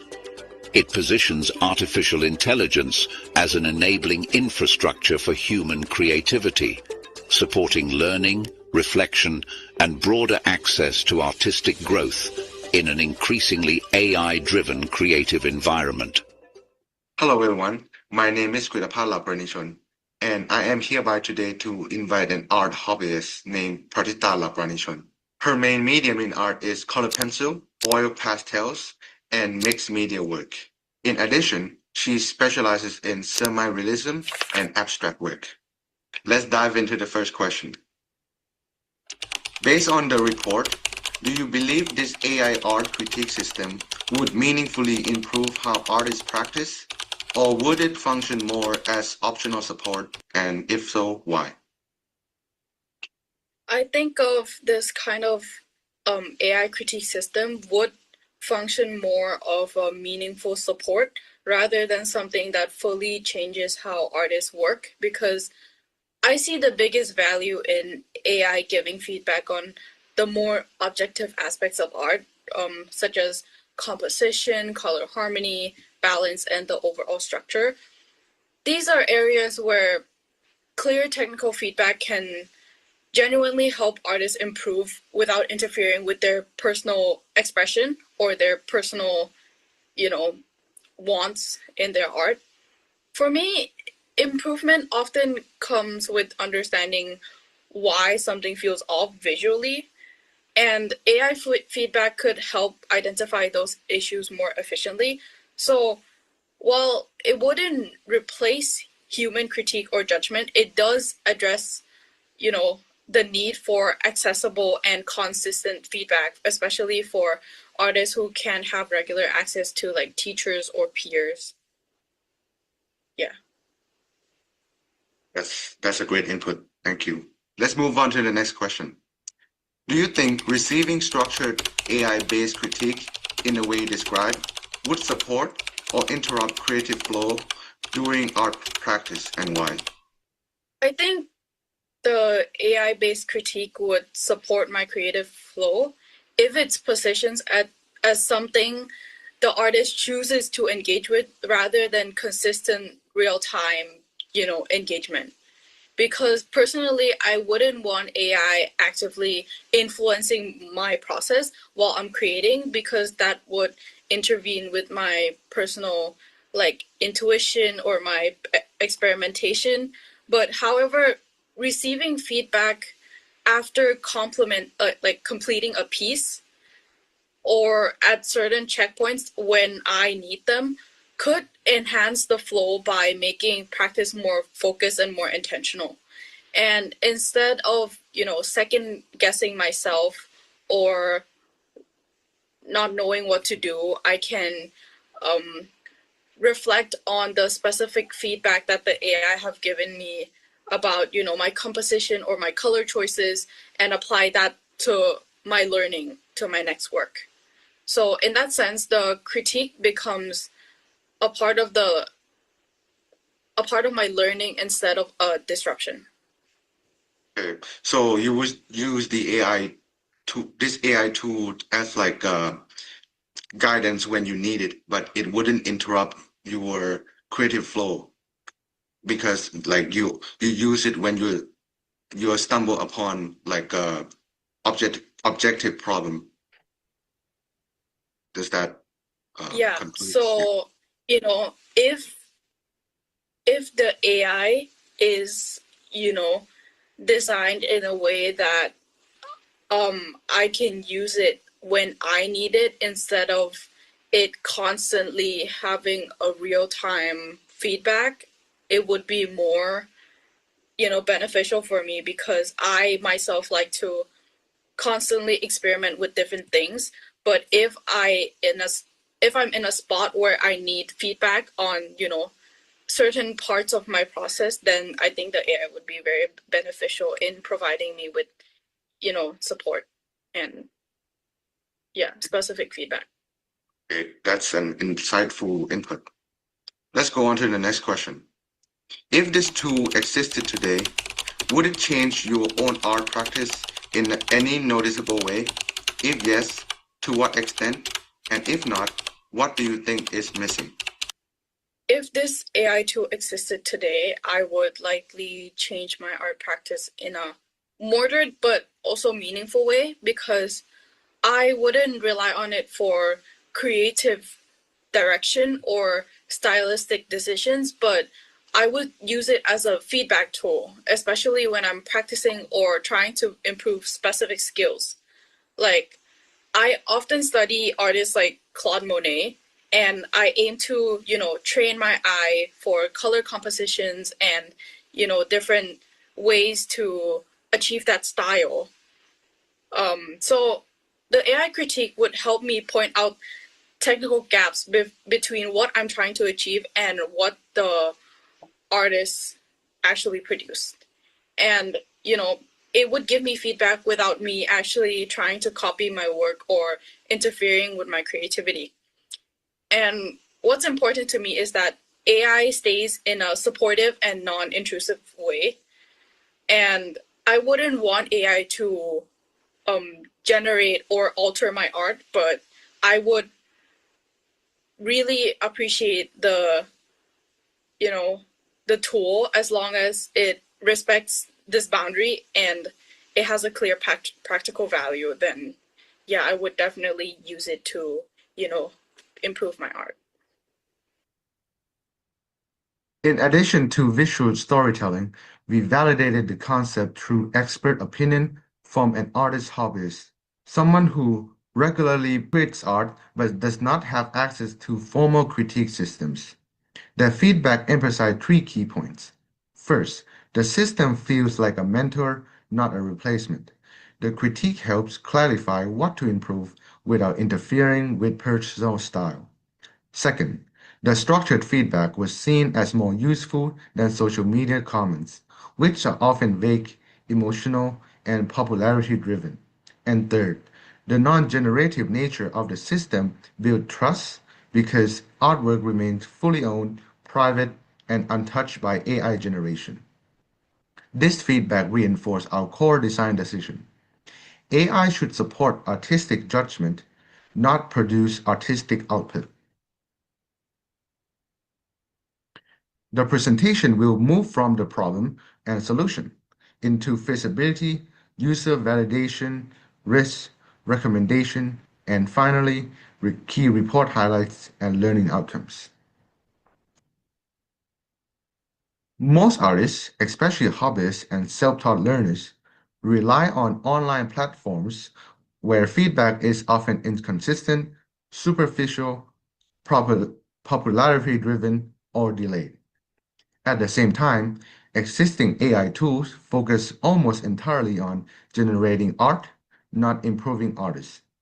This creates a clear gap. There is no widely available, structured, ethical AI system dedicated to critique. Our solution is an AI art critique agent. It acts as a virtual mentor or visual jury, but it does not generate or modify artwork. Instead, it provides structured technical and conceptual feedback, fully controlled by the artist. The core principle is simple. AI support creativity, does not generate it. Our vision is to make an expert-level art critique accessible anytime and anywhere, while supporting creativity ethically. Our mission is to provide private, personalized, art theory-based feedback, supporting both traditional 2D and digital art practices, while preserving full artistic authorship. Our primary target users are hobbyist artists, self-taught learners, and students who want to improve but lack consistent critique. Now that we have introduced the vision, mission, and target users, we'll move on to how this idea holds up in reality, from feasibility to system structure. I'll now hand over to Lunta, who will walk us through the design rationale and feasibility of the project. Thank you, Maki, and hello, everyone. I'm Lunta, and I'll be taking you through the next slides. So, our project is an AI-based critique system that is designed to support artists and not replace them. It provides immediate technical feedback in composition, color, and balance, turning vague opinions into structured, actionable critique. Artists can adjust how strict the feedback is, as well as differentiate critique personas and ask follow-up questions. The system also tracks artistic progress over time while ensuring strong privacy and intellectual property protection. Market opportunity and business model. AI adoption among artists is growing rapidly, but most tools focus on creation rather than feedback. This creates a clear market gap between making and improving it. Our system addresses this gap using human-centered AI approach. The business model includes a freemium entry, monthly subscriptions, pay-per-critique options, and premium plans for advanced users. So for our feasibility overview, technically the approach is feasible using existing computer vision and language model in cloud-based system. Financially, it requires moderate startup costs with scalable subscription revenue. From a market perspective, surveys confirm strong user need, with positive interest despite some prime sensitivity. And as for our SWOT analysis, it highlights the system's strengths in providing a structured educational critique and serving a wide range of artists. Key weaknesses include competition from existing AI tools and the need for continuous improvement. Opportunities exist in the growing creative community and increased use of digital platforms, while threats include ethical concerns and rapid technology change. And for our PESTO analysis, the PESTO analysis examines external factors affecting the project. Technological and social factors strongly support feasibility due to advancement in AI and increased demand for creative support tools. Legal and ethical considerations emphasize the importance of data privacy and intellectual property protection, while economic factors highlight cost sensitivity among other users. Our survey showed that most respondents are hobbies or self-taught artists rather than professional, which indicate a strong need for learning support. Many artists experience a creativity stimulations, especially when they are unsure how to improve their work currently. Feedback is mainly obtained from informal and unreliable sources such as friends, social media, or self-education. As a result, artists often receive critical that is vague, inconsistent, delayed, and non-actionable.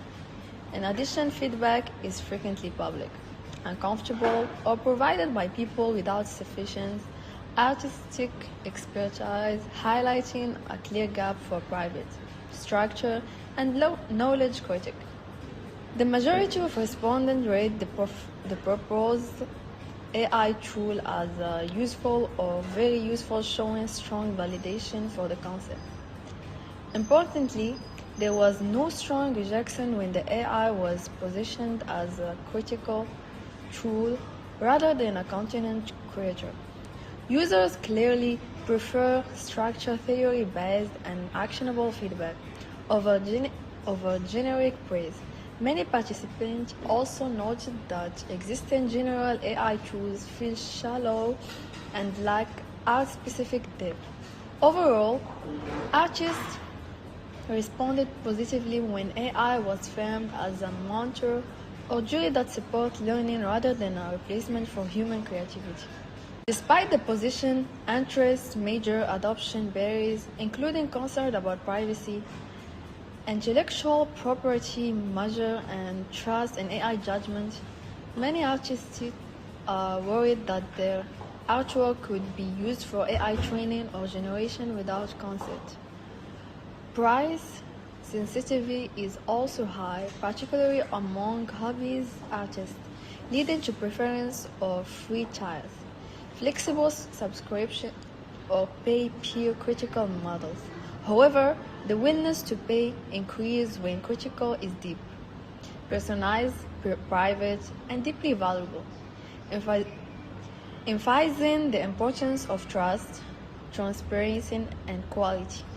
The main advantages of our system include on-demand critic, an ethic AI approach, educational value, and artist-centered design, focus on improvement rather than automation. However, limitations remain such as AI subjectively, trust barriers, initial restriction to 2D art, and continued price sensitivity. To mitigate these risks, we propose a mutual-aid critic system, human-in-the-loop testing, strong data privacy policy, flexible printing option, and clear usage guideline to ensure credibility, fairness, and user trust.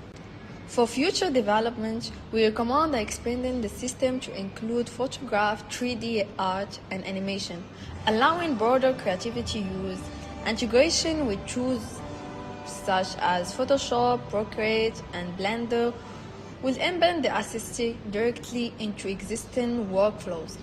Further, improvement in personalization and training efficiency will enhance critic quality, while ongoing ethical oversight and user education will help prevent over-dependence on AI, ensuring it remains a supportive, creative assist rather than a replacement. In conclusion, this project addresses a clear problem with a clear solution. By positioning AI as an art mentor rather than a creator, we demonstrate that ethical AI can meaningfully support artistic growth. We would like to thank our survey participants, expert reviewers, instructors, and team members for their contributions. To validate our assumptions beyond surveys, we incorporated expert opinions, including both artistic and AI technical perspective. These experts' reviews help confirm that the system is technically feasible, educationally valuable, and ethically aligned with artistic practice. We will now shift the focus from the product to what we have learned throughout this course. I will now pass to Muad, who will present our learning outcomes from the critical thinking and academic writing courses and how they shape this project. Thank you, Maki. And now this slide summarizes our group learning outcomes. By working collaboratively in a group of 8, we learned how to analyze complex problems by questioning assumptions and distinguishing facts from opinions. We applied critical thinking framework to evaluate arguments logically, and we engaged in a respectful discussion that considered different perspective and throughout effective collaboration, we improved our communication time management and problem-solving skills. Overall, this experience strengthened both our individual and collective judgment, helping us reach more informed and well-reasoned conclusions. Now we will see some personal learning outcomes from different team members, starting with Maki, the team leader. Throughout the academic writing and critical thinking courses, I have deliberately developed the ability to work effectively as part of a team, write clear, comprehensive theses and reports, read, analyze, and utilize case studies as creative and strategic inputs, and manage teams and coordinate collaborative work. For academic writing, I've worked as a team member. This role introduced me to professional collaboration, where leaders assign tasks and team members are responsible for completing them effectively and on time. The course trained me to conduct in-depth research on a topic and present findings in a coherent and structured manner. For example, I researched ocean robotics research methodologies and presented survey-based findings related to this field. For critical thinking, I've learned how to manage a team, including distributing workloads, resolving issues through meetings, and following up on team members' progress. I've learned how to read and apply case studies effectively.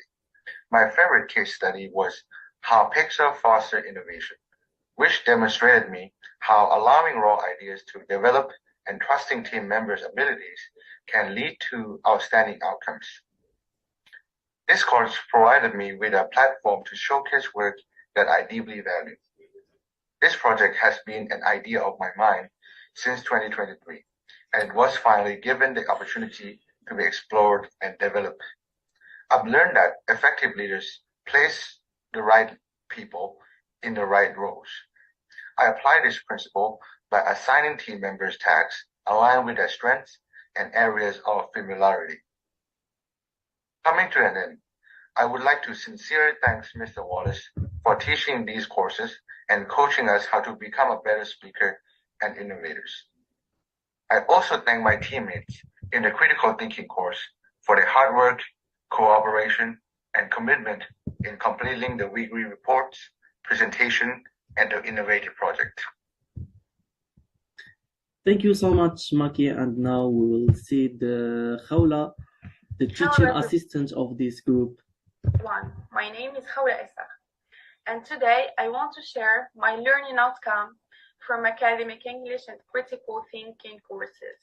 So throughout these courses, I developed the ability to critically analyze information, evaluate arguments from multiple perspectives, and apply logical reasoning to real-world problems. I also improved my academic writing and communication skills, including structuring ideas clearly, using appropriate academic vocabulary, and supporting claims with evidence. These skills were effectively applied in our innovation project on an AI art assistant, where we identified a practical problem, assessed existing solutions, and proposed an innovative idea based on critical evaluation, research, and clear academic presentation. Thank you so much. And thank you so much, Khawla. And now we will see my personal learning outcome. Hello everyone. Throughout this journey, I have developed a wide range of skills that I have significantly shaped my academic and personal growth. This experience has not only improved my language abilities, but also changed the way I think and approach problems. To begin with, academic English writing was a key foundation of this course. I learned how to organize ideas clearly, write in a structured and formal way, and support arguments with appropriate evidence over time. I became more confident in expressing my thought in English, especially in academic and professional context. Another major outcome was the development of critical thinking skills. I learned how to analyze information more deeply, question assumptions, and evaluate different viewpoints before reaching conclusions. This helped me move from passive learning to active thinking, allowing me to make more logical and well-reasoned decisions.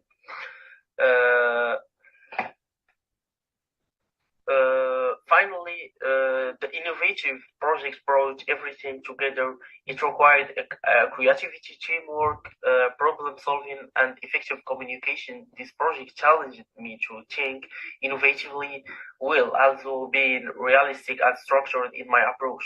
In conclusion, this journey has strengthened my academic writing, critical thinking, and problem solving abilities.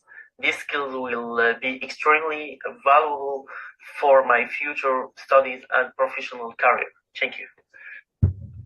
And now we will see the Adam's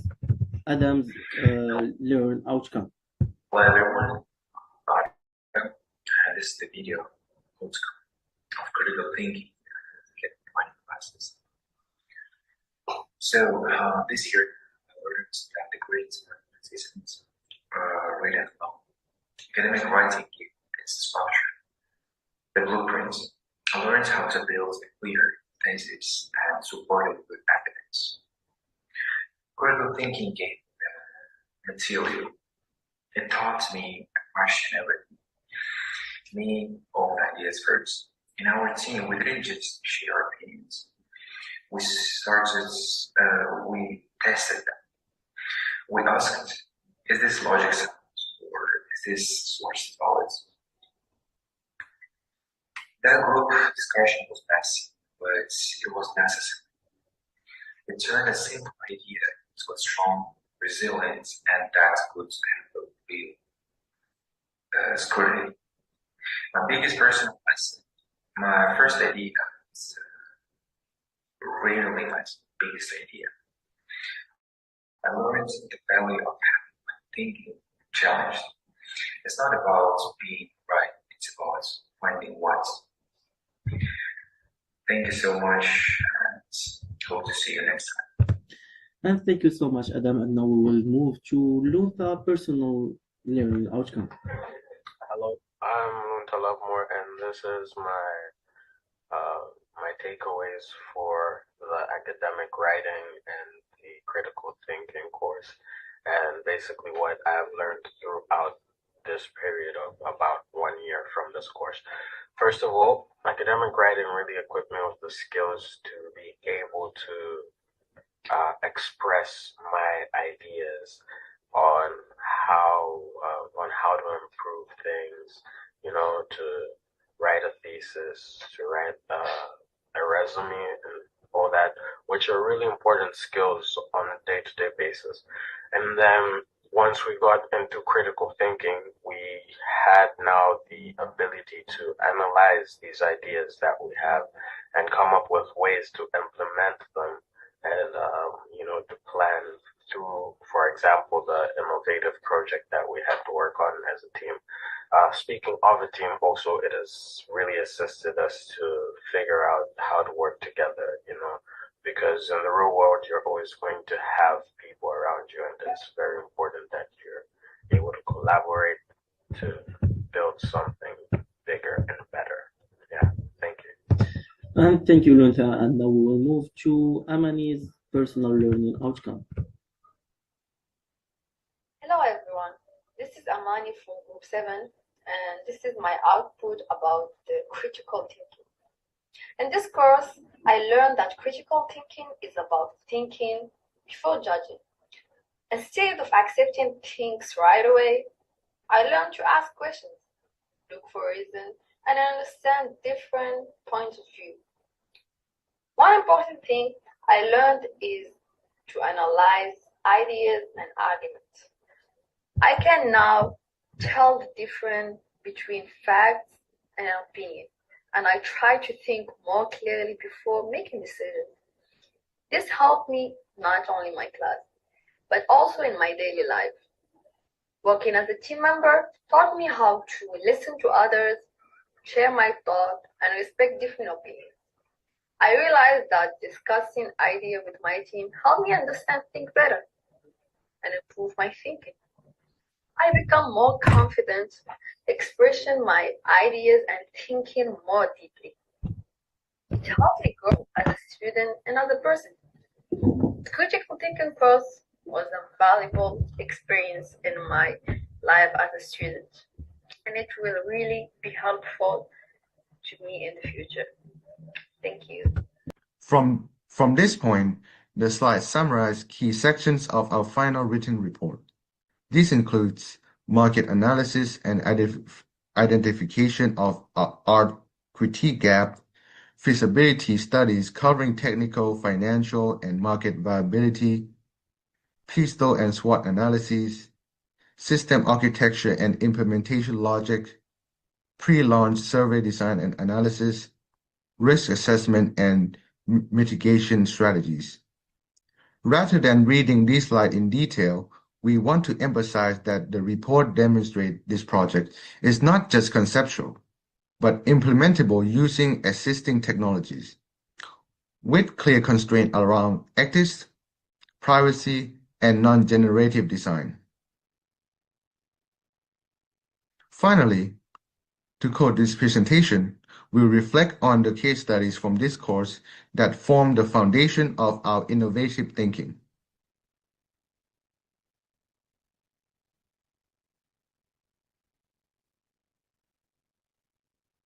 I'll now hand back to Lunta and other members who will explain how these case studies inform and supported the development of our project. So for case studies covered, throughout the course we analyzed several case studies focused on creativity and innovation. These included Innovator's DNA, Plant Opportunism, and how Pixar fosters collective creativity. We also had Weird Rules of Creativity, Creativity Step by Step, The Flair and Focus of Successful Futurists, Life is Work, and Weird Rules that Spark Innovation. Each case study examined creativity from different perspectives, including individual habits, organizational culture, structured processes, and long-term innovation thinking.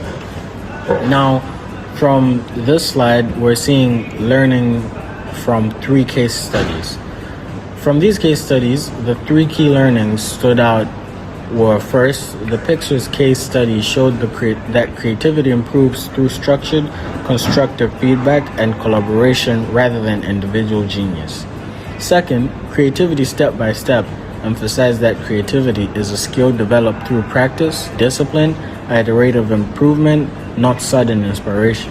And third, Life is Work highlights the meaningful creative output comes from consistent effort, reflection, and learning over time. Together, these studies reinforce the idea that creativity can be supported through systems, habits, and feedback. Thank you. This slide summarizes our team observation and analysis from the case study we examined during the course, which emphasized the importance of structured feedback, deliberate observation, and learning through iteration. Across the case, successful organizations did not rely on intuition or speed alone. Instead, they create systems that transform the experience into an actionable insight through reflection, expert evaluation, and controlled experimentation. Our team observed that growth was strongest when individuals were given autonomy but supported by clear frameworks an informed critic rather than vague guidance. This understanding directly influenced our innovative project. As a highlight, how progress, whether in organization or creative practice, depend on access to timely, structured, and credible feedback, which ultimately inspired the design of our AI assistant as a monitor-like system rather than a replacement for human creativity. And on these slides, we present our team's observation and analyze about innovation based on the three boxes solution. First, from analysis, we agreed that innovation starts with questioning and exciting ideas. As a team, we noticed that real progressions often comes from discomfort, risk-taking, and looking at problem with fresh eyes. Comfort and routine way feel safe, but they can limit creativity, new perspective, and the courage to challenge old rules. Help individual and organizations stay adaptable and future ready. Moving to analyze, our discussion focused more on change and growth. Over time, we observed that innovation requires letting go of outdated habits and past success. What worked before can something become an obstacle? True innovation happens when we balance managing the present, forgetting that what no longer serves us, and actively building the future. Overall, the three boxes solution helped us understand that innovation is not accidental. It is a continuous process and involve courage, open-mindedness, and willingness to evolve. By embracing discomfort and change, organization can avoid the success trap and remain competitive in the long term. Thank you so much, everyone. So, this slide brings together our team's observation from the course called Case Studies on the Weird Rules of Creativity and Innovators' DNA, where we learned that creativity doesn't thrive in comfort or rigid structures, but through discomfort, questioning, and experimentation. Across our analysis, we observed that innovation often comes from breaking traditional rules, encouraging diverse perspectives, and allowing ideas to develop through mastering rather than predictability. Leaders and teams that foster creativity do so by asking better questions, observing deeply, experimenting continuously, and connecting ideas across discipline. These insights strongly influence our innovative project as they reinforce the idea that artists, much like innovators, needs structured environments that encourage exploration while providing meaningful guidance. This directly informs our decision to design the AI assistant as a mentor-like system that supports experimentation, challenges assumption, and help artists grow without restricting their creative freedom. Thank you so much. To close, this project reframes the role of AI in creative work. Instead of replacing artists, it strengthens judgment, reflection, and learning. Our system proposes a future where AI becomes invincible support. Our system proposes a future where AI becomes an invincible support structure for human creativity, rather than a shortcut that erodes it. Thank you.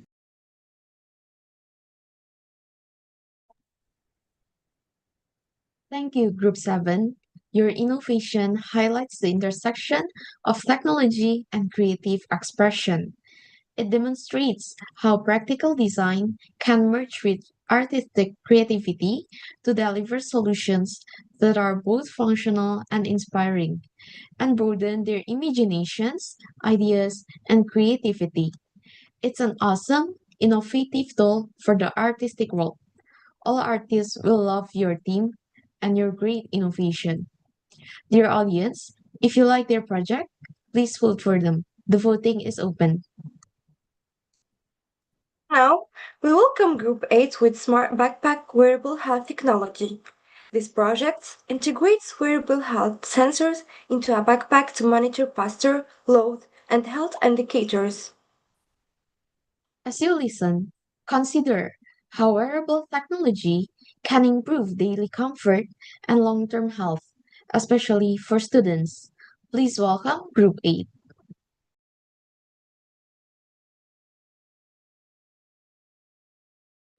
Good afternoon, respected teachers, esteemed judges, and fellow students. We are Team Ergotech, and today we present the culmination of our journey in the critical thinking course, the Ergotech Smart Backpack.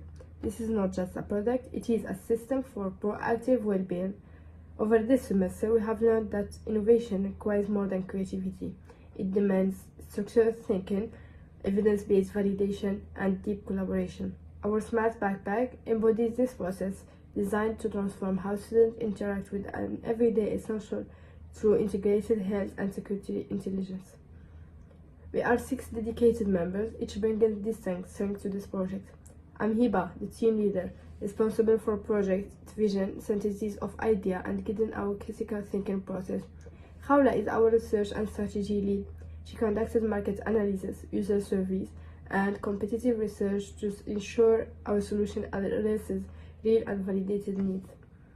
Dua and Desmina serve as our technical and systems architects. They designed the sensor integration, developed the poster algorithm, and engineered the modular smart board. Wissal and Zineb are our financial and operational lead. They built our cost model, conducted risk analysis, and ensured the financial viability and sustainability of our solution. Together, we form a complete innovation unit, covering research, technology, business, and leadership. Ever thought about your backpack? I mean, really thought about it? It might be a bigger deal than you realize. A backpack really shouldn't weigh more than 15% of your body weight, but students go way over that. And get this, 65% of students are actively worried about their gear getting stolen. That's a lot of stress. So you've got this mix of back pain and constant worry. It's a real problem. That's why most bags are just dumb buckets. They just hold stuff. But what if they did more? The whole idea here is to turn that passive bag into an active health system for you. It's a smart system made by students for students. Let's look at the first problem, posture. It's called Posture Guard, and it basically watches your posture for you all the time. Here's how it works. A sensor feels you slouching. If it lasts, you get a gentle buzz. Simple, right? Over time, this actually trains your muscles. But health is just half of it. What about security? See, most bags have passive security. Ergotech makes it active by linking it right to your phone. They call it a digital leash. Walk away, and it buzzes your phone, sounds an alarm, and starts tracking. Okay, great idea, but could you actually build it? And, sell it? Well, they ran the numbers. Total cost to make one is somewhere between $70 and $88. And the target price? $150. And get this, students said they'd actually pay it. You can see right here where Ergotech fits in. It's the only one doing both active health and security. And this wasn't just a weekend project. They went from concept to prototype to a real production plan. The whole point is to get ahead of the problem. It's all about prevention, not reaction. So it's not about fixing back pain later. It's about stopping it from ever happening in the first place. It really makes you wonder, right? What if our gear actually looked out for us? Let's talk about the problem we solved. First thing we did, we began by asking an important question. What are the hiding costs of a normal backpack? Our research revealed 2 silent crises. The first one, that is the health crisis. Students usually carry over 15% of their body weight, leading to chronic back pain, spinal stress, and long-term postural damage. Exciting solutions are passive, but the straps do not teach better habits. The second one, the security crisis. With laptops, tablets, and phones inside, 65% of students report high anxiety about theft. Carrying trackers only help after theft occurs. They do not prevent it. This gap between passive design and active prevention became our mission. We applied critical thinking framework from our course like problem deconstruction and root cause analysis to move beyond symptoms and address the core issues, behavior and prevention. Our answer is the Ergotech Smart Backpack, a wearable health and security platform.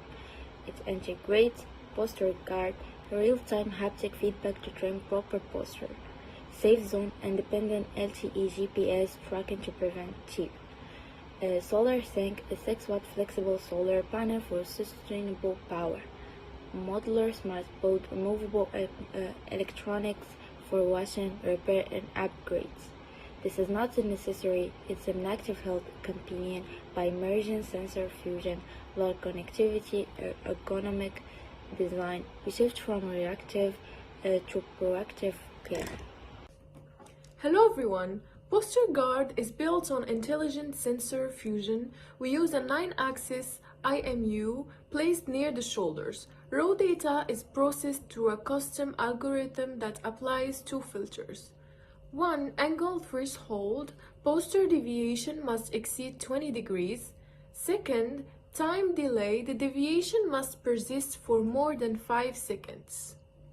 Only when both conditions are met does the system trigger a gentle haptic pulse. This avoids false alarms during normal movement and specifically targets sustained poor posture. Over time, this conditioned muscle memory, a principle known as operant conditioning. We validated this logic through prototype testing with 20 users, reducing false triggers by over 85%. Safe Zone solves the major flaw in Bluetooth trackers. Dependency on a phone, our backpack embeds a specific module, allowing it to communicate directly with the cloud. In the app, you set a geofence. If the backpack moves beyond this zone without your phone, it wakes from deep sleep and sends an immediate alert with live coordinates. Powering this is our Solar Sinks panel, a lightweight, flexible 6-watt CIGS solar array. It provides continuous trickle charging, extending battery life significantly and supporting our sustainability goal. Entire system is housed in the sealed IPX4 rated smart pod, which is removable for charging, upgrades, or when washing the bag. A creative idea must be financially sound. Our detailed bill of materials breaks down as follows. Electronic ACB32 sensors LTE model $28. Solar panel and power bank $18. Textile labor and assembly $26. Smart pod enclosure and packaging $20. Total variable cost per unit is $84 with a $149.99 retail price. Our gross margin is 44%. Fixed costs for year 1, including R&D, totem, marketing, and overhead, are projected at $320,000. This sets clear path to profitability with a scalable unit economics model. Since creativity must be validated, we surveyed over 150 students and young professionals. The results were clear. 78% reported back or shoulder pain from backpack use. 72% expressed high concern about theft of their devices.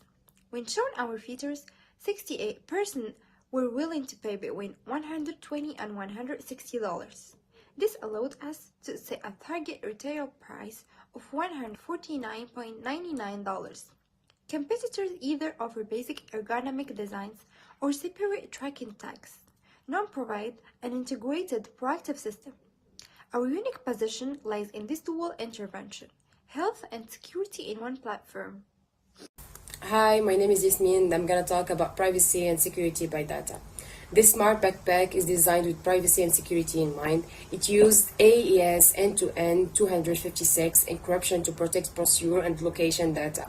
The user stays in control of their data, can view or delete it anytime they want. The system follows privacy laws like GDPR, in Europe and CCPA in the USA, which are designed to protect personal information and give users control of their data. It also does not share or sell data, and each backpack has a unique hardware ID to ensure safe and correct uses. Thank you so much. We use critical thinking to identify and mitigate key risks. Battery life risk mitigate through ultra-low power firmware design and solar charging. False alarm risk mitigate by our dual condition sensor algorithm. Water durability risk mitigate via IPX4 ceiling and removable pod design. Market adoption risk mitigate through pre-launch survey validation and university partnership strategy. Each risk was logged, assessed, and addressed in our design phase, turning potential failures into fortified features. This project was our classroom in action. Each of us gained not only skills, but a new mindset. As a leader, I learned to facilitate critical collaboration, ensuring every idea was questioned, every assumption tested, and the case study on fostering collective creativity taught me that the best ideas emerged from structured debate, not just brainstorming. From this course, I have learned that research is the foundation of innovation. The framework of using weak signals helped me spot overlooked needs like the emotional anxiety behind data statics. Data isn't just numbers. It tells us a human story that gets designed.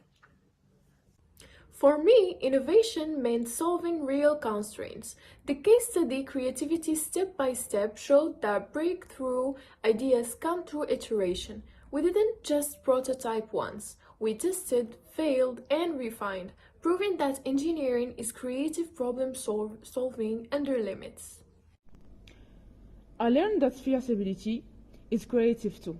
Financial and risk models aren't just spreadsheets, they are narratives of viability. The course taught me to balance optimism with evidence, ensuring our creativity could survive in the real world. After critical thinking classes, I'm now able to construct a well-reasoned argument on complex issues, with fairly addressing strong counter-arguments and explaining how it attempted to mitigate my own basis on the process. In closing, the ErgoTech Smart Backpack represents more than a product. It represents a new way of thinking. We have shown that through critical analysis, collaborative creativity, and evidence-based design, everyday objects can be re-engineered to care for their users. In an era defined by mobility and digital integration, the everyday backpack remains an essential yet fundamentally static companion for students and professionals worldwide. This report details the development of ErgoTech Smart Backpack, a transformative project undertaken in the Critical Thinking course. The project was born from a simple evidence-based observation.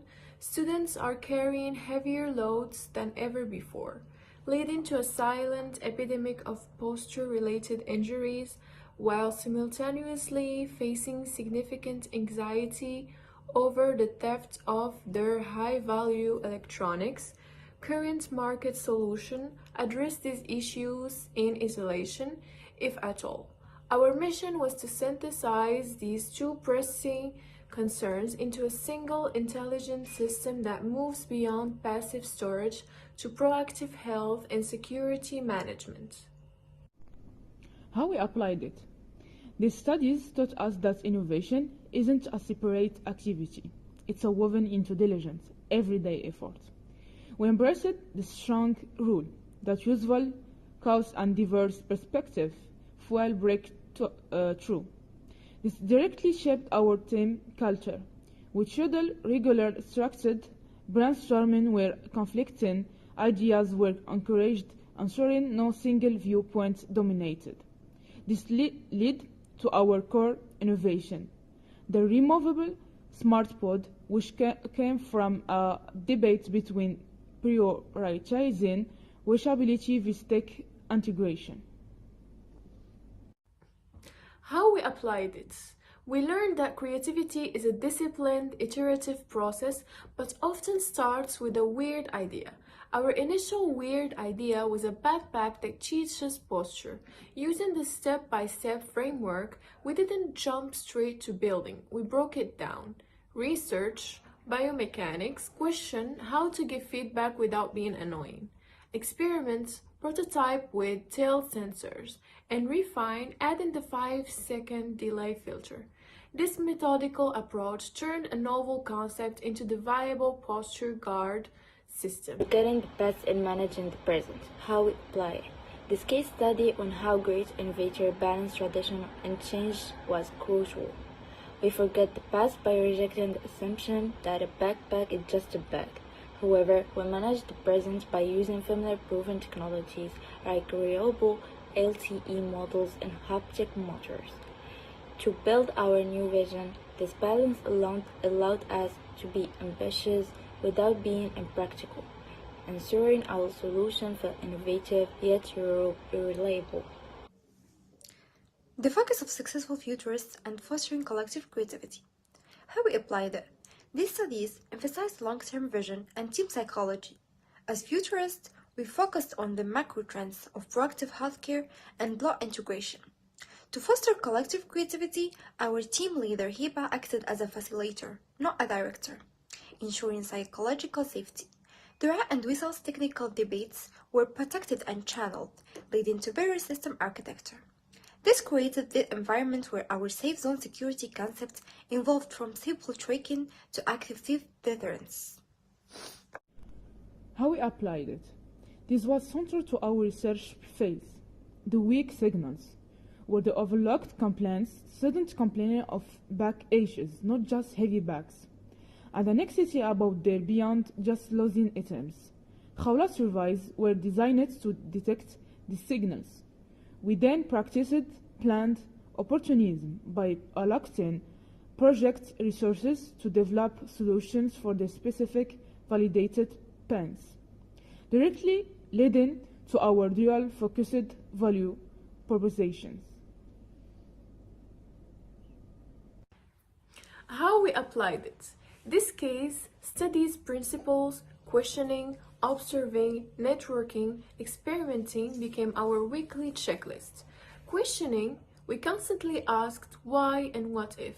Observing, we watched how students carried and secured their bags. Networking, we sought feedback from peers outside our team. Experimenting, we built multiple low fidelity prototypes. This DNA aimed in our process ensured continuous learning and adaptation throughout the project lifecycle. These case studies were not just theory, they were our project toolkits. Each one provided a specific lens or method that directly informed a decision, solved a problem, or improved our collaboration. They taught us that critical and creative thinking are not innate talents, but learnable, applicable disciplines. The Ergotech Smart Backpack is the physical outcome of applying these academic frameworks to a concrete human needs. We thank our professors, mentors, and peers for this opportunity. We will leave this course not just with a project, but with a framework for responsible innovation, one we will carry forward in all our future endeavors.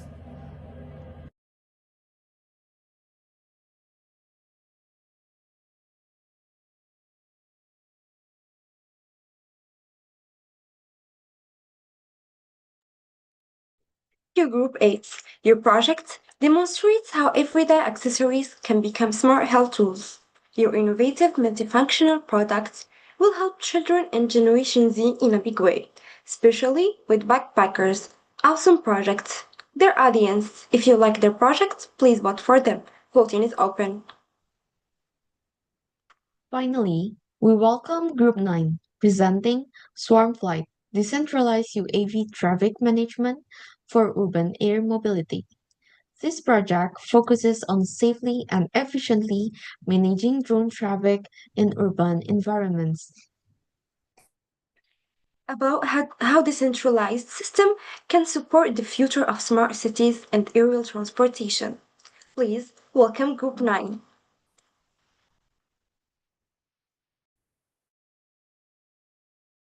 Hello everyone, we are Group 9 and tonight we are bringing together everything we have learned this semester about critical thinking, creativity and innovation and showing you how it's all come to life in our project, Swarm Flight. Over the past month, we studied some of the world's most creative minds and forward-thinking organizations. We learned from Salman Khan that purpose-driven leadership can change education globally. From Silas Webb, that creativity is a habit, not a gift built through routine and discipline. From Robert Thornton, that where idea and discomfort often spark the biggest innovation. From Pixar, that psychological safety and collaborative culture turn individual idea into collective brilliance. From Omi Webb, the flexible futurist balance flair, imaginative exploration with focus, careful analysis. From Vijay Govindarajan, that great innovators manage the present, create the future, and selectively forget the past. These weren't just listen to memorize, they become our thinking toolkit. And we put that toolkit to the test in a real-world challenge, reimagining urban air traffic management. That's where Swarmflash was born, a decentralized swarm-based system from drones and air taxis, inspired by bird flocking, designed with logic, and validated through critical inquiry. Tonight we will walk you through how we applied each of these principles, from transmission to tram discipline, from Pixar Corporation to Web Force Test, to turn an in-between idea into feasible future-ready innovation. It all starts with a single shift in thinking, from accepting how things are to imagining how they could be. We will now begin with our swarm flight story. Hello everyone, my name is Yasin, and on behalf of Group 9, it is my honor to introduce our final project, Swarm Flight, a decentralized swarm-based air traffic management system for the future of urban mobility. We are living at the dawn of an aerial revolution. Drones are delivering packages, e-vehicles are preparing to transport passengers, and our cities are on the verge of a new layer of transportation, the urban sky. But with this opportunity comes a critical challenge. How do we safely and efficiently manage hundreds, even thousands of autonomous aircraft in the same crowded airspace? Current systems rely on centralized control tower, ground radar, and human operators, approaches that are too slow, too expensive, and too fragile to scale. This is the problem we set out to solve, not by improving the old system, but by reimagining it from the ground up. Inspired by the elegant coordination of bird flocks, Swarm Flight replaces central control with swarm intelligence.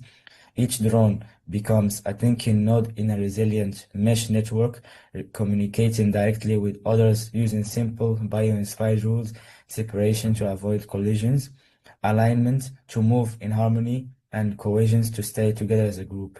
This isn't just a theory. We validated through simulations handling over 1,000 drones in dynamic urban environments with real-world obstacles and weather disruptions. And beyond the algorithm,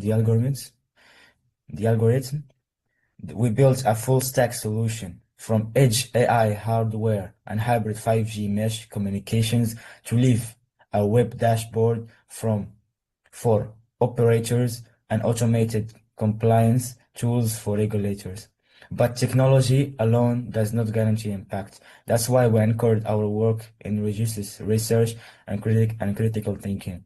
We analyzed market trends. The UAM sector is projected to reach $30 billion by 2030, surveyed industry stakeholders, studied FAA and EASA regulations, and conducted a full feasibility study covering technical, financial, and social dimensions. We didn't just ask, can we build it? We asked, should we, and for whom? This led us to design with scalability, safety, and sustainability at the core, ensuring Swarm Flight reduces infrastructure costs by up to 90%, enables near zero collisions operations, and supports greener cities by shifting deliveries from truck to the sky. Today, You'll hear from our team not only about what swarm flight is, but how we created the collaborations, the critical analysis, the iterative design, and the lessons we learned along the way.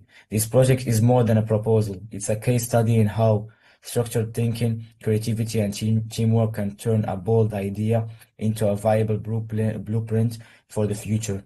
Thank you. And now I'll hand over to Riham, who will talk you through our detailed written report. Thank you, Yassine. Well, our presentation highlights the vision and innovation behind Swan Flight. Our comprehensive writing report provides the depth, evidence, and critical analysis that ground that vision in reality. I would like to walk you through its structure and key insights. Our report is divided into 5 core sections, beginning with additional problem statements. Here, we didn't just describe the limitation of current UTM systems, we analyzed their failure points, latency in high-density traffic, vulnerability to single-point outages, and exorbitant infrastructure costs. We support this with data from real-world trials in cities like Singapore and Dubai, where near misses have already signaled the urgency for a new approach. From there, into our methodology and solution design. This section outlines how we applied bio-inspired swarm algorithms, specifically Reynolds-Boyd model, but extended with the urban-specific rules from geofencing, priority routing from emergency drones, and real-time weather adaptation. We also detailed our technical architecture, a 4-layer model integrating physical hardware like NVA, DAA, Jetson, mesh communication layers, swarm intelligence models, and cloud-based oversight. Each layer was validated through simulation tools like RSIM and Gazebo before progressing to lab and field tests. Perhaps the most rigorous part of the report is our feasibility and impact analysis. We conducted a puzzle evaluation to understand political, economic, and regulatory factors, as well as SWOT analysis to weigh our strengths against real-world risks, and a financial model showing a clear path to profitability, with break-even projects within 18 months post-launch. We also include findings from our pre-launch survey of 80 industry stakeholders, which revealed a 72% response rate and a strong demand for decentralized results UGM solutions, especially in logistics and healthcare. The report closed with the deployment roadmaps and ethical consideration, including our fast certification plan with VAA and EACA, risk mitigation strategies from cybersecurity and final integrity, and a discussion on public acceptance and privacy. This isn't just a technical document, it's a blueprint from responsible innovation. In essence, our report demonstrates that Swarmflies is not only a technology feasible but also market-ready, regulator-aligned, and scalable. It's the foundation upon which our presentation stands. Thank you. Thank you, Riham. Building on what Riham shared, I'd like to walk you through the core framework of critical thinking that structured our work on Swan Flight and every case we explored. Critical thinking isn't random questioning, it's a deliberate cycle of mental actions. First, come observation, not just seeing, but really noticing. In Swan Flight, we didn't just read reports about drone congestion.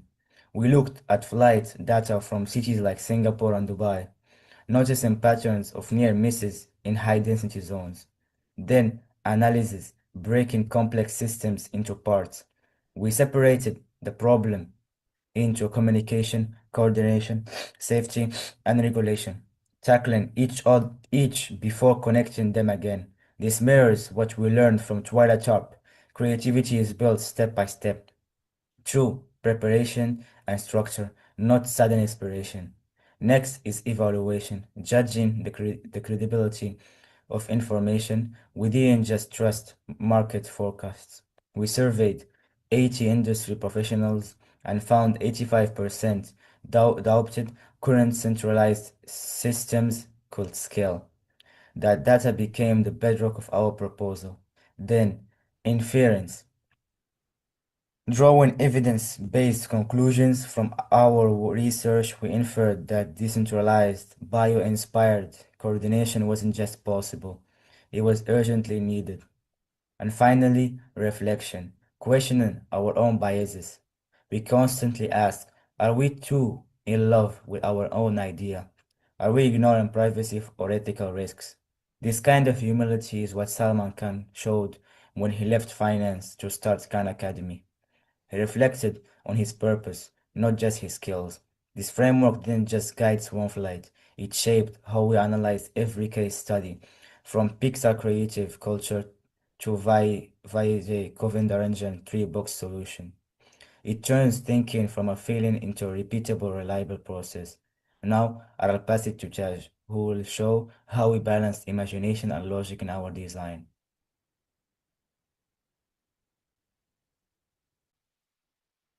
Yasin just outlined the structure of critical thinking. Now I will show how we applied it to balance creativity and logic in swarm flight. In our team, we often refer to Amy Webb's concept of flare and focus. Flare is the imaginative divergent thinking. The what if for us, that was what if drones could fly in perfect harmony like a flock of birds. Focus is the analytical convergent thinking. The how, that means how do we simulate, test, and validate this without real world risk. We use tools like AirSim and Gazebo to create digital twins of cities and simulate over 1,000 drones at once. The data didn't lie.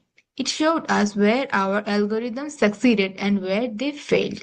This is where critical thinking acted as a bridge. It allowed us to dream boldly but verify rigorously. We also took inspiration from Pixar's culture of collective creativity.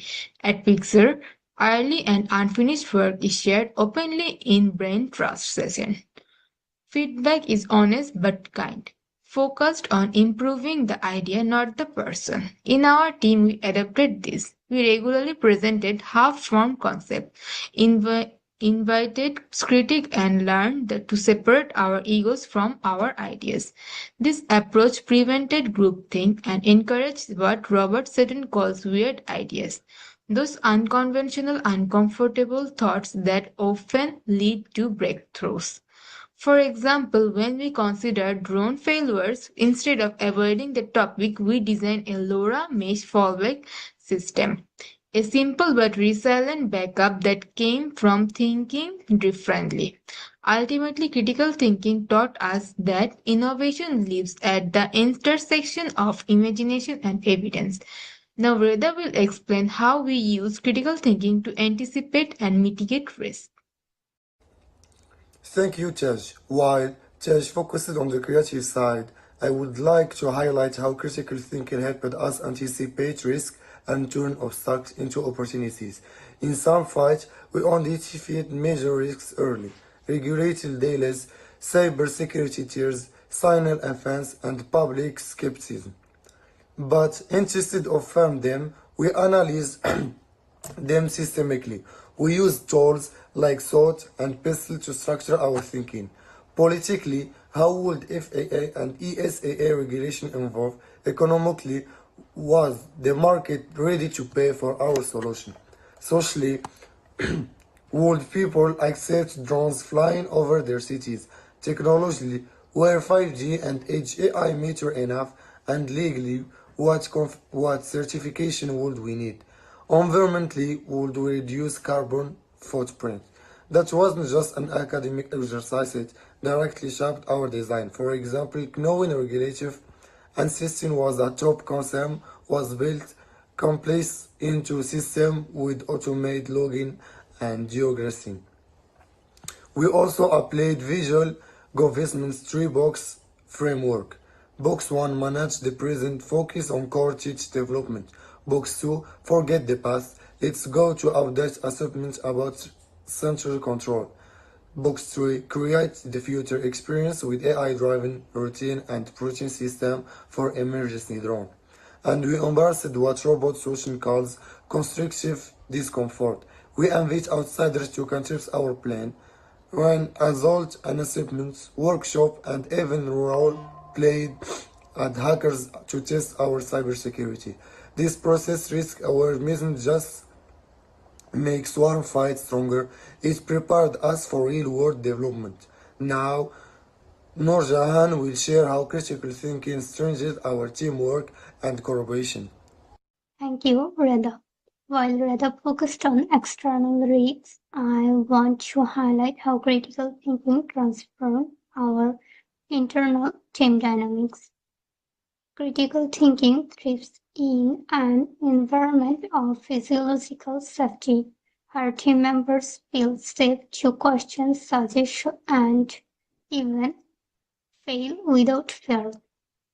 We built that intentionally. From Pixar, we learned the value of felt feedback. Our ideas are critical, not people.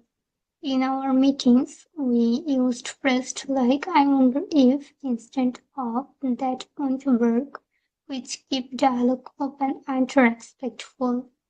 From Salman Khan, we learned the importance of ownership and self-paced learning. Each team member took responsibility for their domain, whether it was market research, algorithm design, and stockholder survey. But we also supported each other across boundaries. This was especially important when deadlines loomed. Instead of rushing to finish, we pause to reflect. Are we making decisions based on evidence or pressure? The reflection often saved us from costly mistakes. We also practiced perspective thinking before dismissing an idea. We do ask, what if we are wrong? What evidence would change our minds? This reduced confirmation bias and encouraged intellectual humility. Our pre-launch survey was a perfect example of collaborative critical thinking. We didn't just collect responses, we interpreted them together, divided meanings, and let the insights guide our business model and pricing strategy. In the end, critical thinking wasn't just a tool for the project, it was the glue of our teamwork. Now Irfan will discuss the barriers we faced and how we overcome them. Thank you, Nurjahan. Even with the best intentions, critical thinking faces barriers throughout the project. We encountered three major ones: bias, time pressure, and group thinking. Early on, we experienced enthusiasm bias. We are so excited about swarm technology that we almost overlooked privacy and noise concerns. We countered this by assigning a devil's advocate in each meeting whose job was to poke holes in our logic. Time pressure was constant. It's tempting under deadlines to choose speed over depth, recited by scheduling reflection sessions, short focused meeting where we asked, are we thinking clearly or just thinking fast? And group thinking, we desire harmony over the truth was a silent risk. We fought it by inviting external perspectives, whether from industry surveys, academic papers, or guest feedback from the other groups. We also embraced diversity on thought with backgrounds in engineering, business, design, and ethics. We challenge each other's assumptions constantly. This aligns with that Taiwan teaches creativity grows when we learn from others' challenges, not just their success. And from Amy Webb, we learn that importance of alternating between flair, focus, making space for big ideas, but grounding them in data. Overcoming These barriers did not just improve swarm flights, it made us better thinkers, collaborate, and innovators. Thank you. These courses helped me understand that creativity and critical thinking can be learned and improved over time. I realized that creativity isn't just a natural talent, it's a habit that grows through practical and discipline. The presentations taught me to challenge assumptions, think boldly, and still stay focused. I also learned that unconventional approaches can lead to innovative solutions. At the same time, the technical topics, especially electrical engineering bases, showed me how creative ideas connected to real-world applications like circuits used in drone and urban air mobility. This course made me more curious, analytical, and confident working in team. Most importantly, it's reminded me that learning is lifelong and empowered me to solve problems both critically and logically. Thank you. There is one key lesson that ties together futurism balance of broad vision and sharp focus. Swarm flights, group intelligence, picture safe creative culture, propose driven life's work presentation step by step, creative process, and the weird idea that spark innovation. Real progress doesn't come from long dinners or enable fantasy. Instead, its fruition when blood in conversion 12 are grounded in careful analysis. When team follows simple shared rules instead of strict top-down control, when creativity is noted as collaborative, trial and error practice, and when even the greatest idea gets space to grow, turning abstract possibilities into real, tangible results. Thanks for to giving me the chance for again. Over the past few months, I have studied 6 Harvard Business Reviews and MIT slogans, management reviews, articles on creativity, innovations, and foresight below. I reflect on the key lessons I personally took away from each one. Written in my own voice as individual learning outcomes, I explained what stood out to me, why it resonated, and how I applied how I actually plan to apply it. The first one was planned opportunism using weak signals to spur the innovations, which is written by Vijay Govindarajan. From this article, I learned that true strategic innovation often comes from deliberately scanning for weak signals, find early indicators, measure future shifts, and then acting on them in a disciplined way, even when they seem counterintuitive. The opening example, Tata Consultancy Service, is devastating. Its booming call center business in the early 2000s hit me hard. At the time, offshore call centers were hugely profitable, yet TCS saw weak signals and customer demands for higher value services and choose to exit that businesses to focus on more sophisticated and IT services. This taught me that planned opportunism is not about waiting to opportunities to appear, but about you systematically monitoring the environment for emerging patterns and being ready to pivot. I now understand innovation as a balance between managing the present core business, actively creating the future. Govindarajan's framework and often fall at innovation because they are trapped in box 1 and neglect box 3. Going forward, I want to cultivate the habit of regularly asking, what weak signals am I ignoring because they threaten my current success? This mind will help me to make bolder strategic choices in my own work. In step 2, we talk about creativity by step, a conversation with a choreographer Tiwala third. Through completely changed my view of creativity. I used to think creative genius was something you were born with, a mysterious spark. Third demonized that myth and convinced me that creativity is a habit built for the rigorous discipline and daily practice. She describes a process, ritual, preparation, building momentum, and the ruthless editing. What resonated most was her insistence that great work comes from preparation and persistence, not waiting for inspirations. She says it is a monomaniacal absorptions in the work. You have to be tough, even ruthless to protect your creative process. I learned that creativity is a pragmatic business like thought treats choreography like a craft, show up, do the work, literate, and cut what doesn't serve the visions.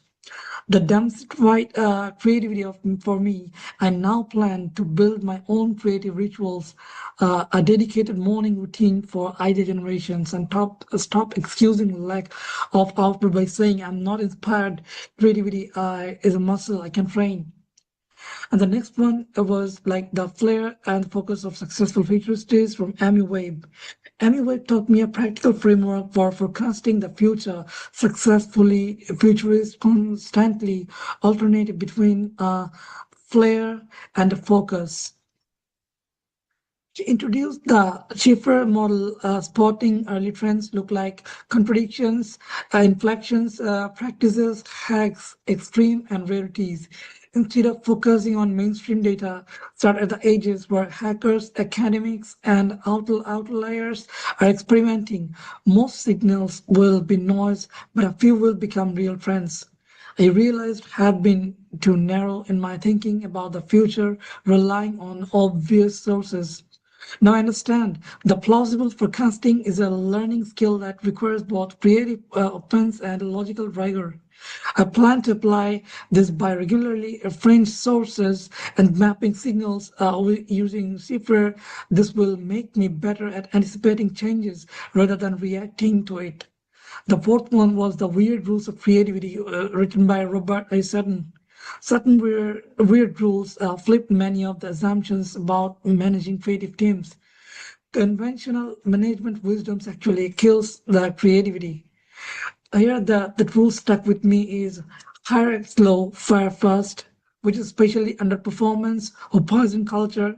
Find happy, enthusiastic people and let them do what they love. Reward success and failure, but punish inaction.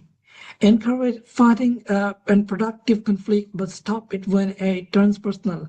Ignore what worked yesterday. Deliberately do things that feel wrong. I learned that creativity thrives in environments that feel physiologically safe yet intellectually challenging. Managers must protect the creative process by removing obstacles quickly. I now see why some teams have been on failed stagnant. We avoided conflict and punished failed experiments. I want to create or join teams that embrace these counterintuitive rules. And number five, we actually talk about weird ideas that spark innovations, which is also written by the Robert I. Sutton. This early Sutton pieces complements a weird rules article and introduced me to James Marsh's distinctions between exploitations and explorations. Companies must do both the survive to long term, but exploration requires accepting short term losses and uncertainty. Sutton argues that innovation demands weird practices like deliberately hiring people who make you uncomfortable, ignoring past success, and treating failure as a learning investment. The McDonald's examples using profits from reliable Big Macs to experiment with a faster cooking technology showed me that even high-efficient organizations must fence resources for explorations. I learned that real innovation often feels wasteful or risky in the moment. This reinforced my resolve to allocate time and budget experimental projects even when the current work is going well. And point number six, we actually talked about how Pixar fosters collective creativity written by Ed Catmull. Catmull descriptions of Pixar's culture was the most inspiring for all. Pixar sustains extraordinary creative output by building a system where collectively creativity trumps individual geniuses. The key practices that actually I took away. The first one is the brain trust. A group of trusted people, peers give candid, constructive feedback with no authority to force changes. The director retains final say. With the physiological safety, leaders openly admit mistakes and protect some new ideas from premature judgments. Postmortems after every film to learn without blame. Removing barriers so creative can focus on the work. I learned that the creative organizations treat mediocrity as the real enemy, not failure. Catmull's emphasis on candor without hierarchy showed me how to give and receive tough feedback constructively, and I now aspire to build to or contribute to teams that operate with this level of trust and rigor, where everyone feels responsible for making the work as good as it can possibly be. Let's all of the things taken together. This reading shifted my entire mindset about creativity and innovation.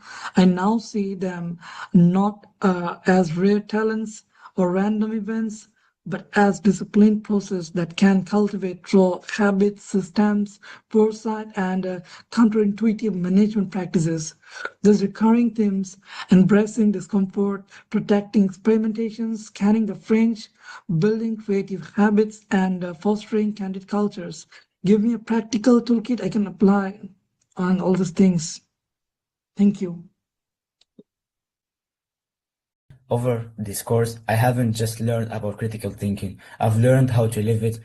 It becomes a lens through which I see problems, ideas, and even myself. Initially, I defined critical thinking as the skill to pause, reflect, and look beyond the surface. It's a personal mindset built on curiosity, honesty, and self-awareness. It means recognizing my own biases and emotions to stay objective. For me, it's about striking a balance between reason and openness, between careful analysis and the humility to admit mistakes. This mindset transformed how I approach every case study. When we studied the three-box solution, I saw that real innovation isn't just about wild new ideas. Box 3, it requires the often painful work of box 2, intentionally letting go of old habits and culture. As I noted, without these difficult farewells to the past, true innovation cannot succeed. It taught me that critical thinking sometimes means making tough, deliberate choices to unlearn. Then came Norbert Saturn's weird rules, while intriguing, I critically evaluated them. In structured fields like healthcare or aviation, excessive chaos could be dangerous. This highlighted for me that creativity must find balance with order.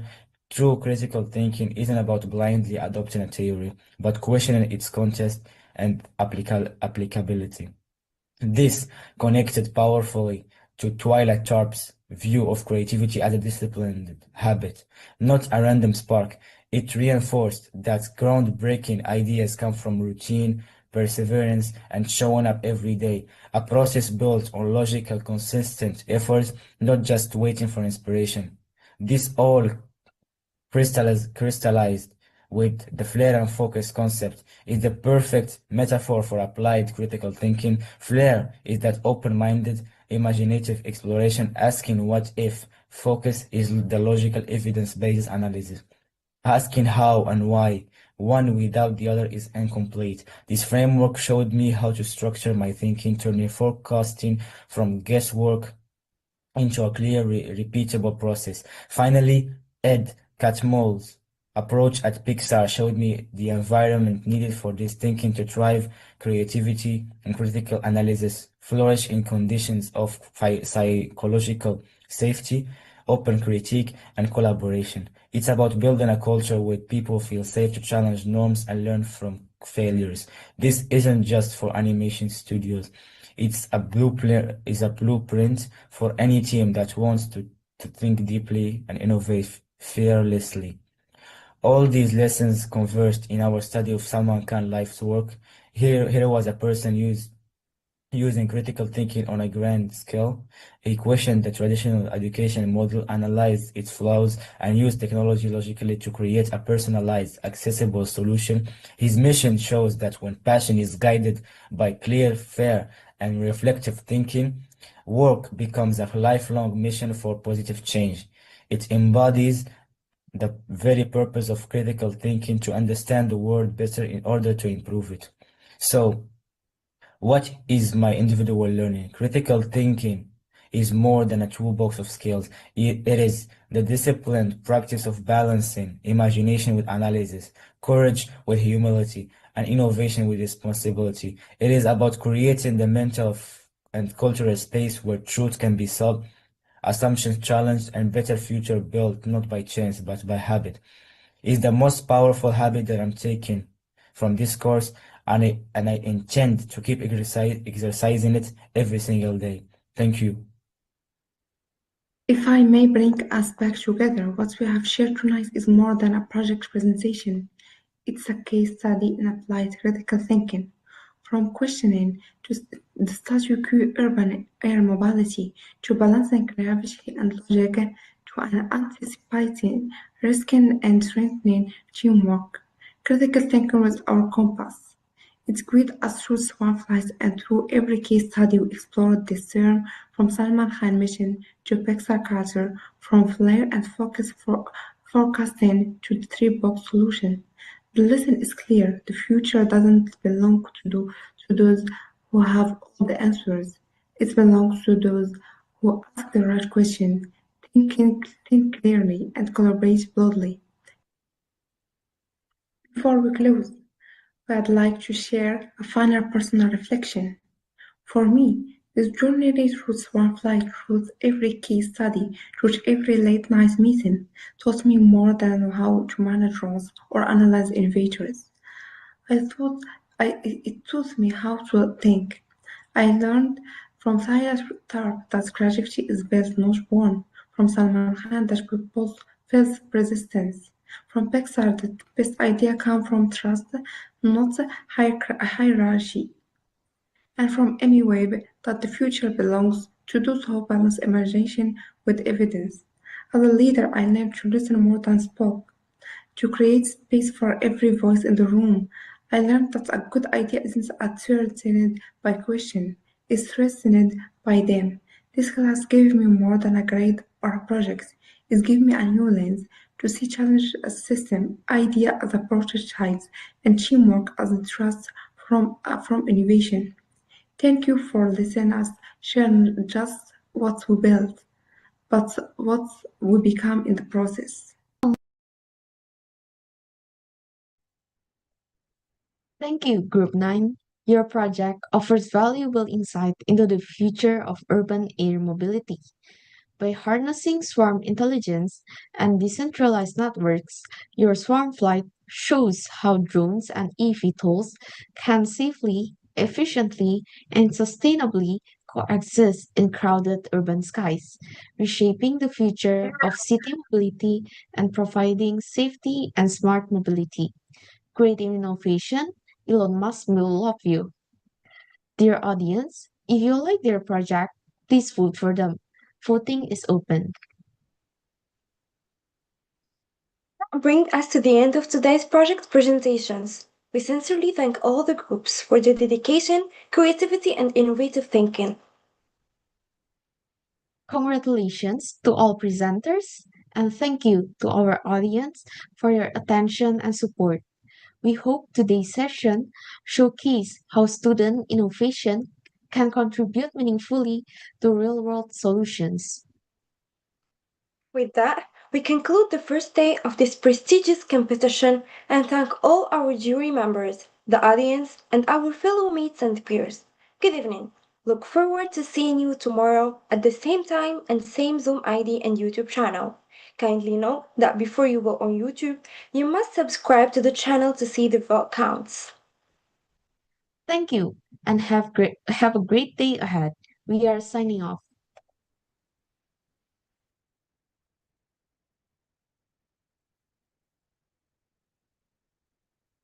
Professor, continue.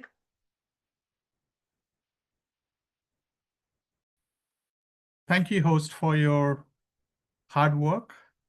And thank you so much for staying with us for a long time. It was a long day, but it was very meaningful. And we have seen many interesting, innovative products.